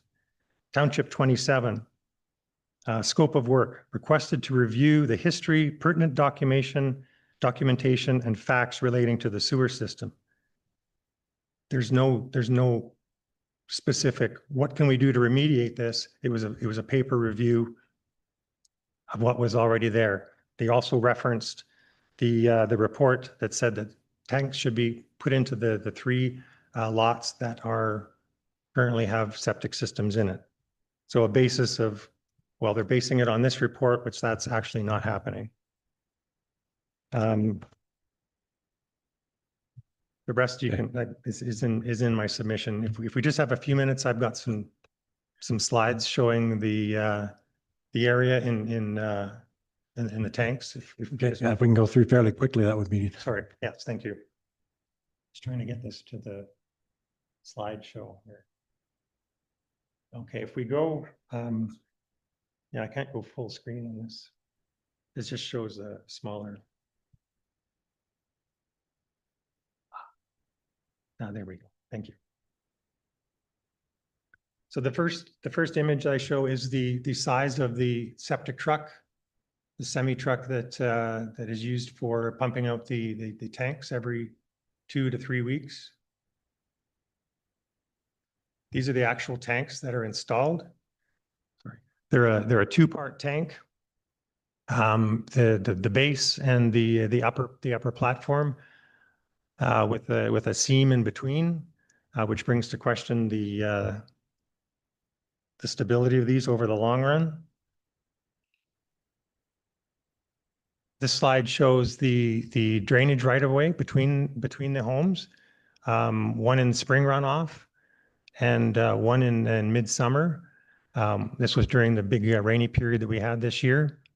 And this is the sort of the end of the drainage. This contains all the drainage from area 2B.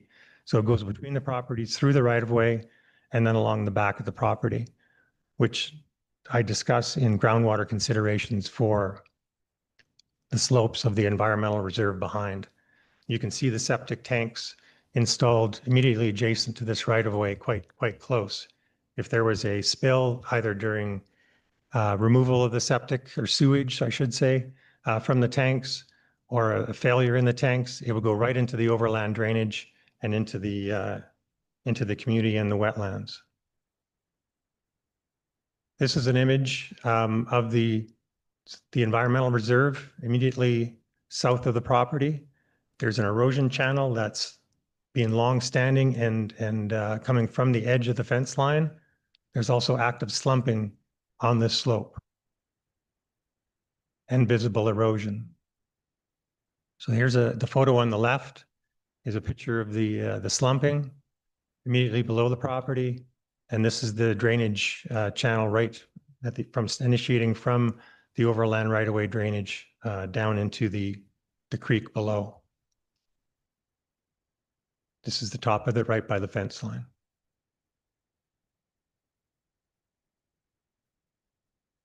And this is the environmental reserve that's immediately to the south of Greenhaven Estates.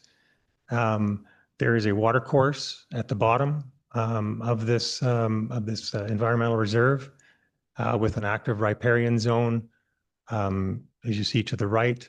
And then the top of the bank, the stream course actually comes to the toe of the slope, which then results in the riparian area being included to the top of the slope on the west, which then brings into play some setbacks.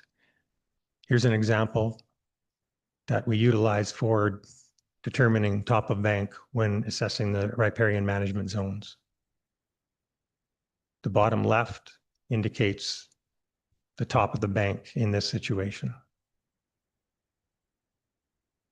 And this is the immediate wetland where the overland right-of-way drainage goes into, extends beyond here and along 2A and into adjacent to the phase 3 that's being developed.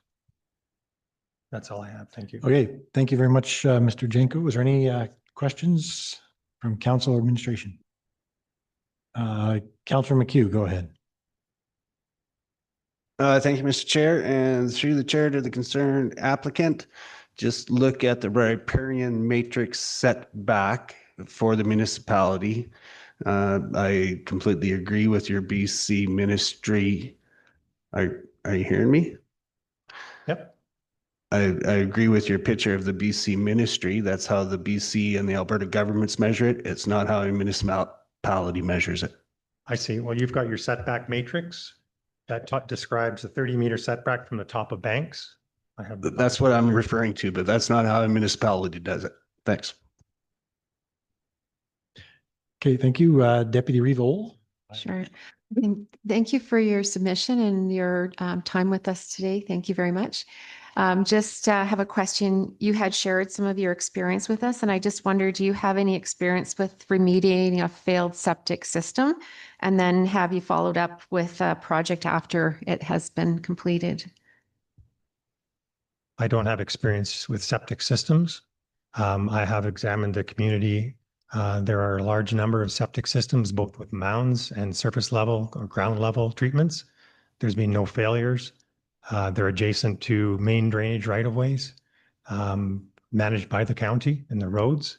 There'd be no failures or anything in those systems. So I'm not certain what would be the concerns of system failure on these.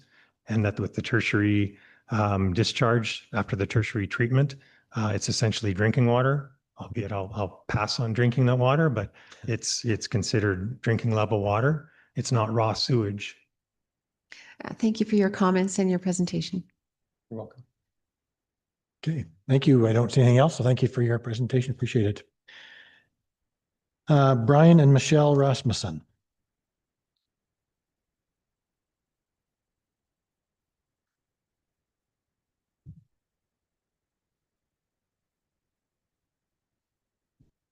Mr. Chair, Council, thank you for the opportunity to address.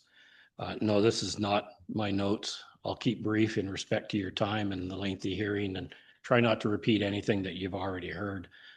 So as stated, my name is Brian Rasmussen. My wife, Michelle, and I are 5 homes down from the subject property. We also back on to the environmental reserve.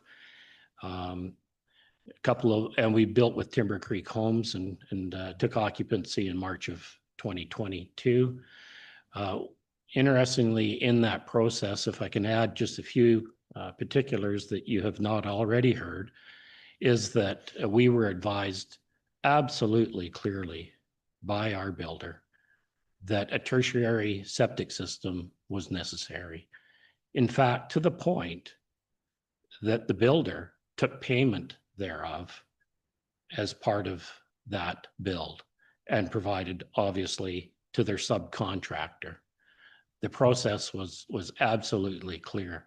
What these papers are the amount of lets, if you call it that we receive as homeowners in the district to various other amendments to the controls, such as oversized garages, et cetera, et cetera. We receive these type of things regularly. No time did we ever receive an application for holding tanks. That would be something completely new. In fact, being a close neighbor to Amy, when we saw the tanks go in, we assumed that was the septic system tanks, the holding tanks. Had no idea that those were the tanks in and of themselves, and had no opportunity, no notice, no information prior to this year that this situation was ongoing. And I find it quite incredulous, in fact, that the builder comes here on a mea culpa in front of this council and in front of these homeowners to say that, well, it was a timing issue. And I would respectfully submit to you that as a homeowner gone through the process, that two things bother me completely. First off, that as an experienced builder, a very experienced builder in that very subdivision, that all of a sudden a different process would have been presented to the homeowner without a proper due diligence as to whether that system should actually be put in place. Secondly, as we've heard, obviously this has been brought out in front of this council, that other homeowners were offered holding tanks as a possibility. I find that very difficult. So here's the point. To keep this very brief, Councillor McHugh asked, what is the, I believe, remediation that we should be looking for going forward, given the current situation?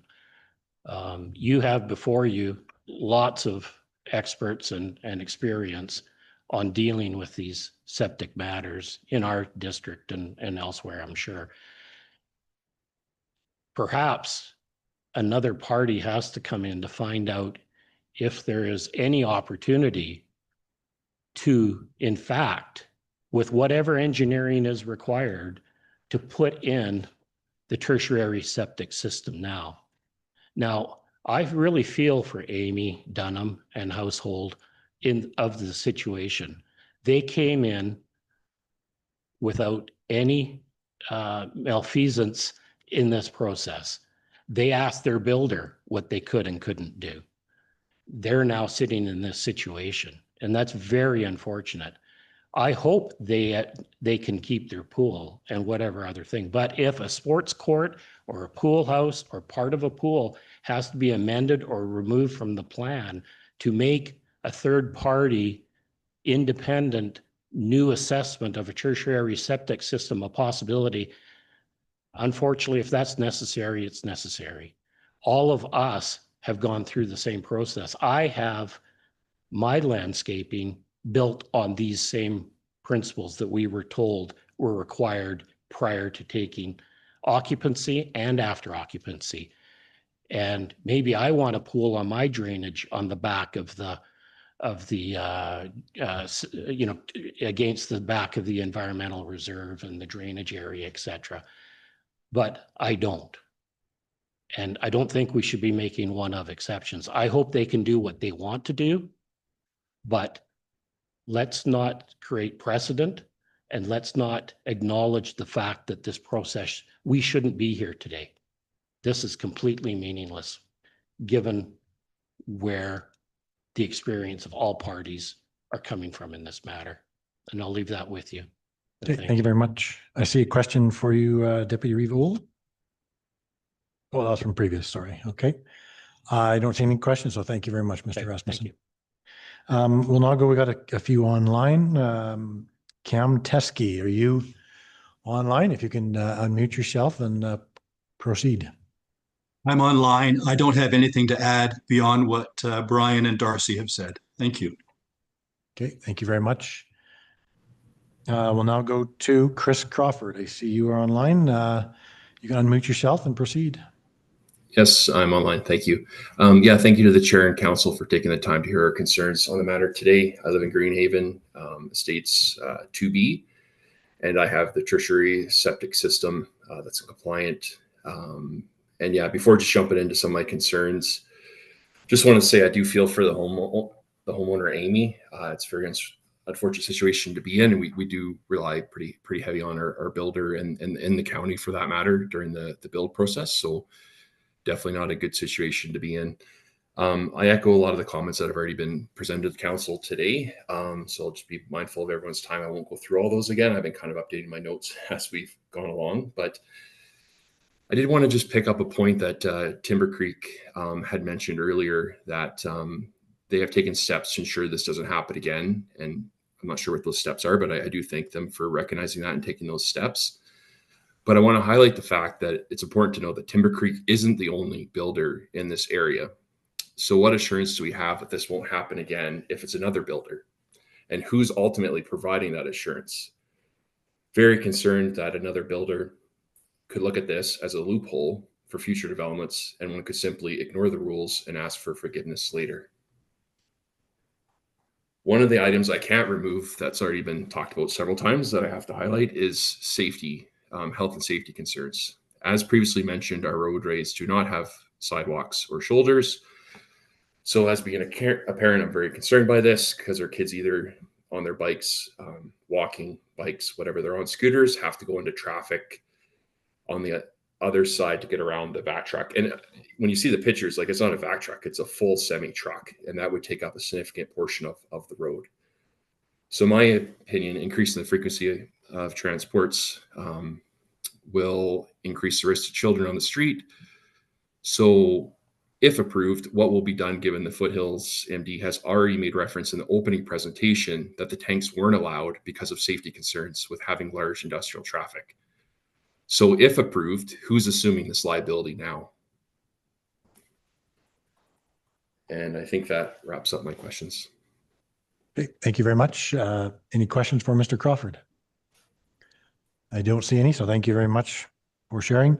Next on my list, I have a Kathy Wooters. Now, she was supposed to register online. I don't see her online. Is she in the gallery? And I probably pronounced the name wrong. Shilong. Okay. Okay, is there anybody else that has not registered that would like to speak today? I don't see any, so thank you very much. We will proceed to closing comments. I'll go first to the applicant and agent for closing comments. Thank you. Just a couple of points, just want to clarify. There were multiple comments made about large trucks coming into Greenhaven to pump out these tanks. Just want to point out that once we complete the overall development, there's going to be approximately 111 homes in this area. Whether it's this one case with the tanks or the other 110 homes with the tertiary treatment, they all have tanks. It's designed to separate the sludge from the water, where the water gets treated in the soils.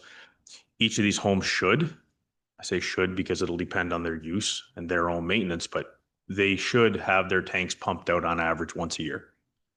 So whether you go in, whether someone does, based on their usage of it, you will be doing some maintenance to your tanks as you go. Trucks will be coming into the subdivision. So I just want to point that out. A comment was made about DNS not considering a mound system. The report references soil-based treatment systems. Whether it's a mound or a trench system, their scope was to evaluate, once we had the last public hearing and the direction from council was to bring it in compliance with the bylaws, we went to independent contractors, consultants, and said, this is the direction we received. This is all the background. Please do an evaluation. These are the experts in the field, and said, let us know if this is possible. Whatever your findings are, they're your findings. And that's what we received. So with respect to comments made about the proper scope wasn't defined and the previous report referenced holding tanks as an option for 3 lots. That was the August report that was referenced in the staff report. Staff said it was accepted in part, and they've provided information on that. And the scope was, please do further analysis to determine if an on-site treatment system is possible for those 3 lots. It was determined that it was, and home construction proceeded on that basis. In those cases, there was no home on the site. There was no disturbance for a pool. The evaluation was done, and they determined that it was an option. The same process was followed here. Council said they denied the amendment the first time.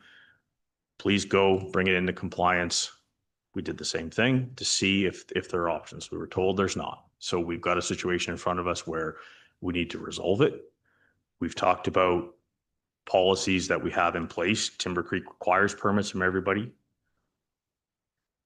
Matt has mentioned that. We've implemented that process already. So effectively, I just wanted to point out that we followed that process to get independent reports and evaluations to see if it was possible. So it's not just us saying it, we're relying on those entities, and that's their findings. Just one last thing was, If you get a little closer to the mic there, please. in no way, shape or form are we trying to set a precedence. This is a one-off situation and we've explained, we won't go through it again, of how it happened. That was brought up many times and a valid concern.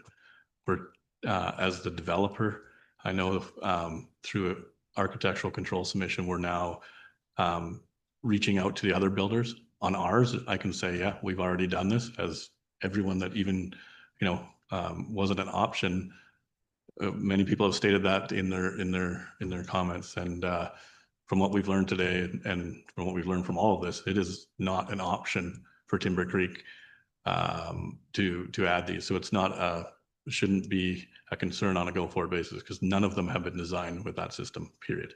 So that's it. Okay, thank you for that. Did you have more, Ms. Dunn? Sorry, I don't want to drag this out any longer. I just wanted to point out that Mr. Janko's photos were not even taken in front of my house. It was my neighbor 2 doors down getting his septic tank emptied. And it is closer to his house. It's just a side note, but his accusations aren't all accurate. I would like to bring that to light. And that in some of their letters, they accused me of knowingly doing this from the get-go, which is completely false and very upsetting to me. And yeah,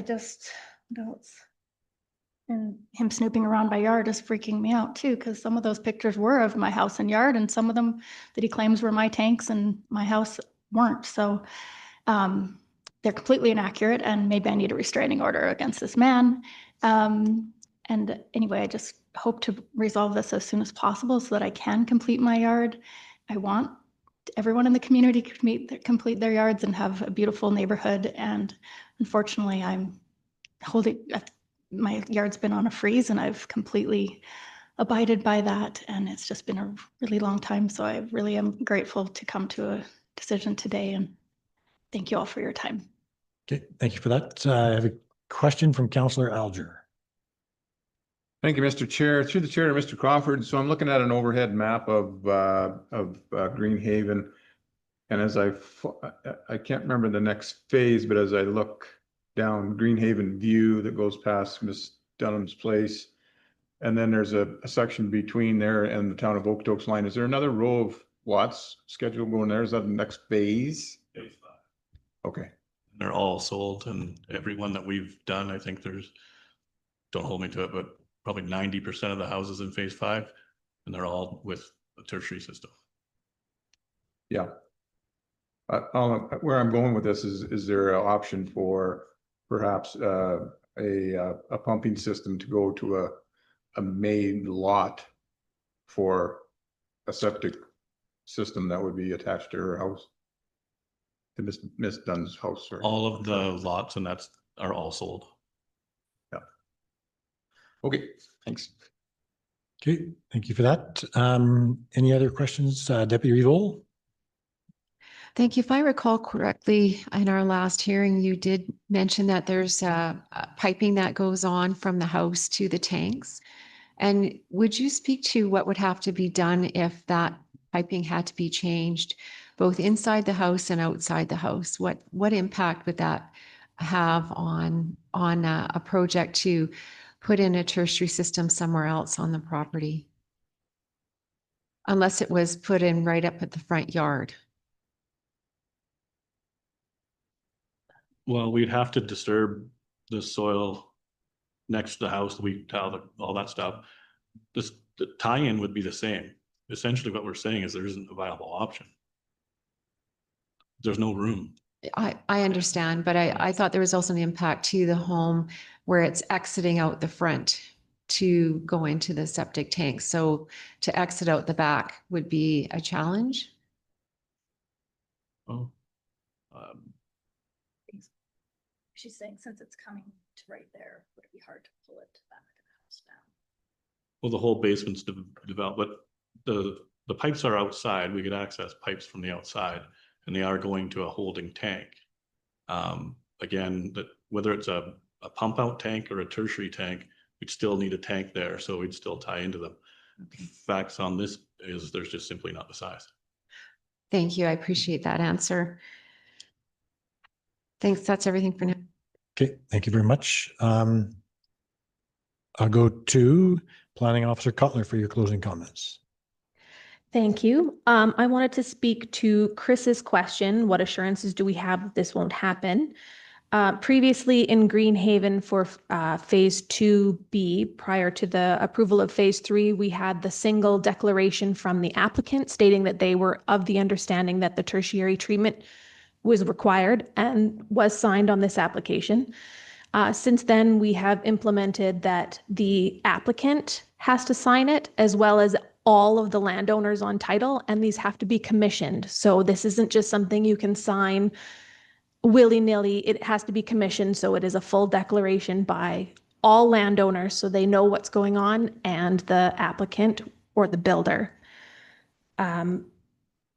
And speaking to building and safety codes this morning, they were talking about it is realistic to switch the new system at the house in response to Councillor Ohl's question.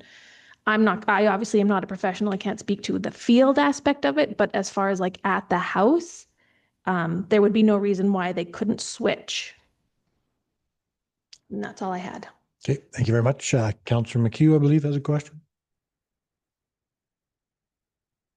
Thank you, Mr. Chair. So just quickly, so the chair to the planning officer, switch to what? Sorry. Sorry, I was just following on Councillor Ohl's question about if you were to make the change from the system that's in place at the house level, Yeah. that switch could be made to something different. It is not unreasonable to make that switch within the home to a different system outside the home. Okay, so you can use those tanks as a holding tank, as a pump out to a, yeah, all right. Okay, thank you for that. So kind of missed my opportunity to ask questions to the applicant, so if I may just go back. Yep, I think go ahead.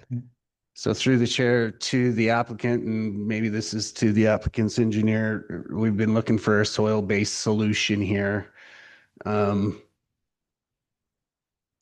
You know, we find ourselves in an impossible situation here.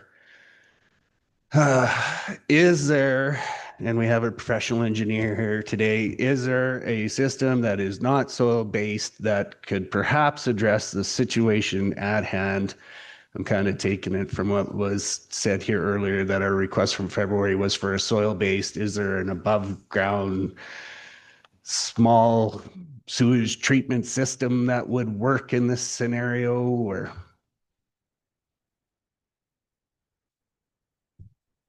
I don't believe that you would find a non-soil-based treatment solution in this instance.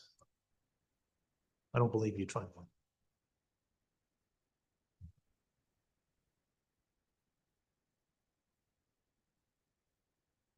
Have you got anything else for me? Short of. Sorry. I'm sorry. I mean, I spent a multitude of hours working on potential layouts for this property for Jim. The southeast corner has been brought up a number of times. Physically, not enough space. We've already discussed that as well. My other concern is if there were a solution that would parallel that ridge, okay, and bring you back to the originally proposed, and I didn't want to bring this up, but the originally proposed system is the only one in this phase that is situated on top of the unstable ridge that was identified by our environmentalist earlier, right? That was my first concern. Even if, like, I would have had concerns design-wise right from the get-go. Because the potential for breakout of that system under excessive moisture would land you right in that environmental reserve. That was my concern from day one. So in terms of finding a soil-based solution, we couldn't find one given the setback requirements in that lot. Well, thank you for those comments. So the slope stability study doesn't address the fact that a sewer system could be built back there and contribute to the slope stability? The soils that were identified and presented in that photograph, as you see through the erosion and evidence of rotational slumping along that slope, okay? That environmental reserve slope is not stable. So to build something on top of that, I don't care if you're back 10 meters or whatever. If you're in that range, there is a risk. I would not certify that system personally. And I don't think you would either.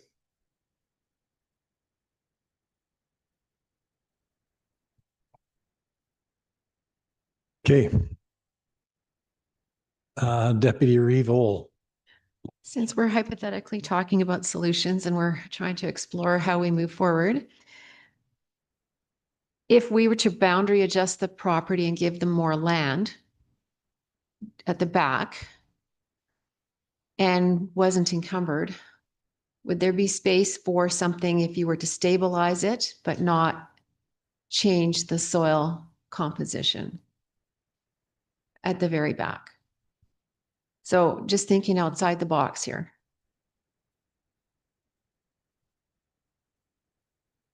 I think with the, yeah. Sorry, we're just. I know you don't have any drawings or anything like that. No, and that's it's really putting you on the spot. So I That's apologize. okay. That's fine. That's just fine. Couple of things. Number one, we've still got the disturbed soil condition up top. So we're discounting that area completely. If we go further towards the back of that property, we exacerbate the issue that I identified right from the first minute I saw the plan. We're getting too close to that drop off into the environmental reserve. Right? I don't think there's enough room between the current property line and what you could be comfortable with near the top of that ridge. What if there's a failure on that? Well, and that's the issue. The rotational slumping of this material can occur very quickly and without warning. We do have Montmorillonite type clays in this area.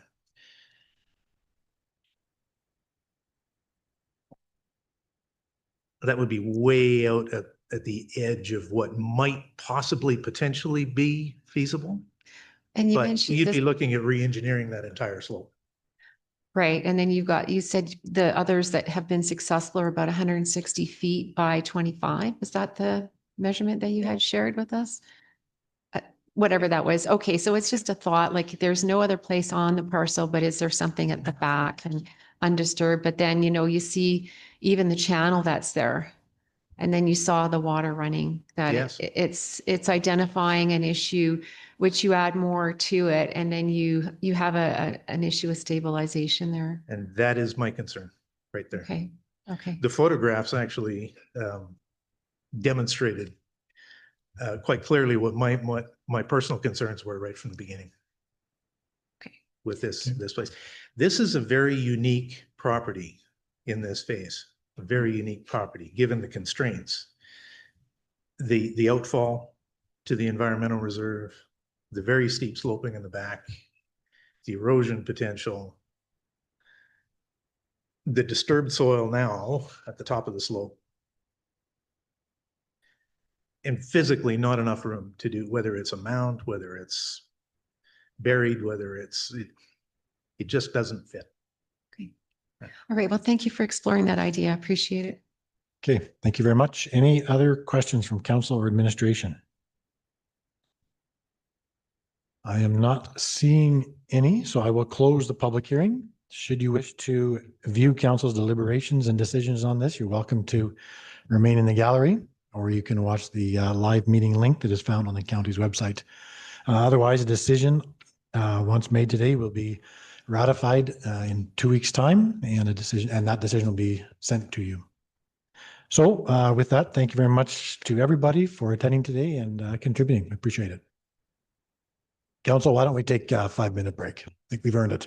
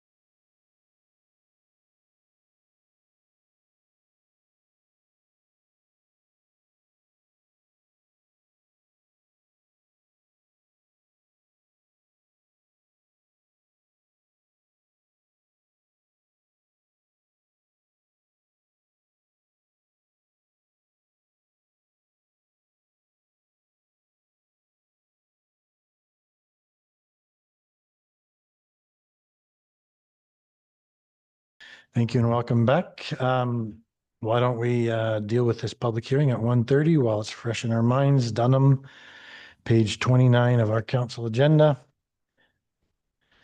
Who would like to start us off with the conversation? Councillor McHugh, go ahead. Thank you, Mr. Chair. To the chair. Well, this is a wonderful situation where the decision that is made today will not satisfy everyone in the room whatsoever. So we have a situation where we have a family that is basically in crisis. If we allow the site-specific amendment, it solves the family in crisis situation, and then the rest of the neighborhood is upset. If we don't allow the site-specific amendment to occur, then I don't even know what we are, where we are. I think that would become a civil matter, and I have no idea how that would play out. I have 4,000 gallon tanks for fertilizer at my place, so Super B is required to fill them. That's the only way to make that happen, and that is a 2 or 3 hour process, and that's at the farm, so I'm not disturbing all my neighbors when that happens. So I can't downplay the disturbance level of having a Super B sitting there for 3 hours with their pumps running. I guess I'm just kind of trying to figure out the problem is when the alarms go off, the big truck has to come and pump out the tanks. I was trying to think if we could put an advisory requirement on here that the pumping has to happen at a specific time to try to lessen the impact on the community. And as I just said, when the alarms go off, the truck has to come, or else the tanks overflow, and we see the proximity of the tanks to the drainage. So that's not really an option. I guess those would kind of be my opening comments. I don't like the situation we find ourselves in, but this is why we do have site-specific amendments. This is not something that would be happening on a regular basis. That's why we have site-specific amendments, is to address anomalies. I guess I would just go through the chair to the municipal advisor in the event. Well, I'm sure I already know this answer, but if we say that a tertiary system, a soil-based tertiary system must be built, and then it leaches into the drainage, then we're dealing with fines from, well, I guess we wouldn't, but what are the repercussions if we were to order a tertiary system to be built and it does leach into the drainage system?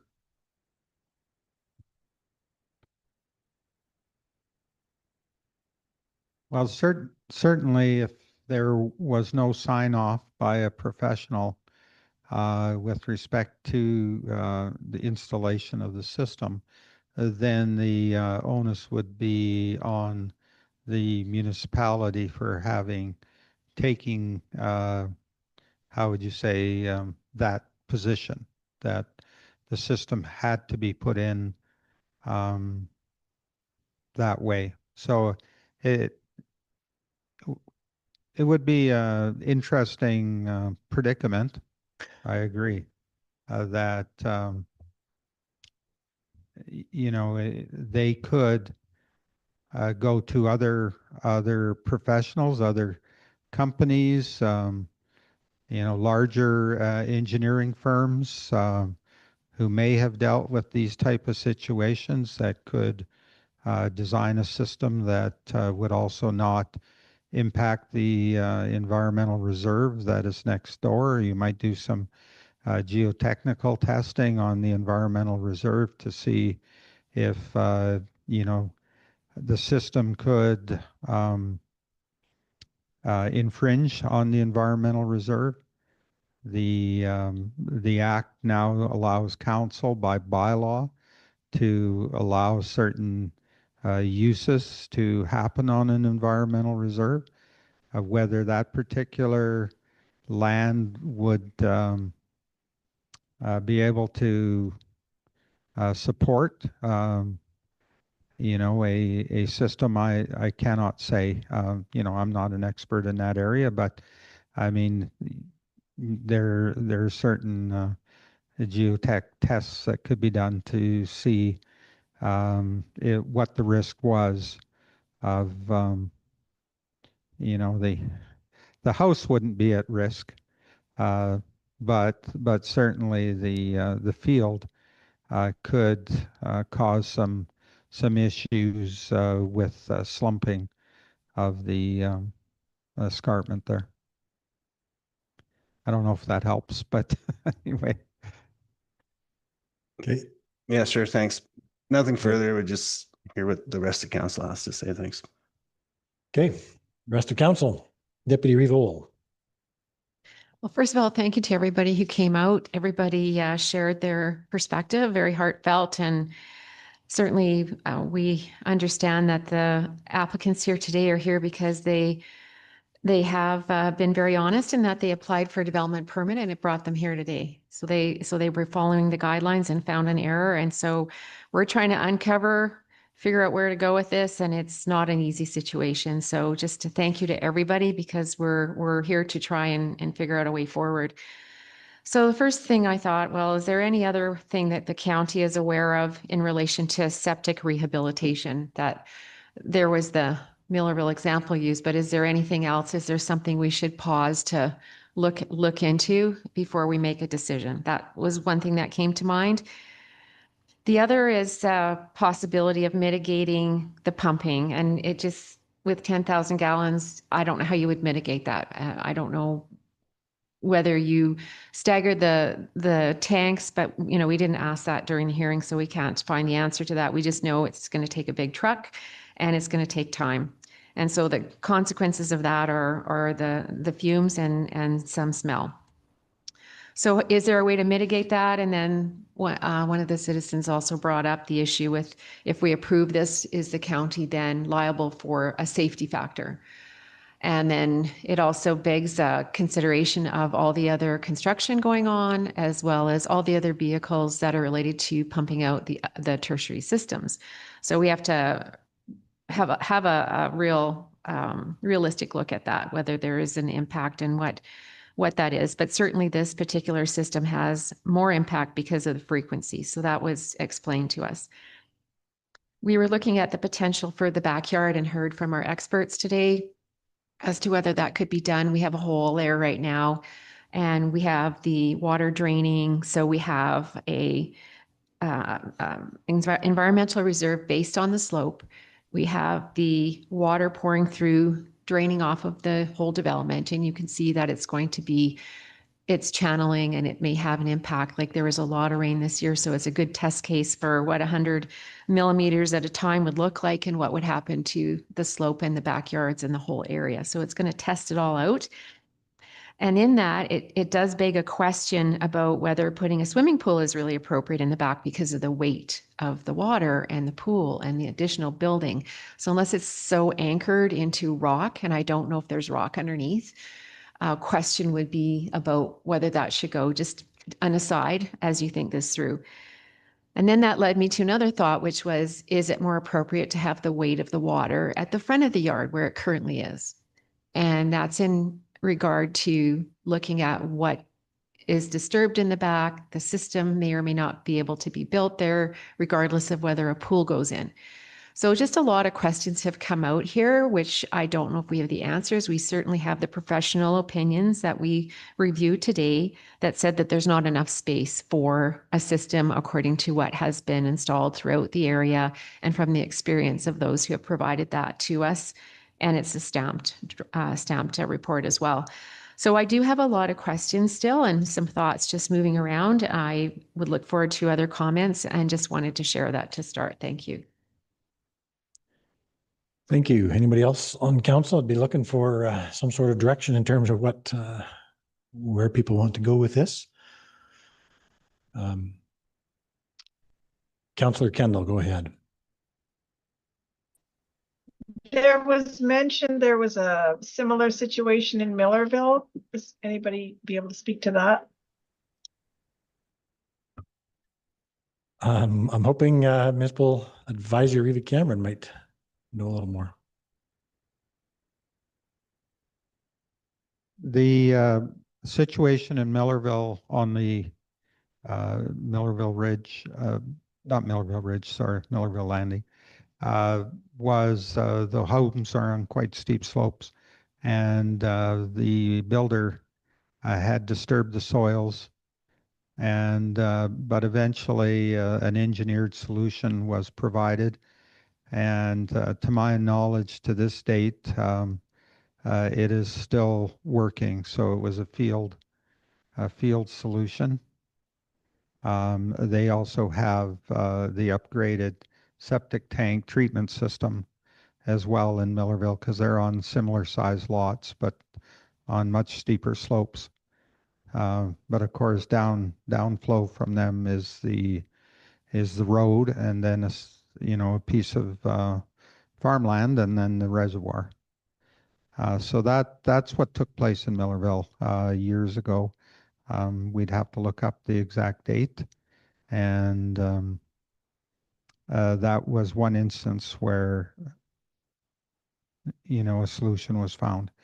So I'm not aware of any others, but we don't have a lot of subdivisions with this size of lots on them. Thank you.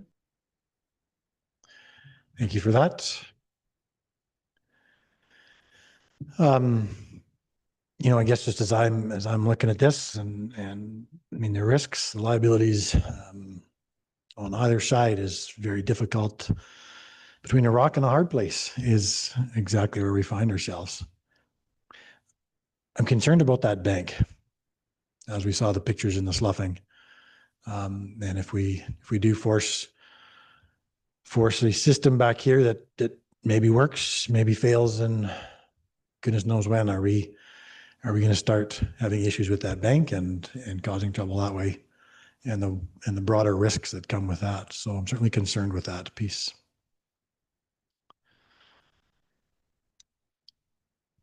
So do we need to, nobody jumping up, do we need to postpone so we can give further consideration, or are we ready to move forward with one way or another?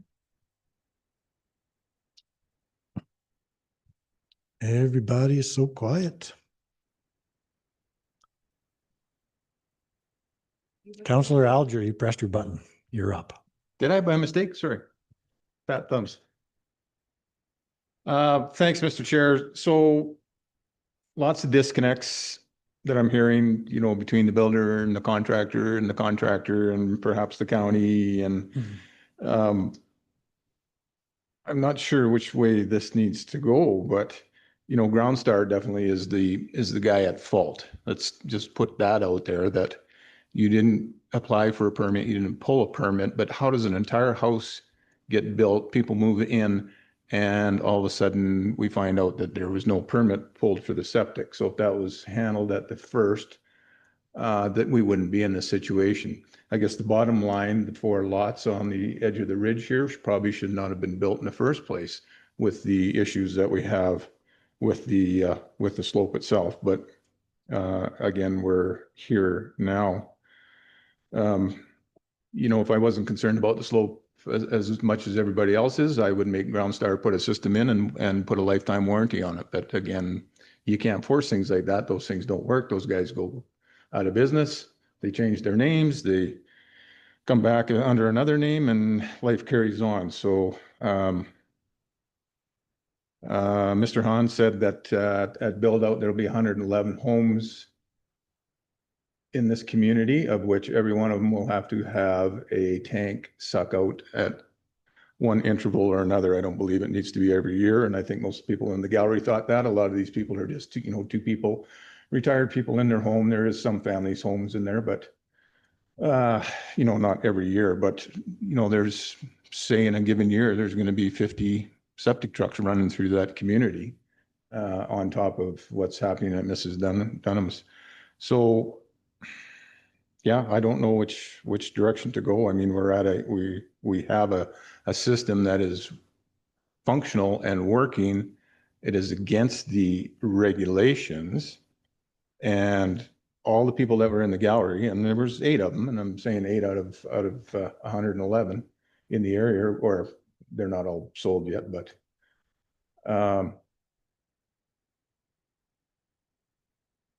there's, I don't know what the other options are. I just can't come up with a solution. That's why I asked, is there, a lot that could be made in the next stage of the development to the north? Like, could we cut out a little public utility lot and pump from the house over to there and put a field in a public utility lot? But I guess it's all designed, and it's not on our maps, but it's all designed and the lots are sold. So we're kind of hoopered, but I just can't imagine that we can't find a little sliver of land somewhere to pump from the house to a different area. Even down the hill, put a line down the hill and put the tanks at the bottom of the hill against North Railway Street. But again, you're putting a line through an environmental reserve, and we're spending a lot of money just basically because of noise from the trucks is the biggest complaint I'm hearing. So that's all I got. Thanks. Thank you for that. Deputy Revol. Sure, thank you. Is there any other mitigation that can be done? So we've got the diesel, the septic smell. Isn't there anyone who's figured a way out of that in all these years of pumping out septic tanks? Or holding tanks in this case? Is there any other mitigation that comes to mind? Smaller trucks, less time, more frequent, but less impact. Is there any other thoughts on mitigation to what's happening here already? And was stated, if a septic system failed, this would be the solution for it. So just looking at that straight on and just wondering if there's anything, even the Millerville solution that we heard about, we don't know if that's comparing apples to apples. So we'd have to pause and find out if that was actually comparable to this situation, because we don't know. So we can't say, yeah, oh, I'll follow the Millerville example. We don't know. So this is a specific situation that has been analyzed a lot and definitely has the impact to the neighbors as they've described. Is there a way to reduce the impacts and continue with the solution that's in place? So just wondering if there's anybody who has any ideas on that. Councillor Kendall, I see your hand up. The lot to the right on the map, Timber Creek Homes, has that been built yet? And if not, would those people be willing to share a septic field? I wonder.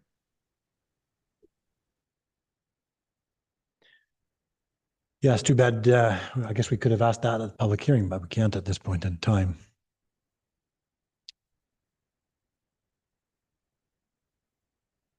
Did we asked that in February, and it was built? Yeah.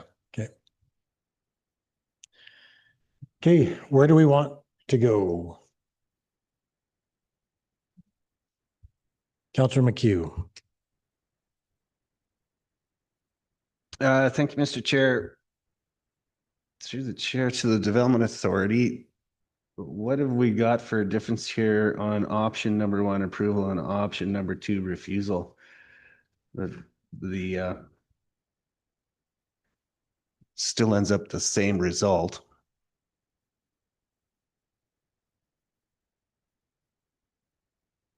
Go ahead. Through the chair to Councillor McHugh. So option 1 with an approval would allow for that existing system to remain. They would still need to proceed with any necessary development permit for any development in the yard that's not a permitted use. I don't believe the septic permit has been applied for or granted, so they would need to basically do a review of that system through the septic codes and get finals on that. to basically confirm that the existing system actually meets codes as it exists today. Option 2 for refusal would basically send the applicants on a, what's the right word? On a venture to try to resolve a system that does meet our current policies. So basically wouldn't allow for that existing system because it doesn't align with our policies. Yeah, that they'd basically be on the hook to resolve and meet our policies. And just to follow up on that, if we were to refuse it, and they couldn't find that solution, essentially the property would just carry on as is in a non-compliant format, so she'd never be able to build a shed or anything in the back. That's a good question.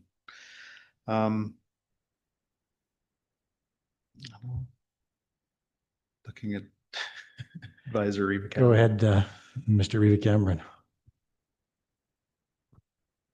So that would depend on what actions council decided on. So if this was refused and enforcement were to take place, then the tanks would have to be removed. And it would, if they couldn't find the solution, then they would have a house without a septic system, which means they wouldn't have a house that they could live in. So that becomes a ticklish situation. So I would just some thoughts for council.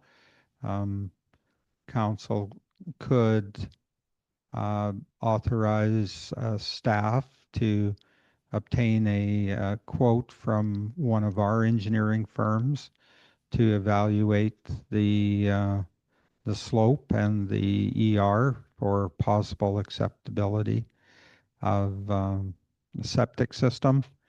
That would be at the cost of the applicant.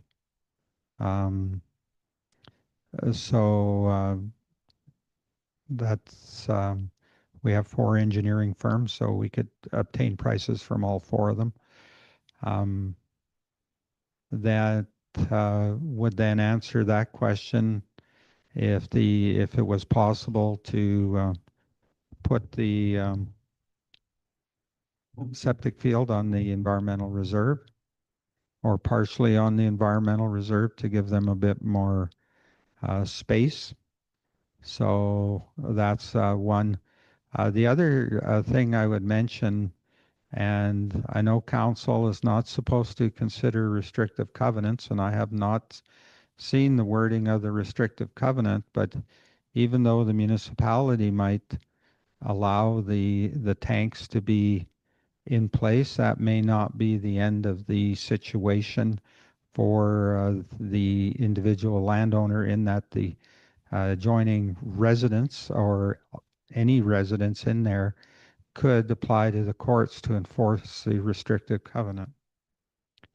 So it's kind of a double jeopardy. Now, again, as I mentioned, council is not supposed to consider a restrictive covenant because we're not party to it. And so we couldn't enforce it, but that doesn't mean the neighbors can't, or anyone who is party to that covenant. So I would just point that out as well. So I know that doesn't help the situation much, but I guess a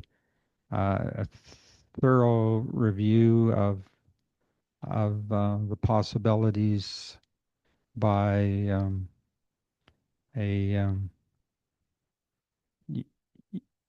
engineering firm that is contracted to the municipality may help.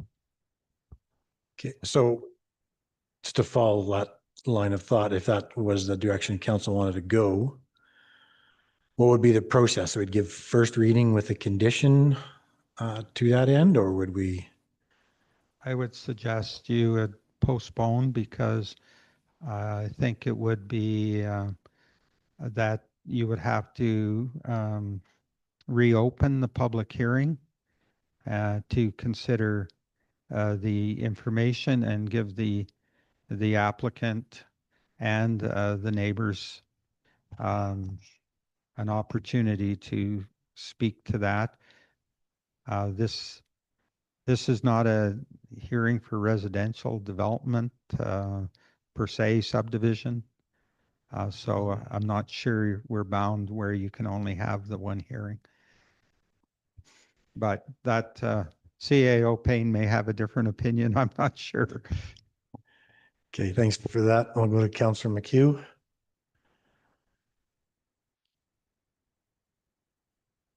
Thank you, Mr. Chair. I'll just quickly address this. So I think option number 2, refusal, is not wrote correctly here, because it's saying council may choose to refuse the application for a site-specific amendment to section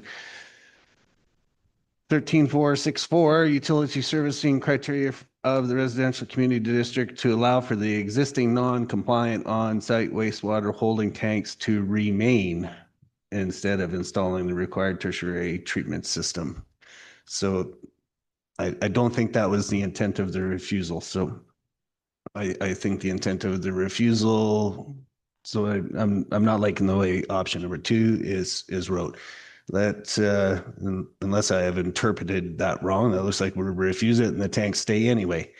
Through the chair to CEO Payne, would you like to make a comment on the option to postpone as commented by Manager Reva Cambrian? Go ahead. I guess on the possibility of postponing and getting an opinion from the Millerville engineer or whoever that guy was.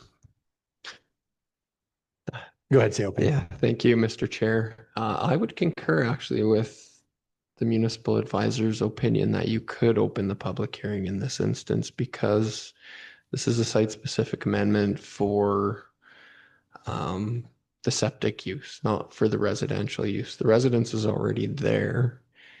So my interpretation would actually be the same as the municipal advisors in this case, because it's worded in council's agenda as just you're only reviewing the septic system and its appropriate level of aligning with what's required in the area structure plan for the area. So if council's not comfortable with that opinion, we can certainly seek a legal opinion, but my advice is that I think you could postpone your decision today if you wish.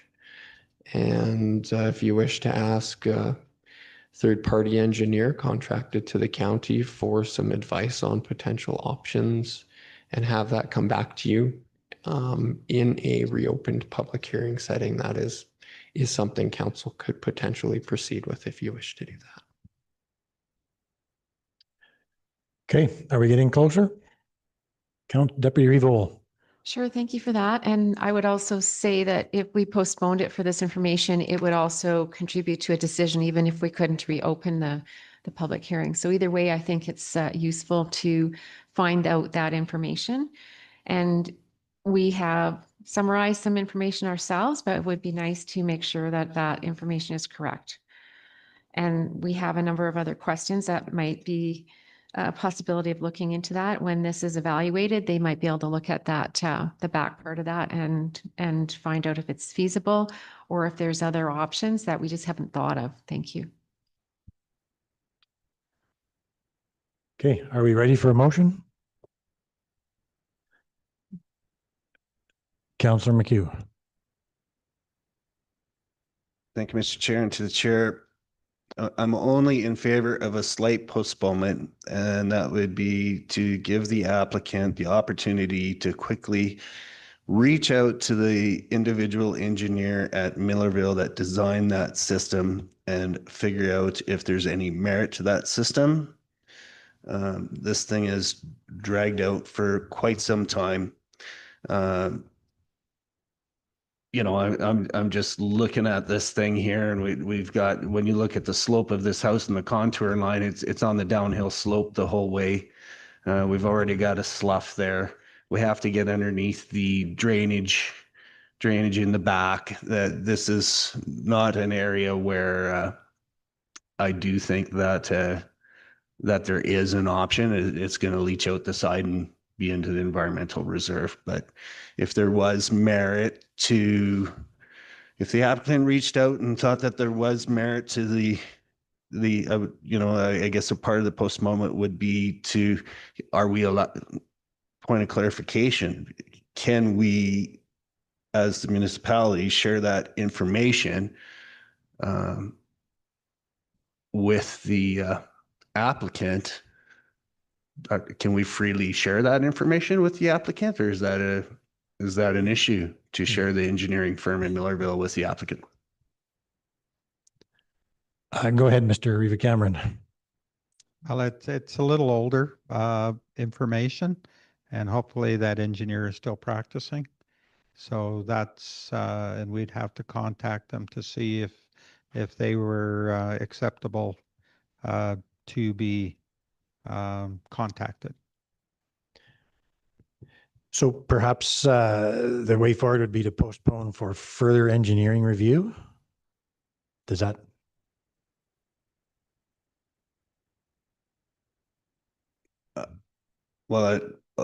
Just further engineering review with the possibility of the like similarities to the one in Millerville if the engineer is even willing to participate. Like this is becoming a question of time and cost, and my gut tells me that it's a stretch to even think that you're going to get an engineer to sign off on this anywhere. Because the difference will be in Millerville was probably slope, but probably not, a lot of speculation there. So I can entertain a quick postponement to entertain the engineer question at Millerville, but really nothing else other than that. I don't see any other way forwards here. I don't want to put, like, this has already been a year. We're going to go through the winter. We have to have a solution. We were February, November. That was the whole season. So whatever it takes to get this done sooner than later. Okay, I'll go to Deputy Revol. Sure. The Millerville scenario was brought up in the public hearing, so that's not new information. It's just the actual, any answer or report there from, I guess, would be new. And how would we deal with that? Would we have to provide that in reopening the hearing? Or could we just see that information and find out if there's any viability to applying it to this location through our staff? So I'm just wondering if it's constituting new information, or because it was brought up in the hearing, if it's considered something that could just be paused while that information is gathered, and then council would just make a decision after that. Say O'Payne, hope you got the answers. Yeah, and there's really not an answer to that question today. I think if council postponed and asked the individuals to reach out and look at alternative solutions, those solutions would come back to administration first, and we'd come to council and advise whether we believe there needs to be a reopened public hearing or a new public hearing altogether, or whether maybe there's no issue with it just coming back to council for a decision without a public hearing. So hard to answer that until we know what we find out. That's correct. Okay, Councillor McHugh, are you up again, or? No, I would go unless Director Cougar had a comment there. See his video pop up. Go ahead, Director Kruger. Thank you. Through the chair. Just want to expand quickly. Just on the previous engineering, there might be a chance we can't, we don't have those records. If it was before the flood and we had hard copies, unfortunately we lost a lot of documentation. And as Manager Reva Cameron mentioned, Advisor Reva Cameron mentioned, if the engineer's still practicing, we could reach out. I have not seen that report. And just to explain how it works with our current for engineering providers, we typically reach out to them with a scope of work.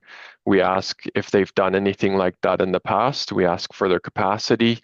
We ask for the timeline that they could complete this work in, and then we evaluate based on their responses. I know there's a lot of questions asked about the bank, and there's a lot of geotechnical that was done back there for that bank. The one I'm looking at right now was done when that swale was built. And at the time, there's only a 3 meter, believe it or not, a 3 meter setback from the top of the bank for this, for a building envelope.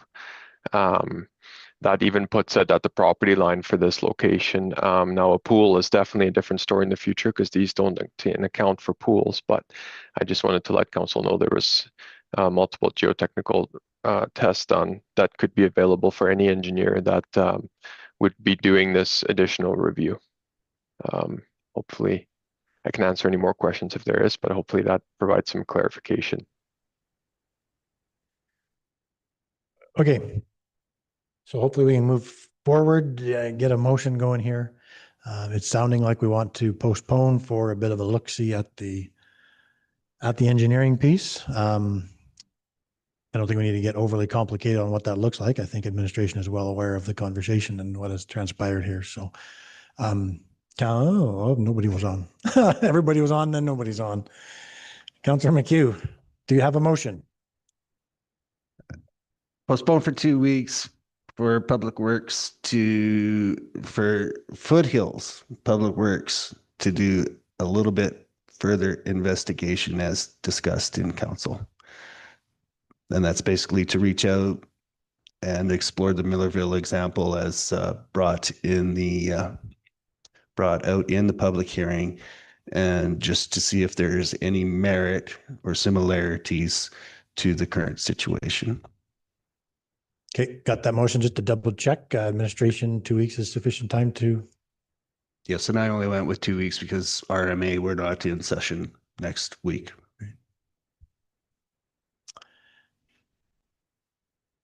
Okay. We have the motion. Anything else? All in favor? In favor. Motion carries. Okay. Thank you. Council, we have just a few things left. Accounts. Those of you that are on accounts today, did you have a review of them? Any questions? If not, a motion. Councillor Kendall, did you have some questions, I think? I emailed, sorry, I emailed my questions in, not, it was just a few of the larger ones that I wasn't sure of, but yeah, MLT Atkin, 1,600,000. Green Line, I'm assuming 11,000, that's parts, I guess. Yep. Okay, Serenity. Oh, I think Say O'Payne maybe has your list and he could just go through them. oh, perfect, thank you. Works. Go ahead, Say O'Payne. Thank you, Mr. Chair. Yeah, the first one was Green Line. That one is comprised of a number of different invoices. Part of it is Public Works small tools as well as custom hose. Some of it is for our mechanics tools as well. And then part of it also is attributable to the mobile bulk fill station that we just had delivered that I believe was reported to council last week. So it's parts and hose for that as well. The MLT Aikens, $1.6 million. That's funding that the lawyer has held in trust for the county. It's for a land transaction. Actually, it's for property buyout for the McCoggan property on the Lower Highwood under the flood risk and mitigation program. So that one is grant funded through AEP. Pritis Green Services Co-op. This is prepayment for snow clearing for 2026 winter. And this one is actually charged, I believe, as a surcharge on utility bills for ratepayers in the area. And then there's another one for Summit Property Group, and that one's charged the same. So it's actually covered by the residents. That's for mowing in the area as well. The Rocky Mountain Phoenix item is SCBA flow testing. So that's the equipment that the firefighters wear when they go into a burning situation where they've got their self-contained breathing apparatus is what SCBA stands for. There was flow testing for their apparatus. There were some mask purchases, and then there was also service on one of the compressors that fills the oxygen tanks that the firefighters use. Whiskey Springs Management, that one is a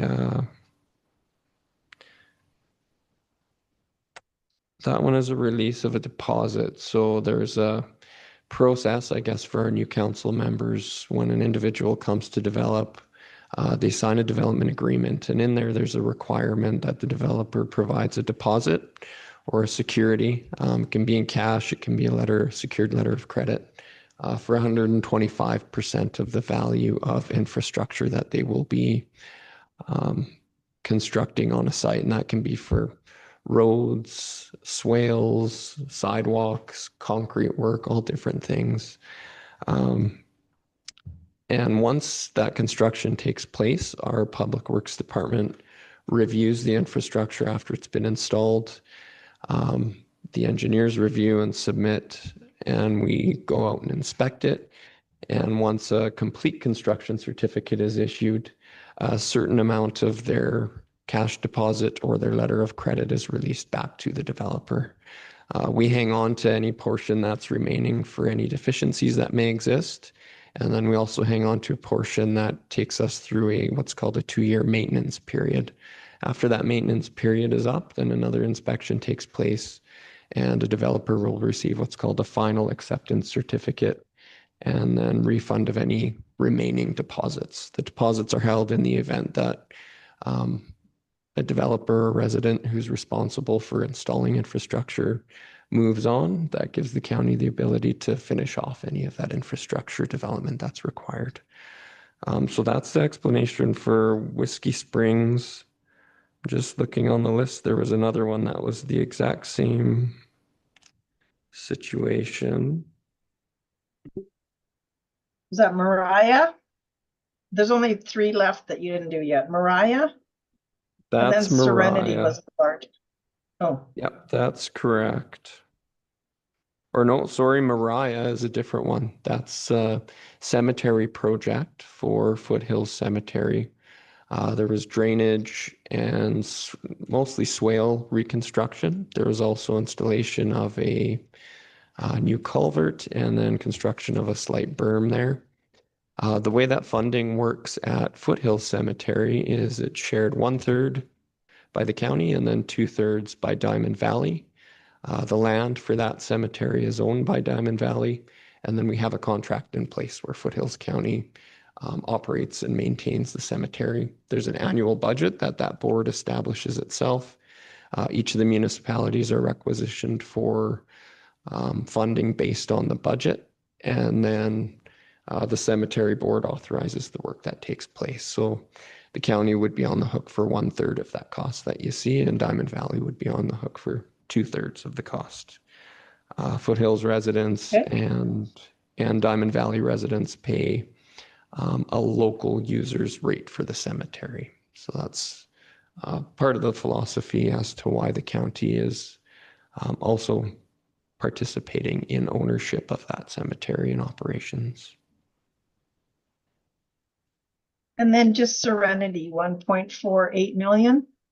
And that's the same, that's the one that's the same as Whiskey Springs. So again, a complete construction certificate was provided Okay. for that refund, and that's for the storm pond, concrete swales, curbs and sidewalks, as well as paving on the internal road. And I believe we're still holding about half of the security. So I believe close to 1.5 is being returned. And then we still hold about $1.5 million. That'll take us through the 2-year maintenance period, as well as any other CCCs that will be coming forward. Perfect. Thank you. Did that cover all of them, Councillor Kendall? Yep. It did. Okay, Thank you. Thank you. With that, Councillor Kendall, did you want to give us the motion to approve the accounts for today? Yes, I will give you the motion to approve the accounts. Thank you. Okay. Thank you for that. Any other questions about accounts? Seeing none, all in favor? Motion carries. Thank you. We have one item in subdivision, so I'd look for a motion to go into subdivision approving authority. Councillor Alger gives us that. All in favor? Motion carries. So E1, Marshall, Southeast 32229 west of 4, page 92 on our council agenda. Deputy Director Granson, do you want to walk us through? Thank you, Mr. Chair. So we have a subdivision application. If you recall earlier this morning, council granted second and third reading to the land use bylaw amendment to redesignate a portion of this 19.42 acre parcel from country residential district to country residential subdistrict A to allow for the subdivision of an 8.4 acre country residential sub A district lot. The site plan here is on page 101, and we do have a list of recommended conditions for subdivision approval on page 96 and 97. So again, this is the one up just north of Dunbow. All of council acting as the subdivision approving authority can consider this subdivision application. I will just note, yes, so several of the conditions of the land use were recommended as conditions of subdivision. So that included building envelopes for the new 8.4 acre lot, septic disposal evaluation, road widening, all that. There is also condition number 4 speaks to public reserve. So typically, the original application on the 19.42 acres did consider 3 additional lots, which would bring it to full density. This is just proposing the 2 lots now. So 1 new lot and a balance. So they are, being that there is land being dedicated to roads, they do end up being smaller than 10 acres, but being that the parent parcel is a 20 acre, council may choose to defer either the entirety of the reserves on each of the respective lands. So there'd be a portioning and waiting for a future subdivision of each of those parcels, or they may choose to collect it on the entirety of the 19.42 acres at this time. But I would suggest from a staff level that there's potential for further subdivision of both those lots. Given history in the area, basically all of those 20 acre parcels do have, there's a few that have 4 parcels on each of them. So just one other thing to consider. Yeah, that's all I have for now. If you have questions. Thank you very much. Any questions or motion? Yes, we're all able to do this because we're now in the subdivision authority.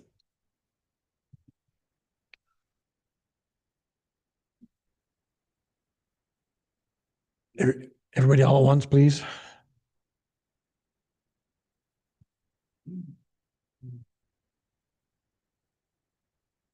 Go ahead. I don't have any problems with this application. As for the charging of the money on the full 19 acres, I would probably defer to administration on that. I don't know what that's, I haven't looked into that too hard. Okay, go ahead, Deputy Director Granson. Through the chair to Councillor Calster. Again, so typically council collects municipal reserves on properties that are less than 10 acres in size. Given that they are dedicating, or the reason that the lots end up being smaller than 10 acres is because of road dedication. Both with this application and prior to this application when this 20 acre lot was created. So within our density policy and looking at cumulative development on the quarter section, our density policy would basically allow for a total of 4 parcels out of this parent parcel. So it would be our standard procedure to defer to a subsequent subdivision. So again, that would be probably 1 additional lot on each, the 8.4 acre lot and the 9.22 acre balance. If council feels that there's not potential for further subdivision of either of those or both of those properties, they may wish to take municipal reserve at this time. It's really up to the subdivision approving authority. And as I'm looking at the map, it looks like there would be sufficient building envelope space for each lot to divide at some point down the road as well. Again, to the chair, if you look at the land use map on page 99, you can see there's kind of a splay of 20-acre parcels. There's a few to the east that have 2 parcels out on the south side of that undeveloped road allowance that you see in white, which is just north of 238th Avenue. The one at the very northeast corner has all 4. If you can imagine where that 20-acre parent parcel came from. And then the lands directly south from here were a parent 20-acre parcel and have had all 4 parcels created. So yeah, that would be going, like the assumption would be that there'd be 4 lots eventually out of this piece. Whether there's suitable building envelopes to support that is to be determined at a future subdivision, but they are just proposing 2 at this time. So our standard would be to defer to a future subdivision. Okay.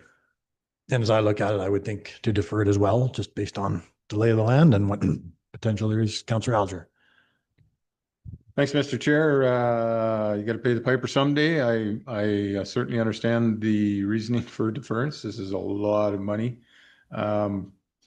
We have basically set this up for future development with the dedications for roads, so I have no problem with the deference of the MRs. I just caution the applicant that this is going to come and get you.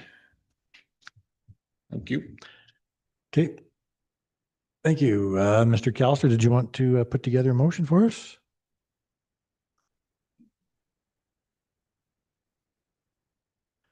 Yeah, I would give you the motion to approve this subdivision. Okay. With MRs to defer? Yeah, with MRs. Okay. Yeah, for sure. Okay, we have the motion.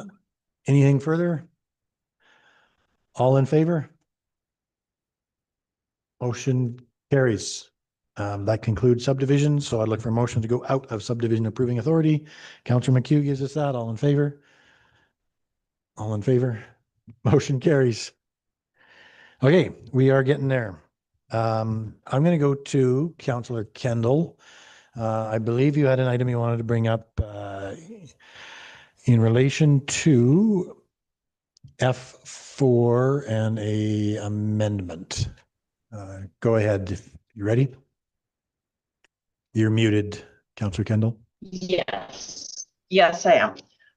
On further consideration, after that kind of hasty discussion there earlier today, I don't see any merit in polling or surveying any residents beyond the 15 lots in Millerville Crossing or along the road of Millerville Landing, because I don't think any of the other like, where do you then draw the line?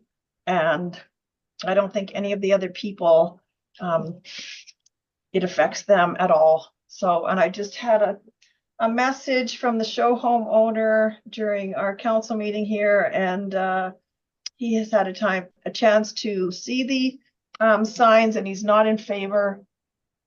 And he said in all his years there, he's never seen anybody park outside his show home, and he does not like the unsightly parking sign right in front of his show home. Those were his comments just an hour or so ago. So I just wanted to amend that motion to make it just for the residents along the road of Millerville Landing.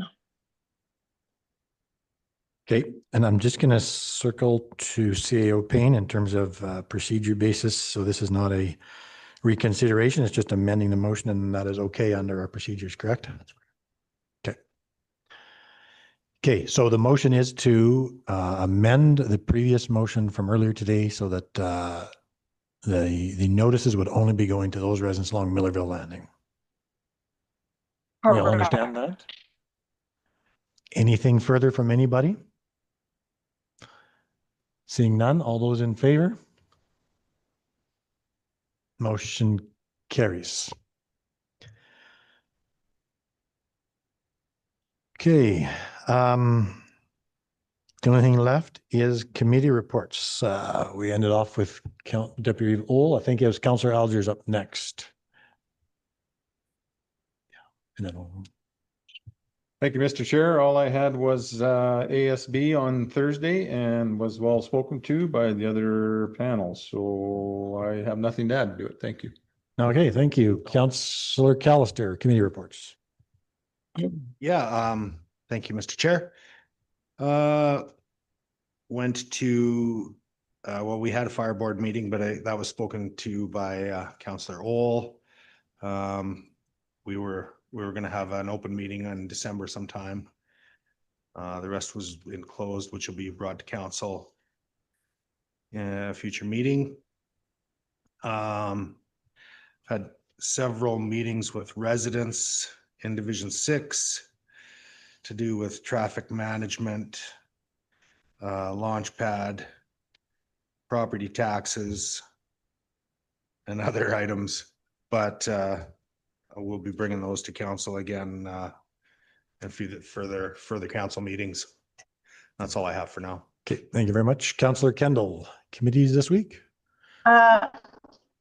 Yes, I had the Ag Board meeting, which was great. I'm going to follow up with Manager Director Cornelison about contacting the representative from Alberta Transportation regarding the guardrails that are sort of problematic. And I do have to check with Councillor Alger if he would like me to contact the two residents that I know of in his division that have issues as well as the one in Division 3, but I can follow up with him later. Yeah, very interesting meeting. The fire board was disappointing that we all showed up, and then I don't know whether that happens frequently, whether the online streaming and the lack of notification, but it's kind of unfortunate given that that was sort of an election issue that people were wanting to get on, so that was disappointing. But I went to the Diamond Valley Remembrance Day service, and I think initially they set out over 400 chairs, and I saw them putting up 2 more rows, so it was very, very well attended. Okay, thank you very much. We'll go to CO Payne. Did you have anything open? Yeah, just a few really quick ones for council. I had shared last week about the certificate of recognition, occupational health and safety audit that we had done. We did have our post-audit meeting with our safety manager and the audit team, and they went through each of the various areas that were audited. We did improve our score from this year compared to last year's audit. Just advising the Joint Health and Safety Committee members on council that report and an update on the audit will be coming forward at the next meeting towards the end of November here. I think it's about 2 weeks from today. Also wanted to share with council, as a result of the decision on tax penalties and the postal strike that took place last week, there have been some calls to our tax department with questions, and I just wanted to let council know that any residents with questions on tax penalties and the post strike are being directed to request that their councillor bring forward an item on the council agenda if you wish to do that. So I don't expect a whole pile of calls, but just wanted to make you aware that if you do receive a call, that's where that's coming from on the Canada Post strike and the impact that had on some tax penalties because of missed payments. And that's all I'll share for today's updates, Mr. Chair. Okay, and I think Councillor Kendall had a question for you.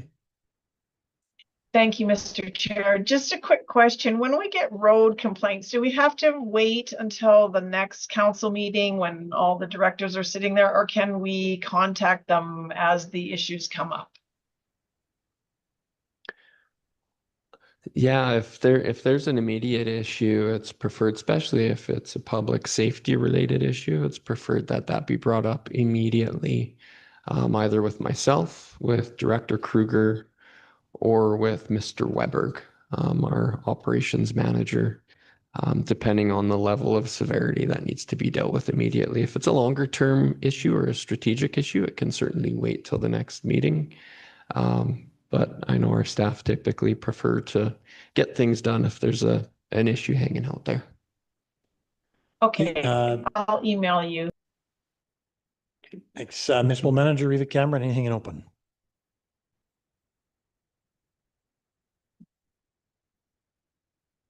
Yes, Mr. Reeve, can actually, I think, cover off in open.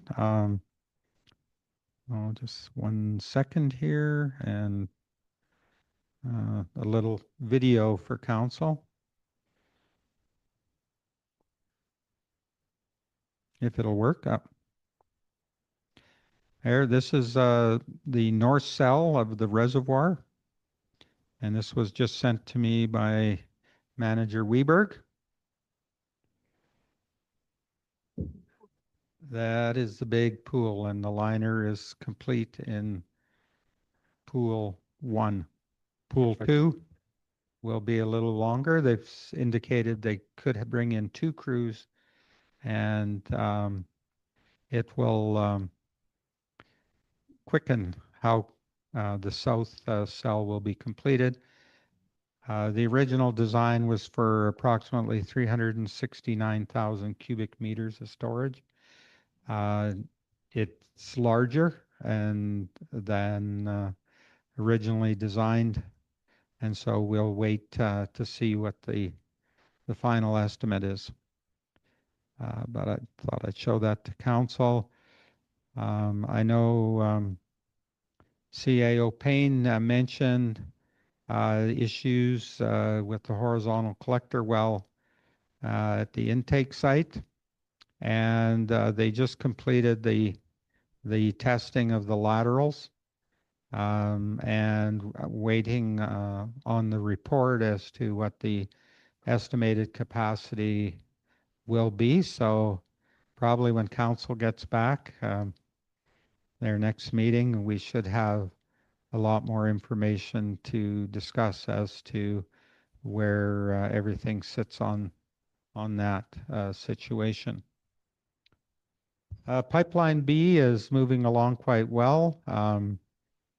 Another issue, not an issue, I shouldn't say, pipe D, which is our pipe that connects to the joint pipe section on 370th. We're putting together an application under drought funding, preparedness, and we'll need a motion of council to file that application, but it'll be ready on time. It has to be in before the end of November, and that would be a 50-50 grant. If we're successful, we tried on the reservoir and we're not successful, but preparing for another kick at the cat, as so they say. I think Councilor McHugh has a question on that. Thank you, Mr. Chair. Through the chair to Municipal Advisor. So sorry, you framed that this is a provincial grant under drought preparedness. So we just a little bit more of an explanation what you're saying we're applying for. Well, we're applying for construction of pipe D, right? So that the reservoir is not only connected at Alderside to the river or the Highwood River, it'll also be connected to the Highwood Bow intake, which then builds in a lot of redundancy into the whole system, where we'll be able to pump water into that reservoir from either end, depending. There are many rules on the river, in-stream flow objectives that affect our licenses. And so being able to come from the 2 locations will give us a lot more options for keeping the reservoir full. So was there a grant in there you're applying for? Yes, we're applying for a grant. It would be 50% funded by the province and 50% by us. Okay, and that grant is, what is the name of the grant? DFPP. Drought. I'm losing it on the F, but it's a drought preparedness program. Drought planning. Yeah, it is. You're right. It's DPFP. So there's a chance if we get that, it could pay for half of pipe D. Yeah. Okay, thank you. Is that all? I think for today that and there's nothing else that's urgent that can't wait. Okay. Deputy Director Granson, anything in open? I have nothing for you. Thank you. Manager Barrett, anything in open? Nothing for me today. No. Okay, thank you very much. So we do have I received a letter from CPKC, Canada Pacific, Kansas City. Just wondering if we'd be interested in them coming and meeting with us at some point. They have the train tracks through our municipality. So I just was looking to council. Do you want to meet with them? I know we've had concerns in the past.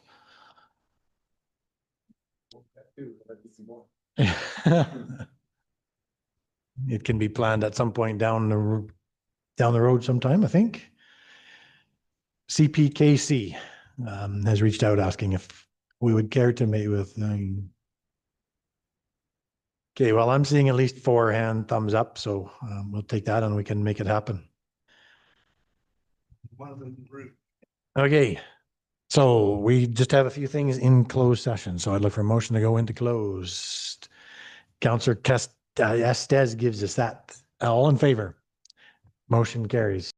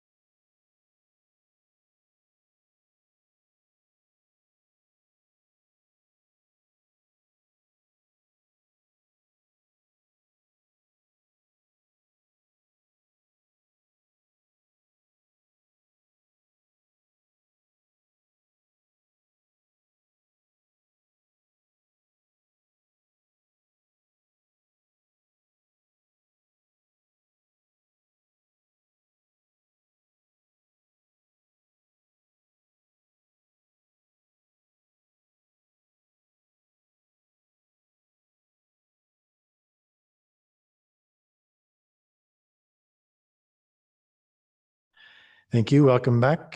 So we have one motion coming out of close. I'm going to turn to Councillor Estes. Thank you to the chair. I would like to make a motion to authorize administration to proceed as discussed in closed session. Okay, thank you for that. No further questions. All in favor? Motion carries, and that concludes our agenda for today. So I would then look for a motion to adjourn. Councillor Callister gives us that. All in favor? Motion carries. We are adjourned. Thank you all, and we will see you in 2 weeks.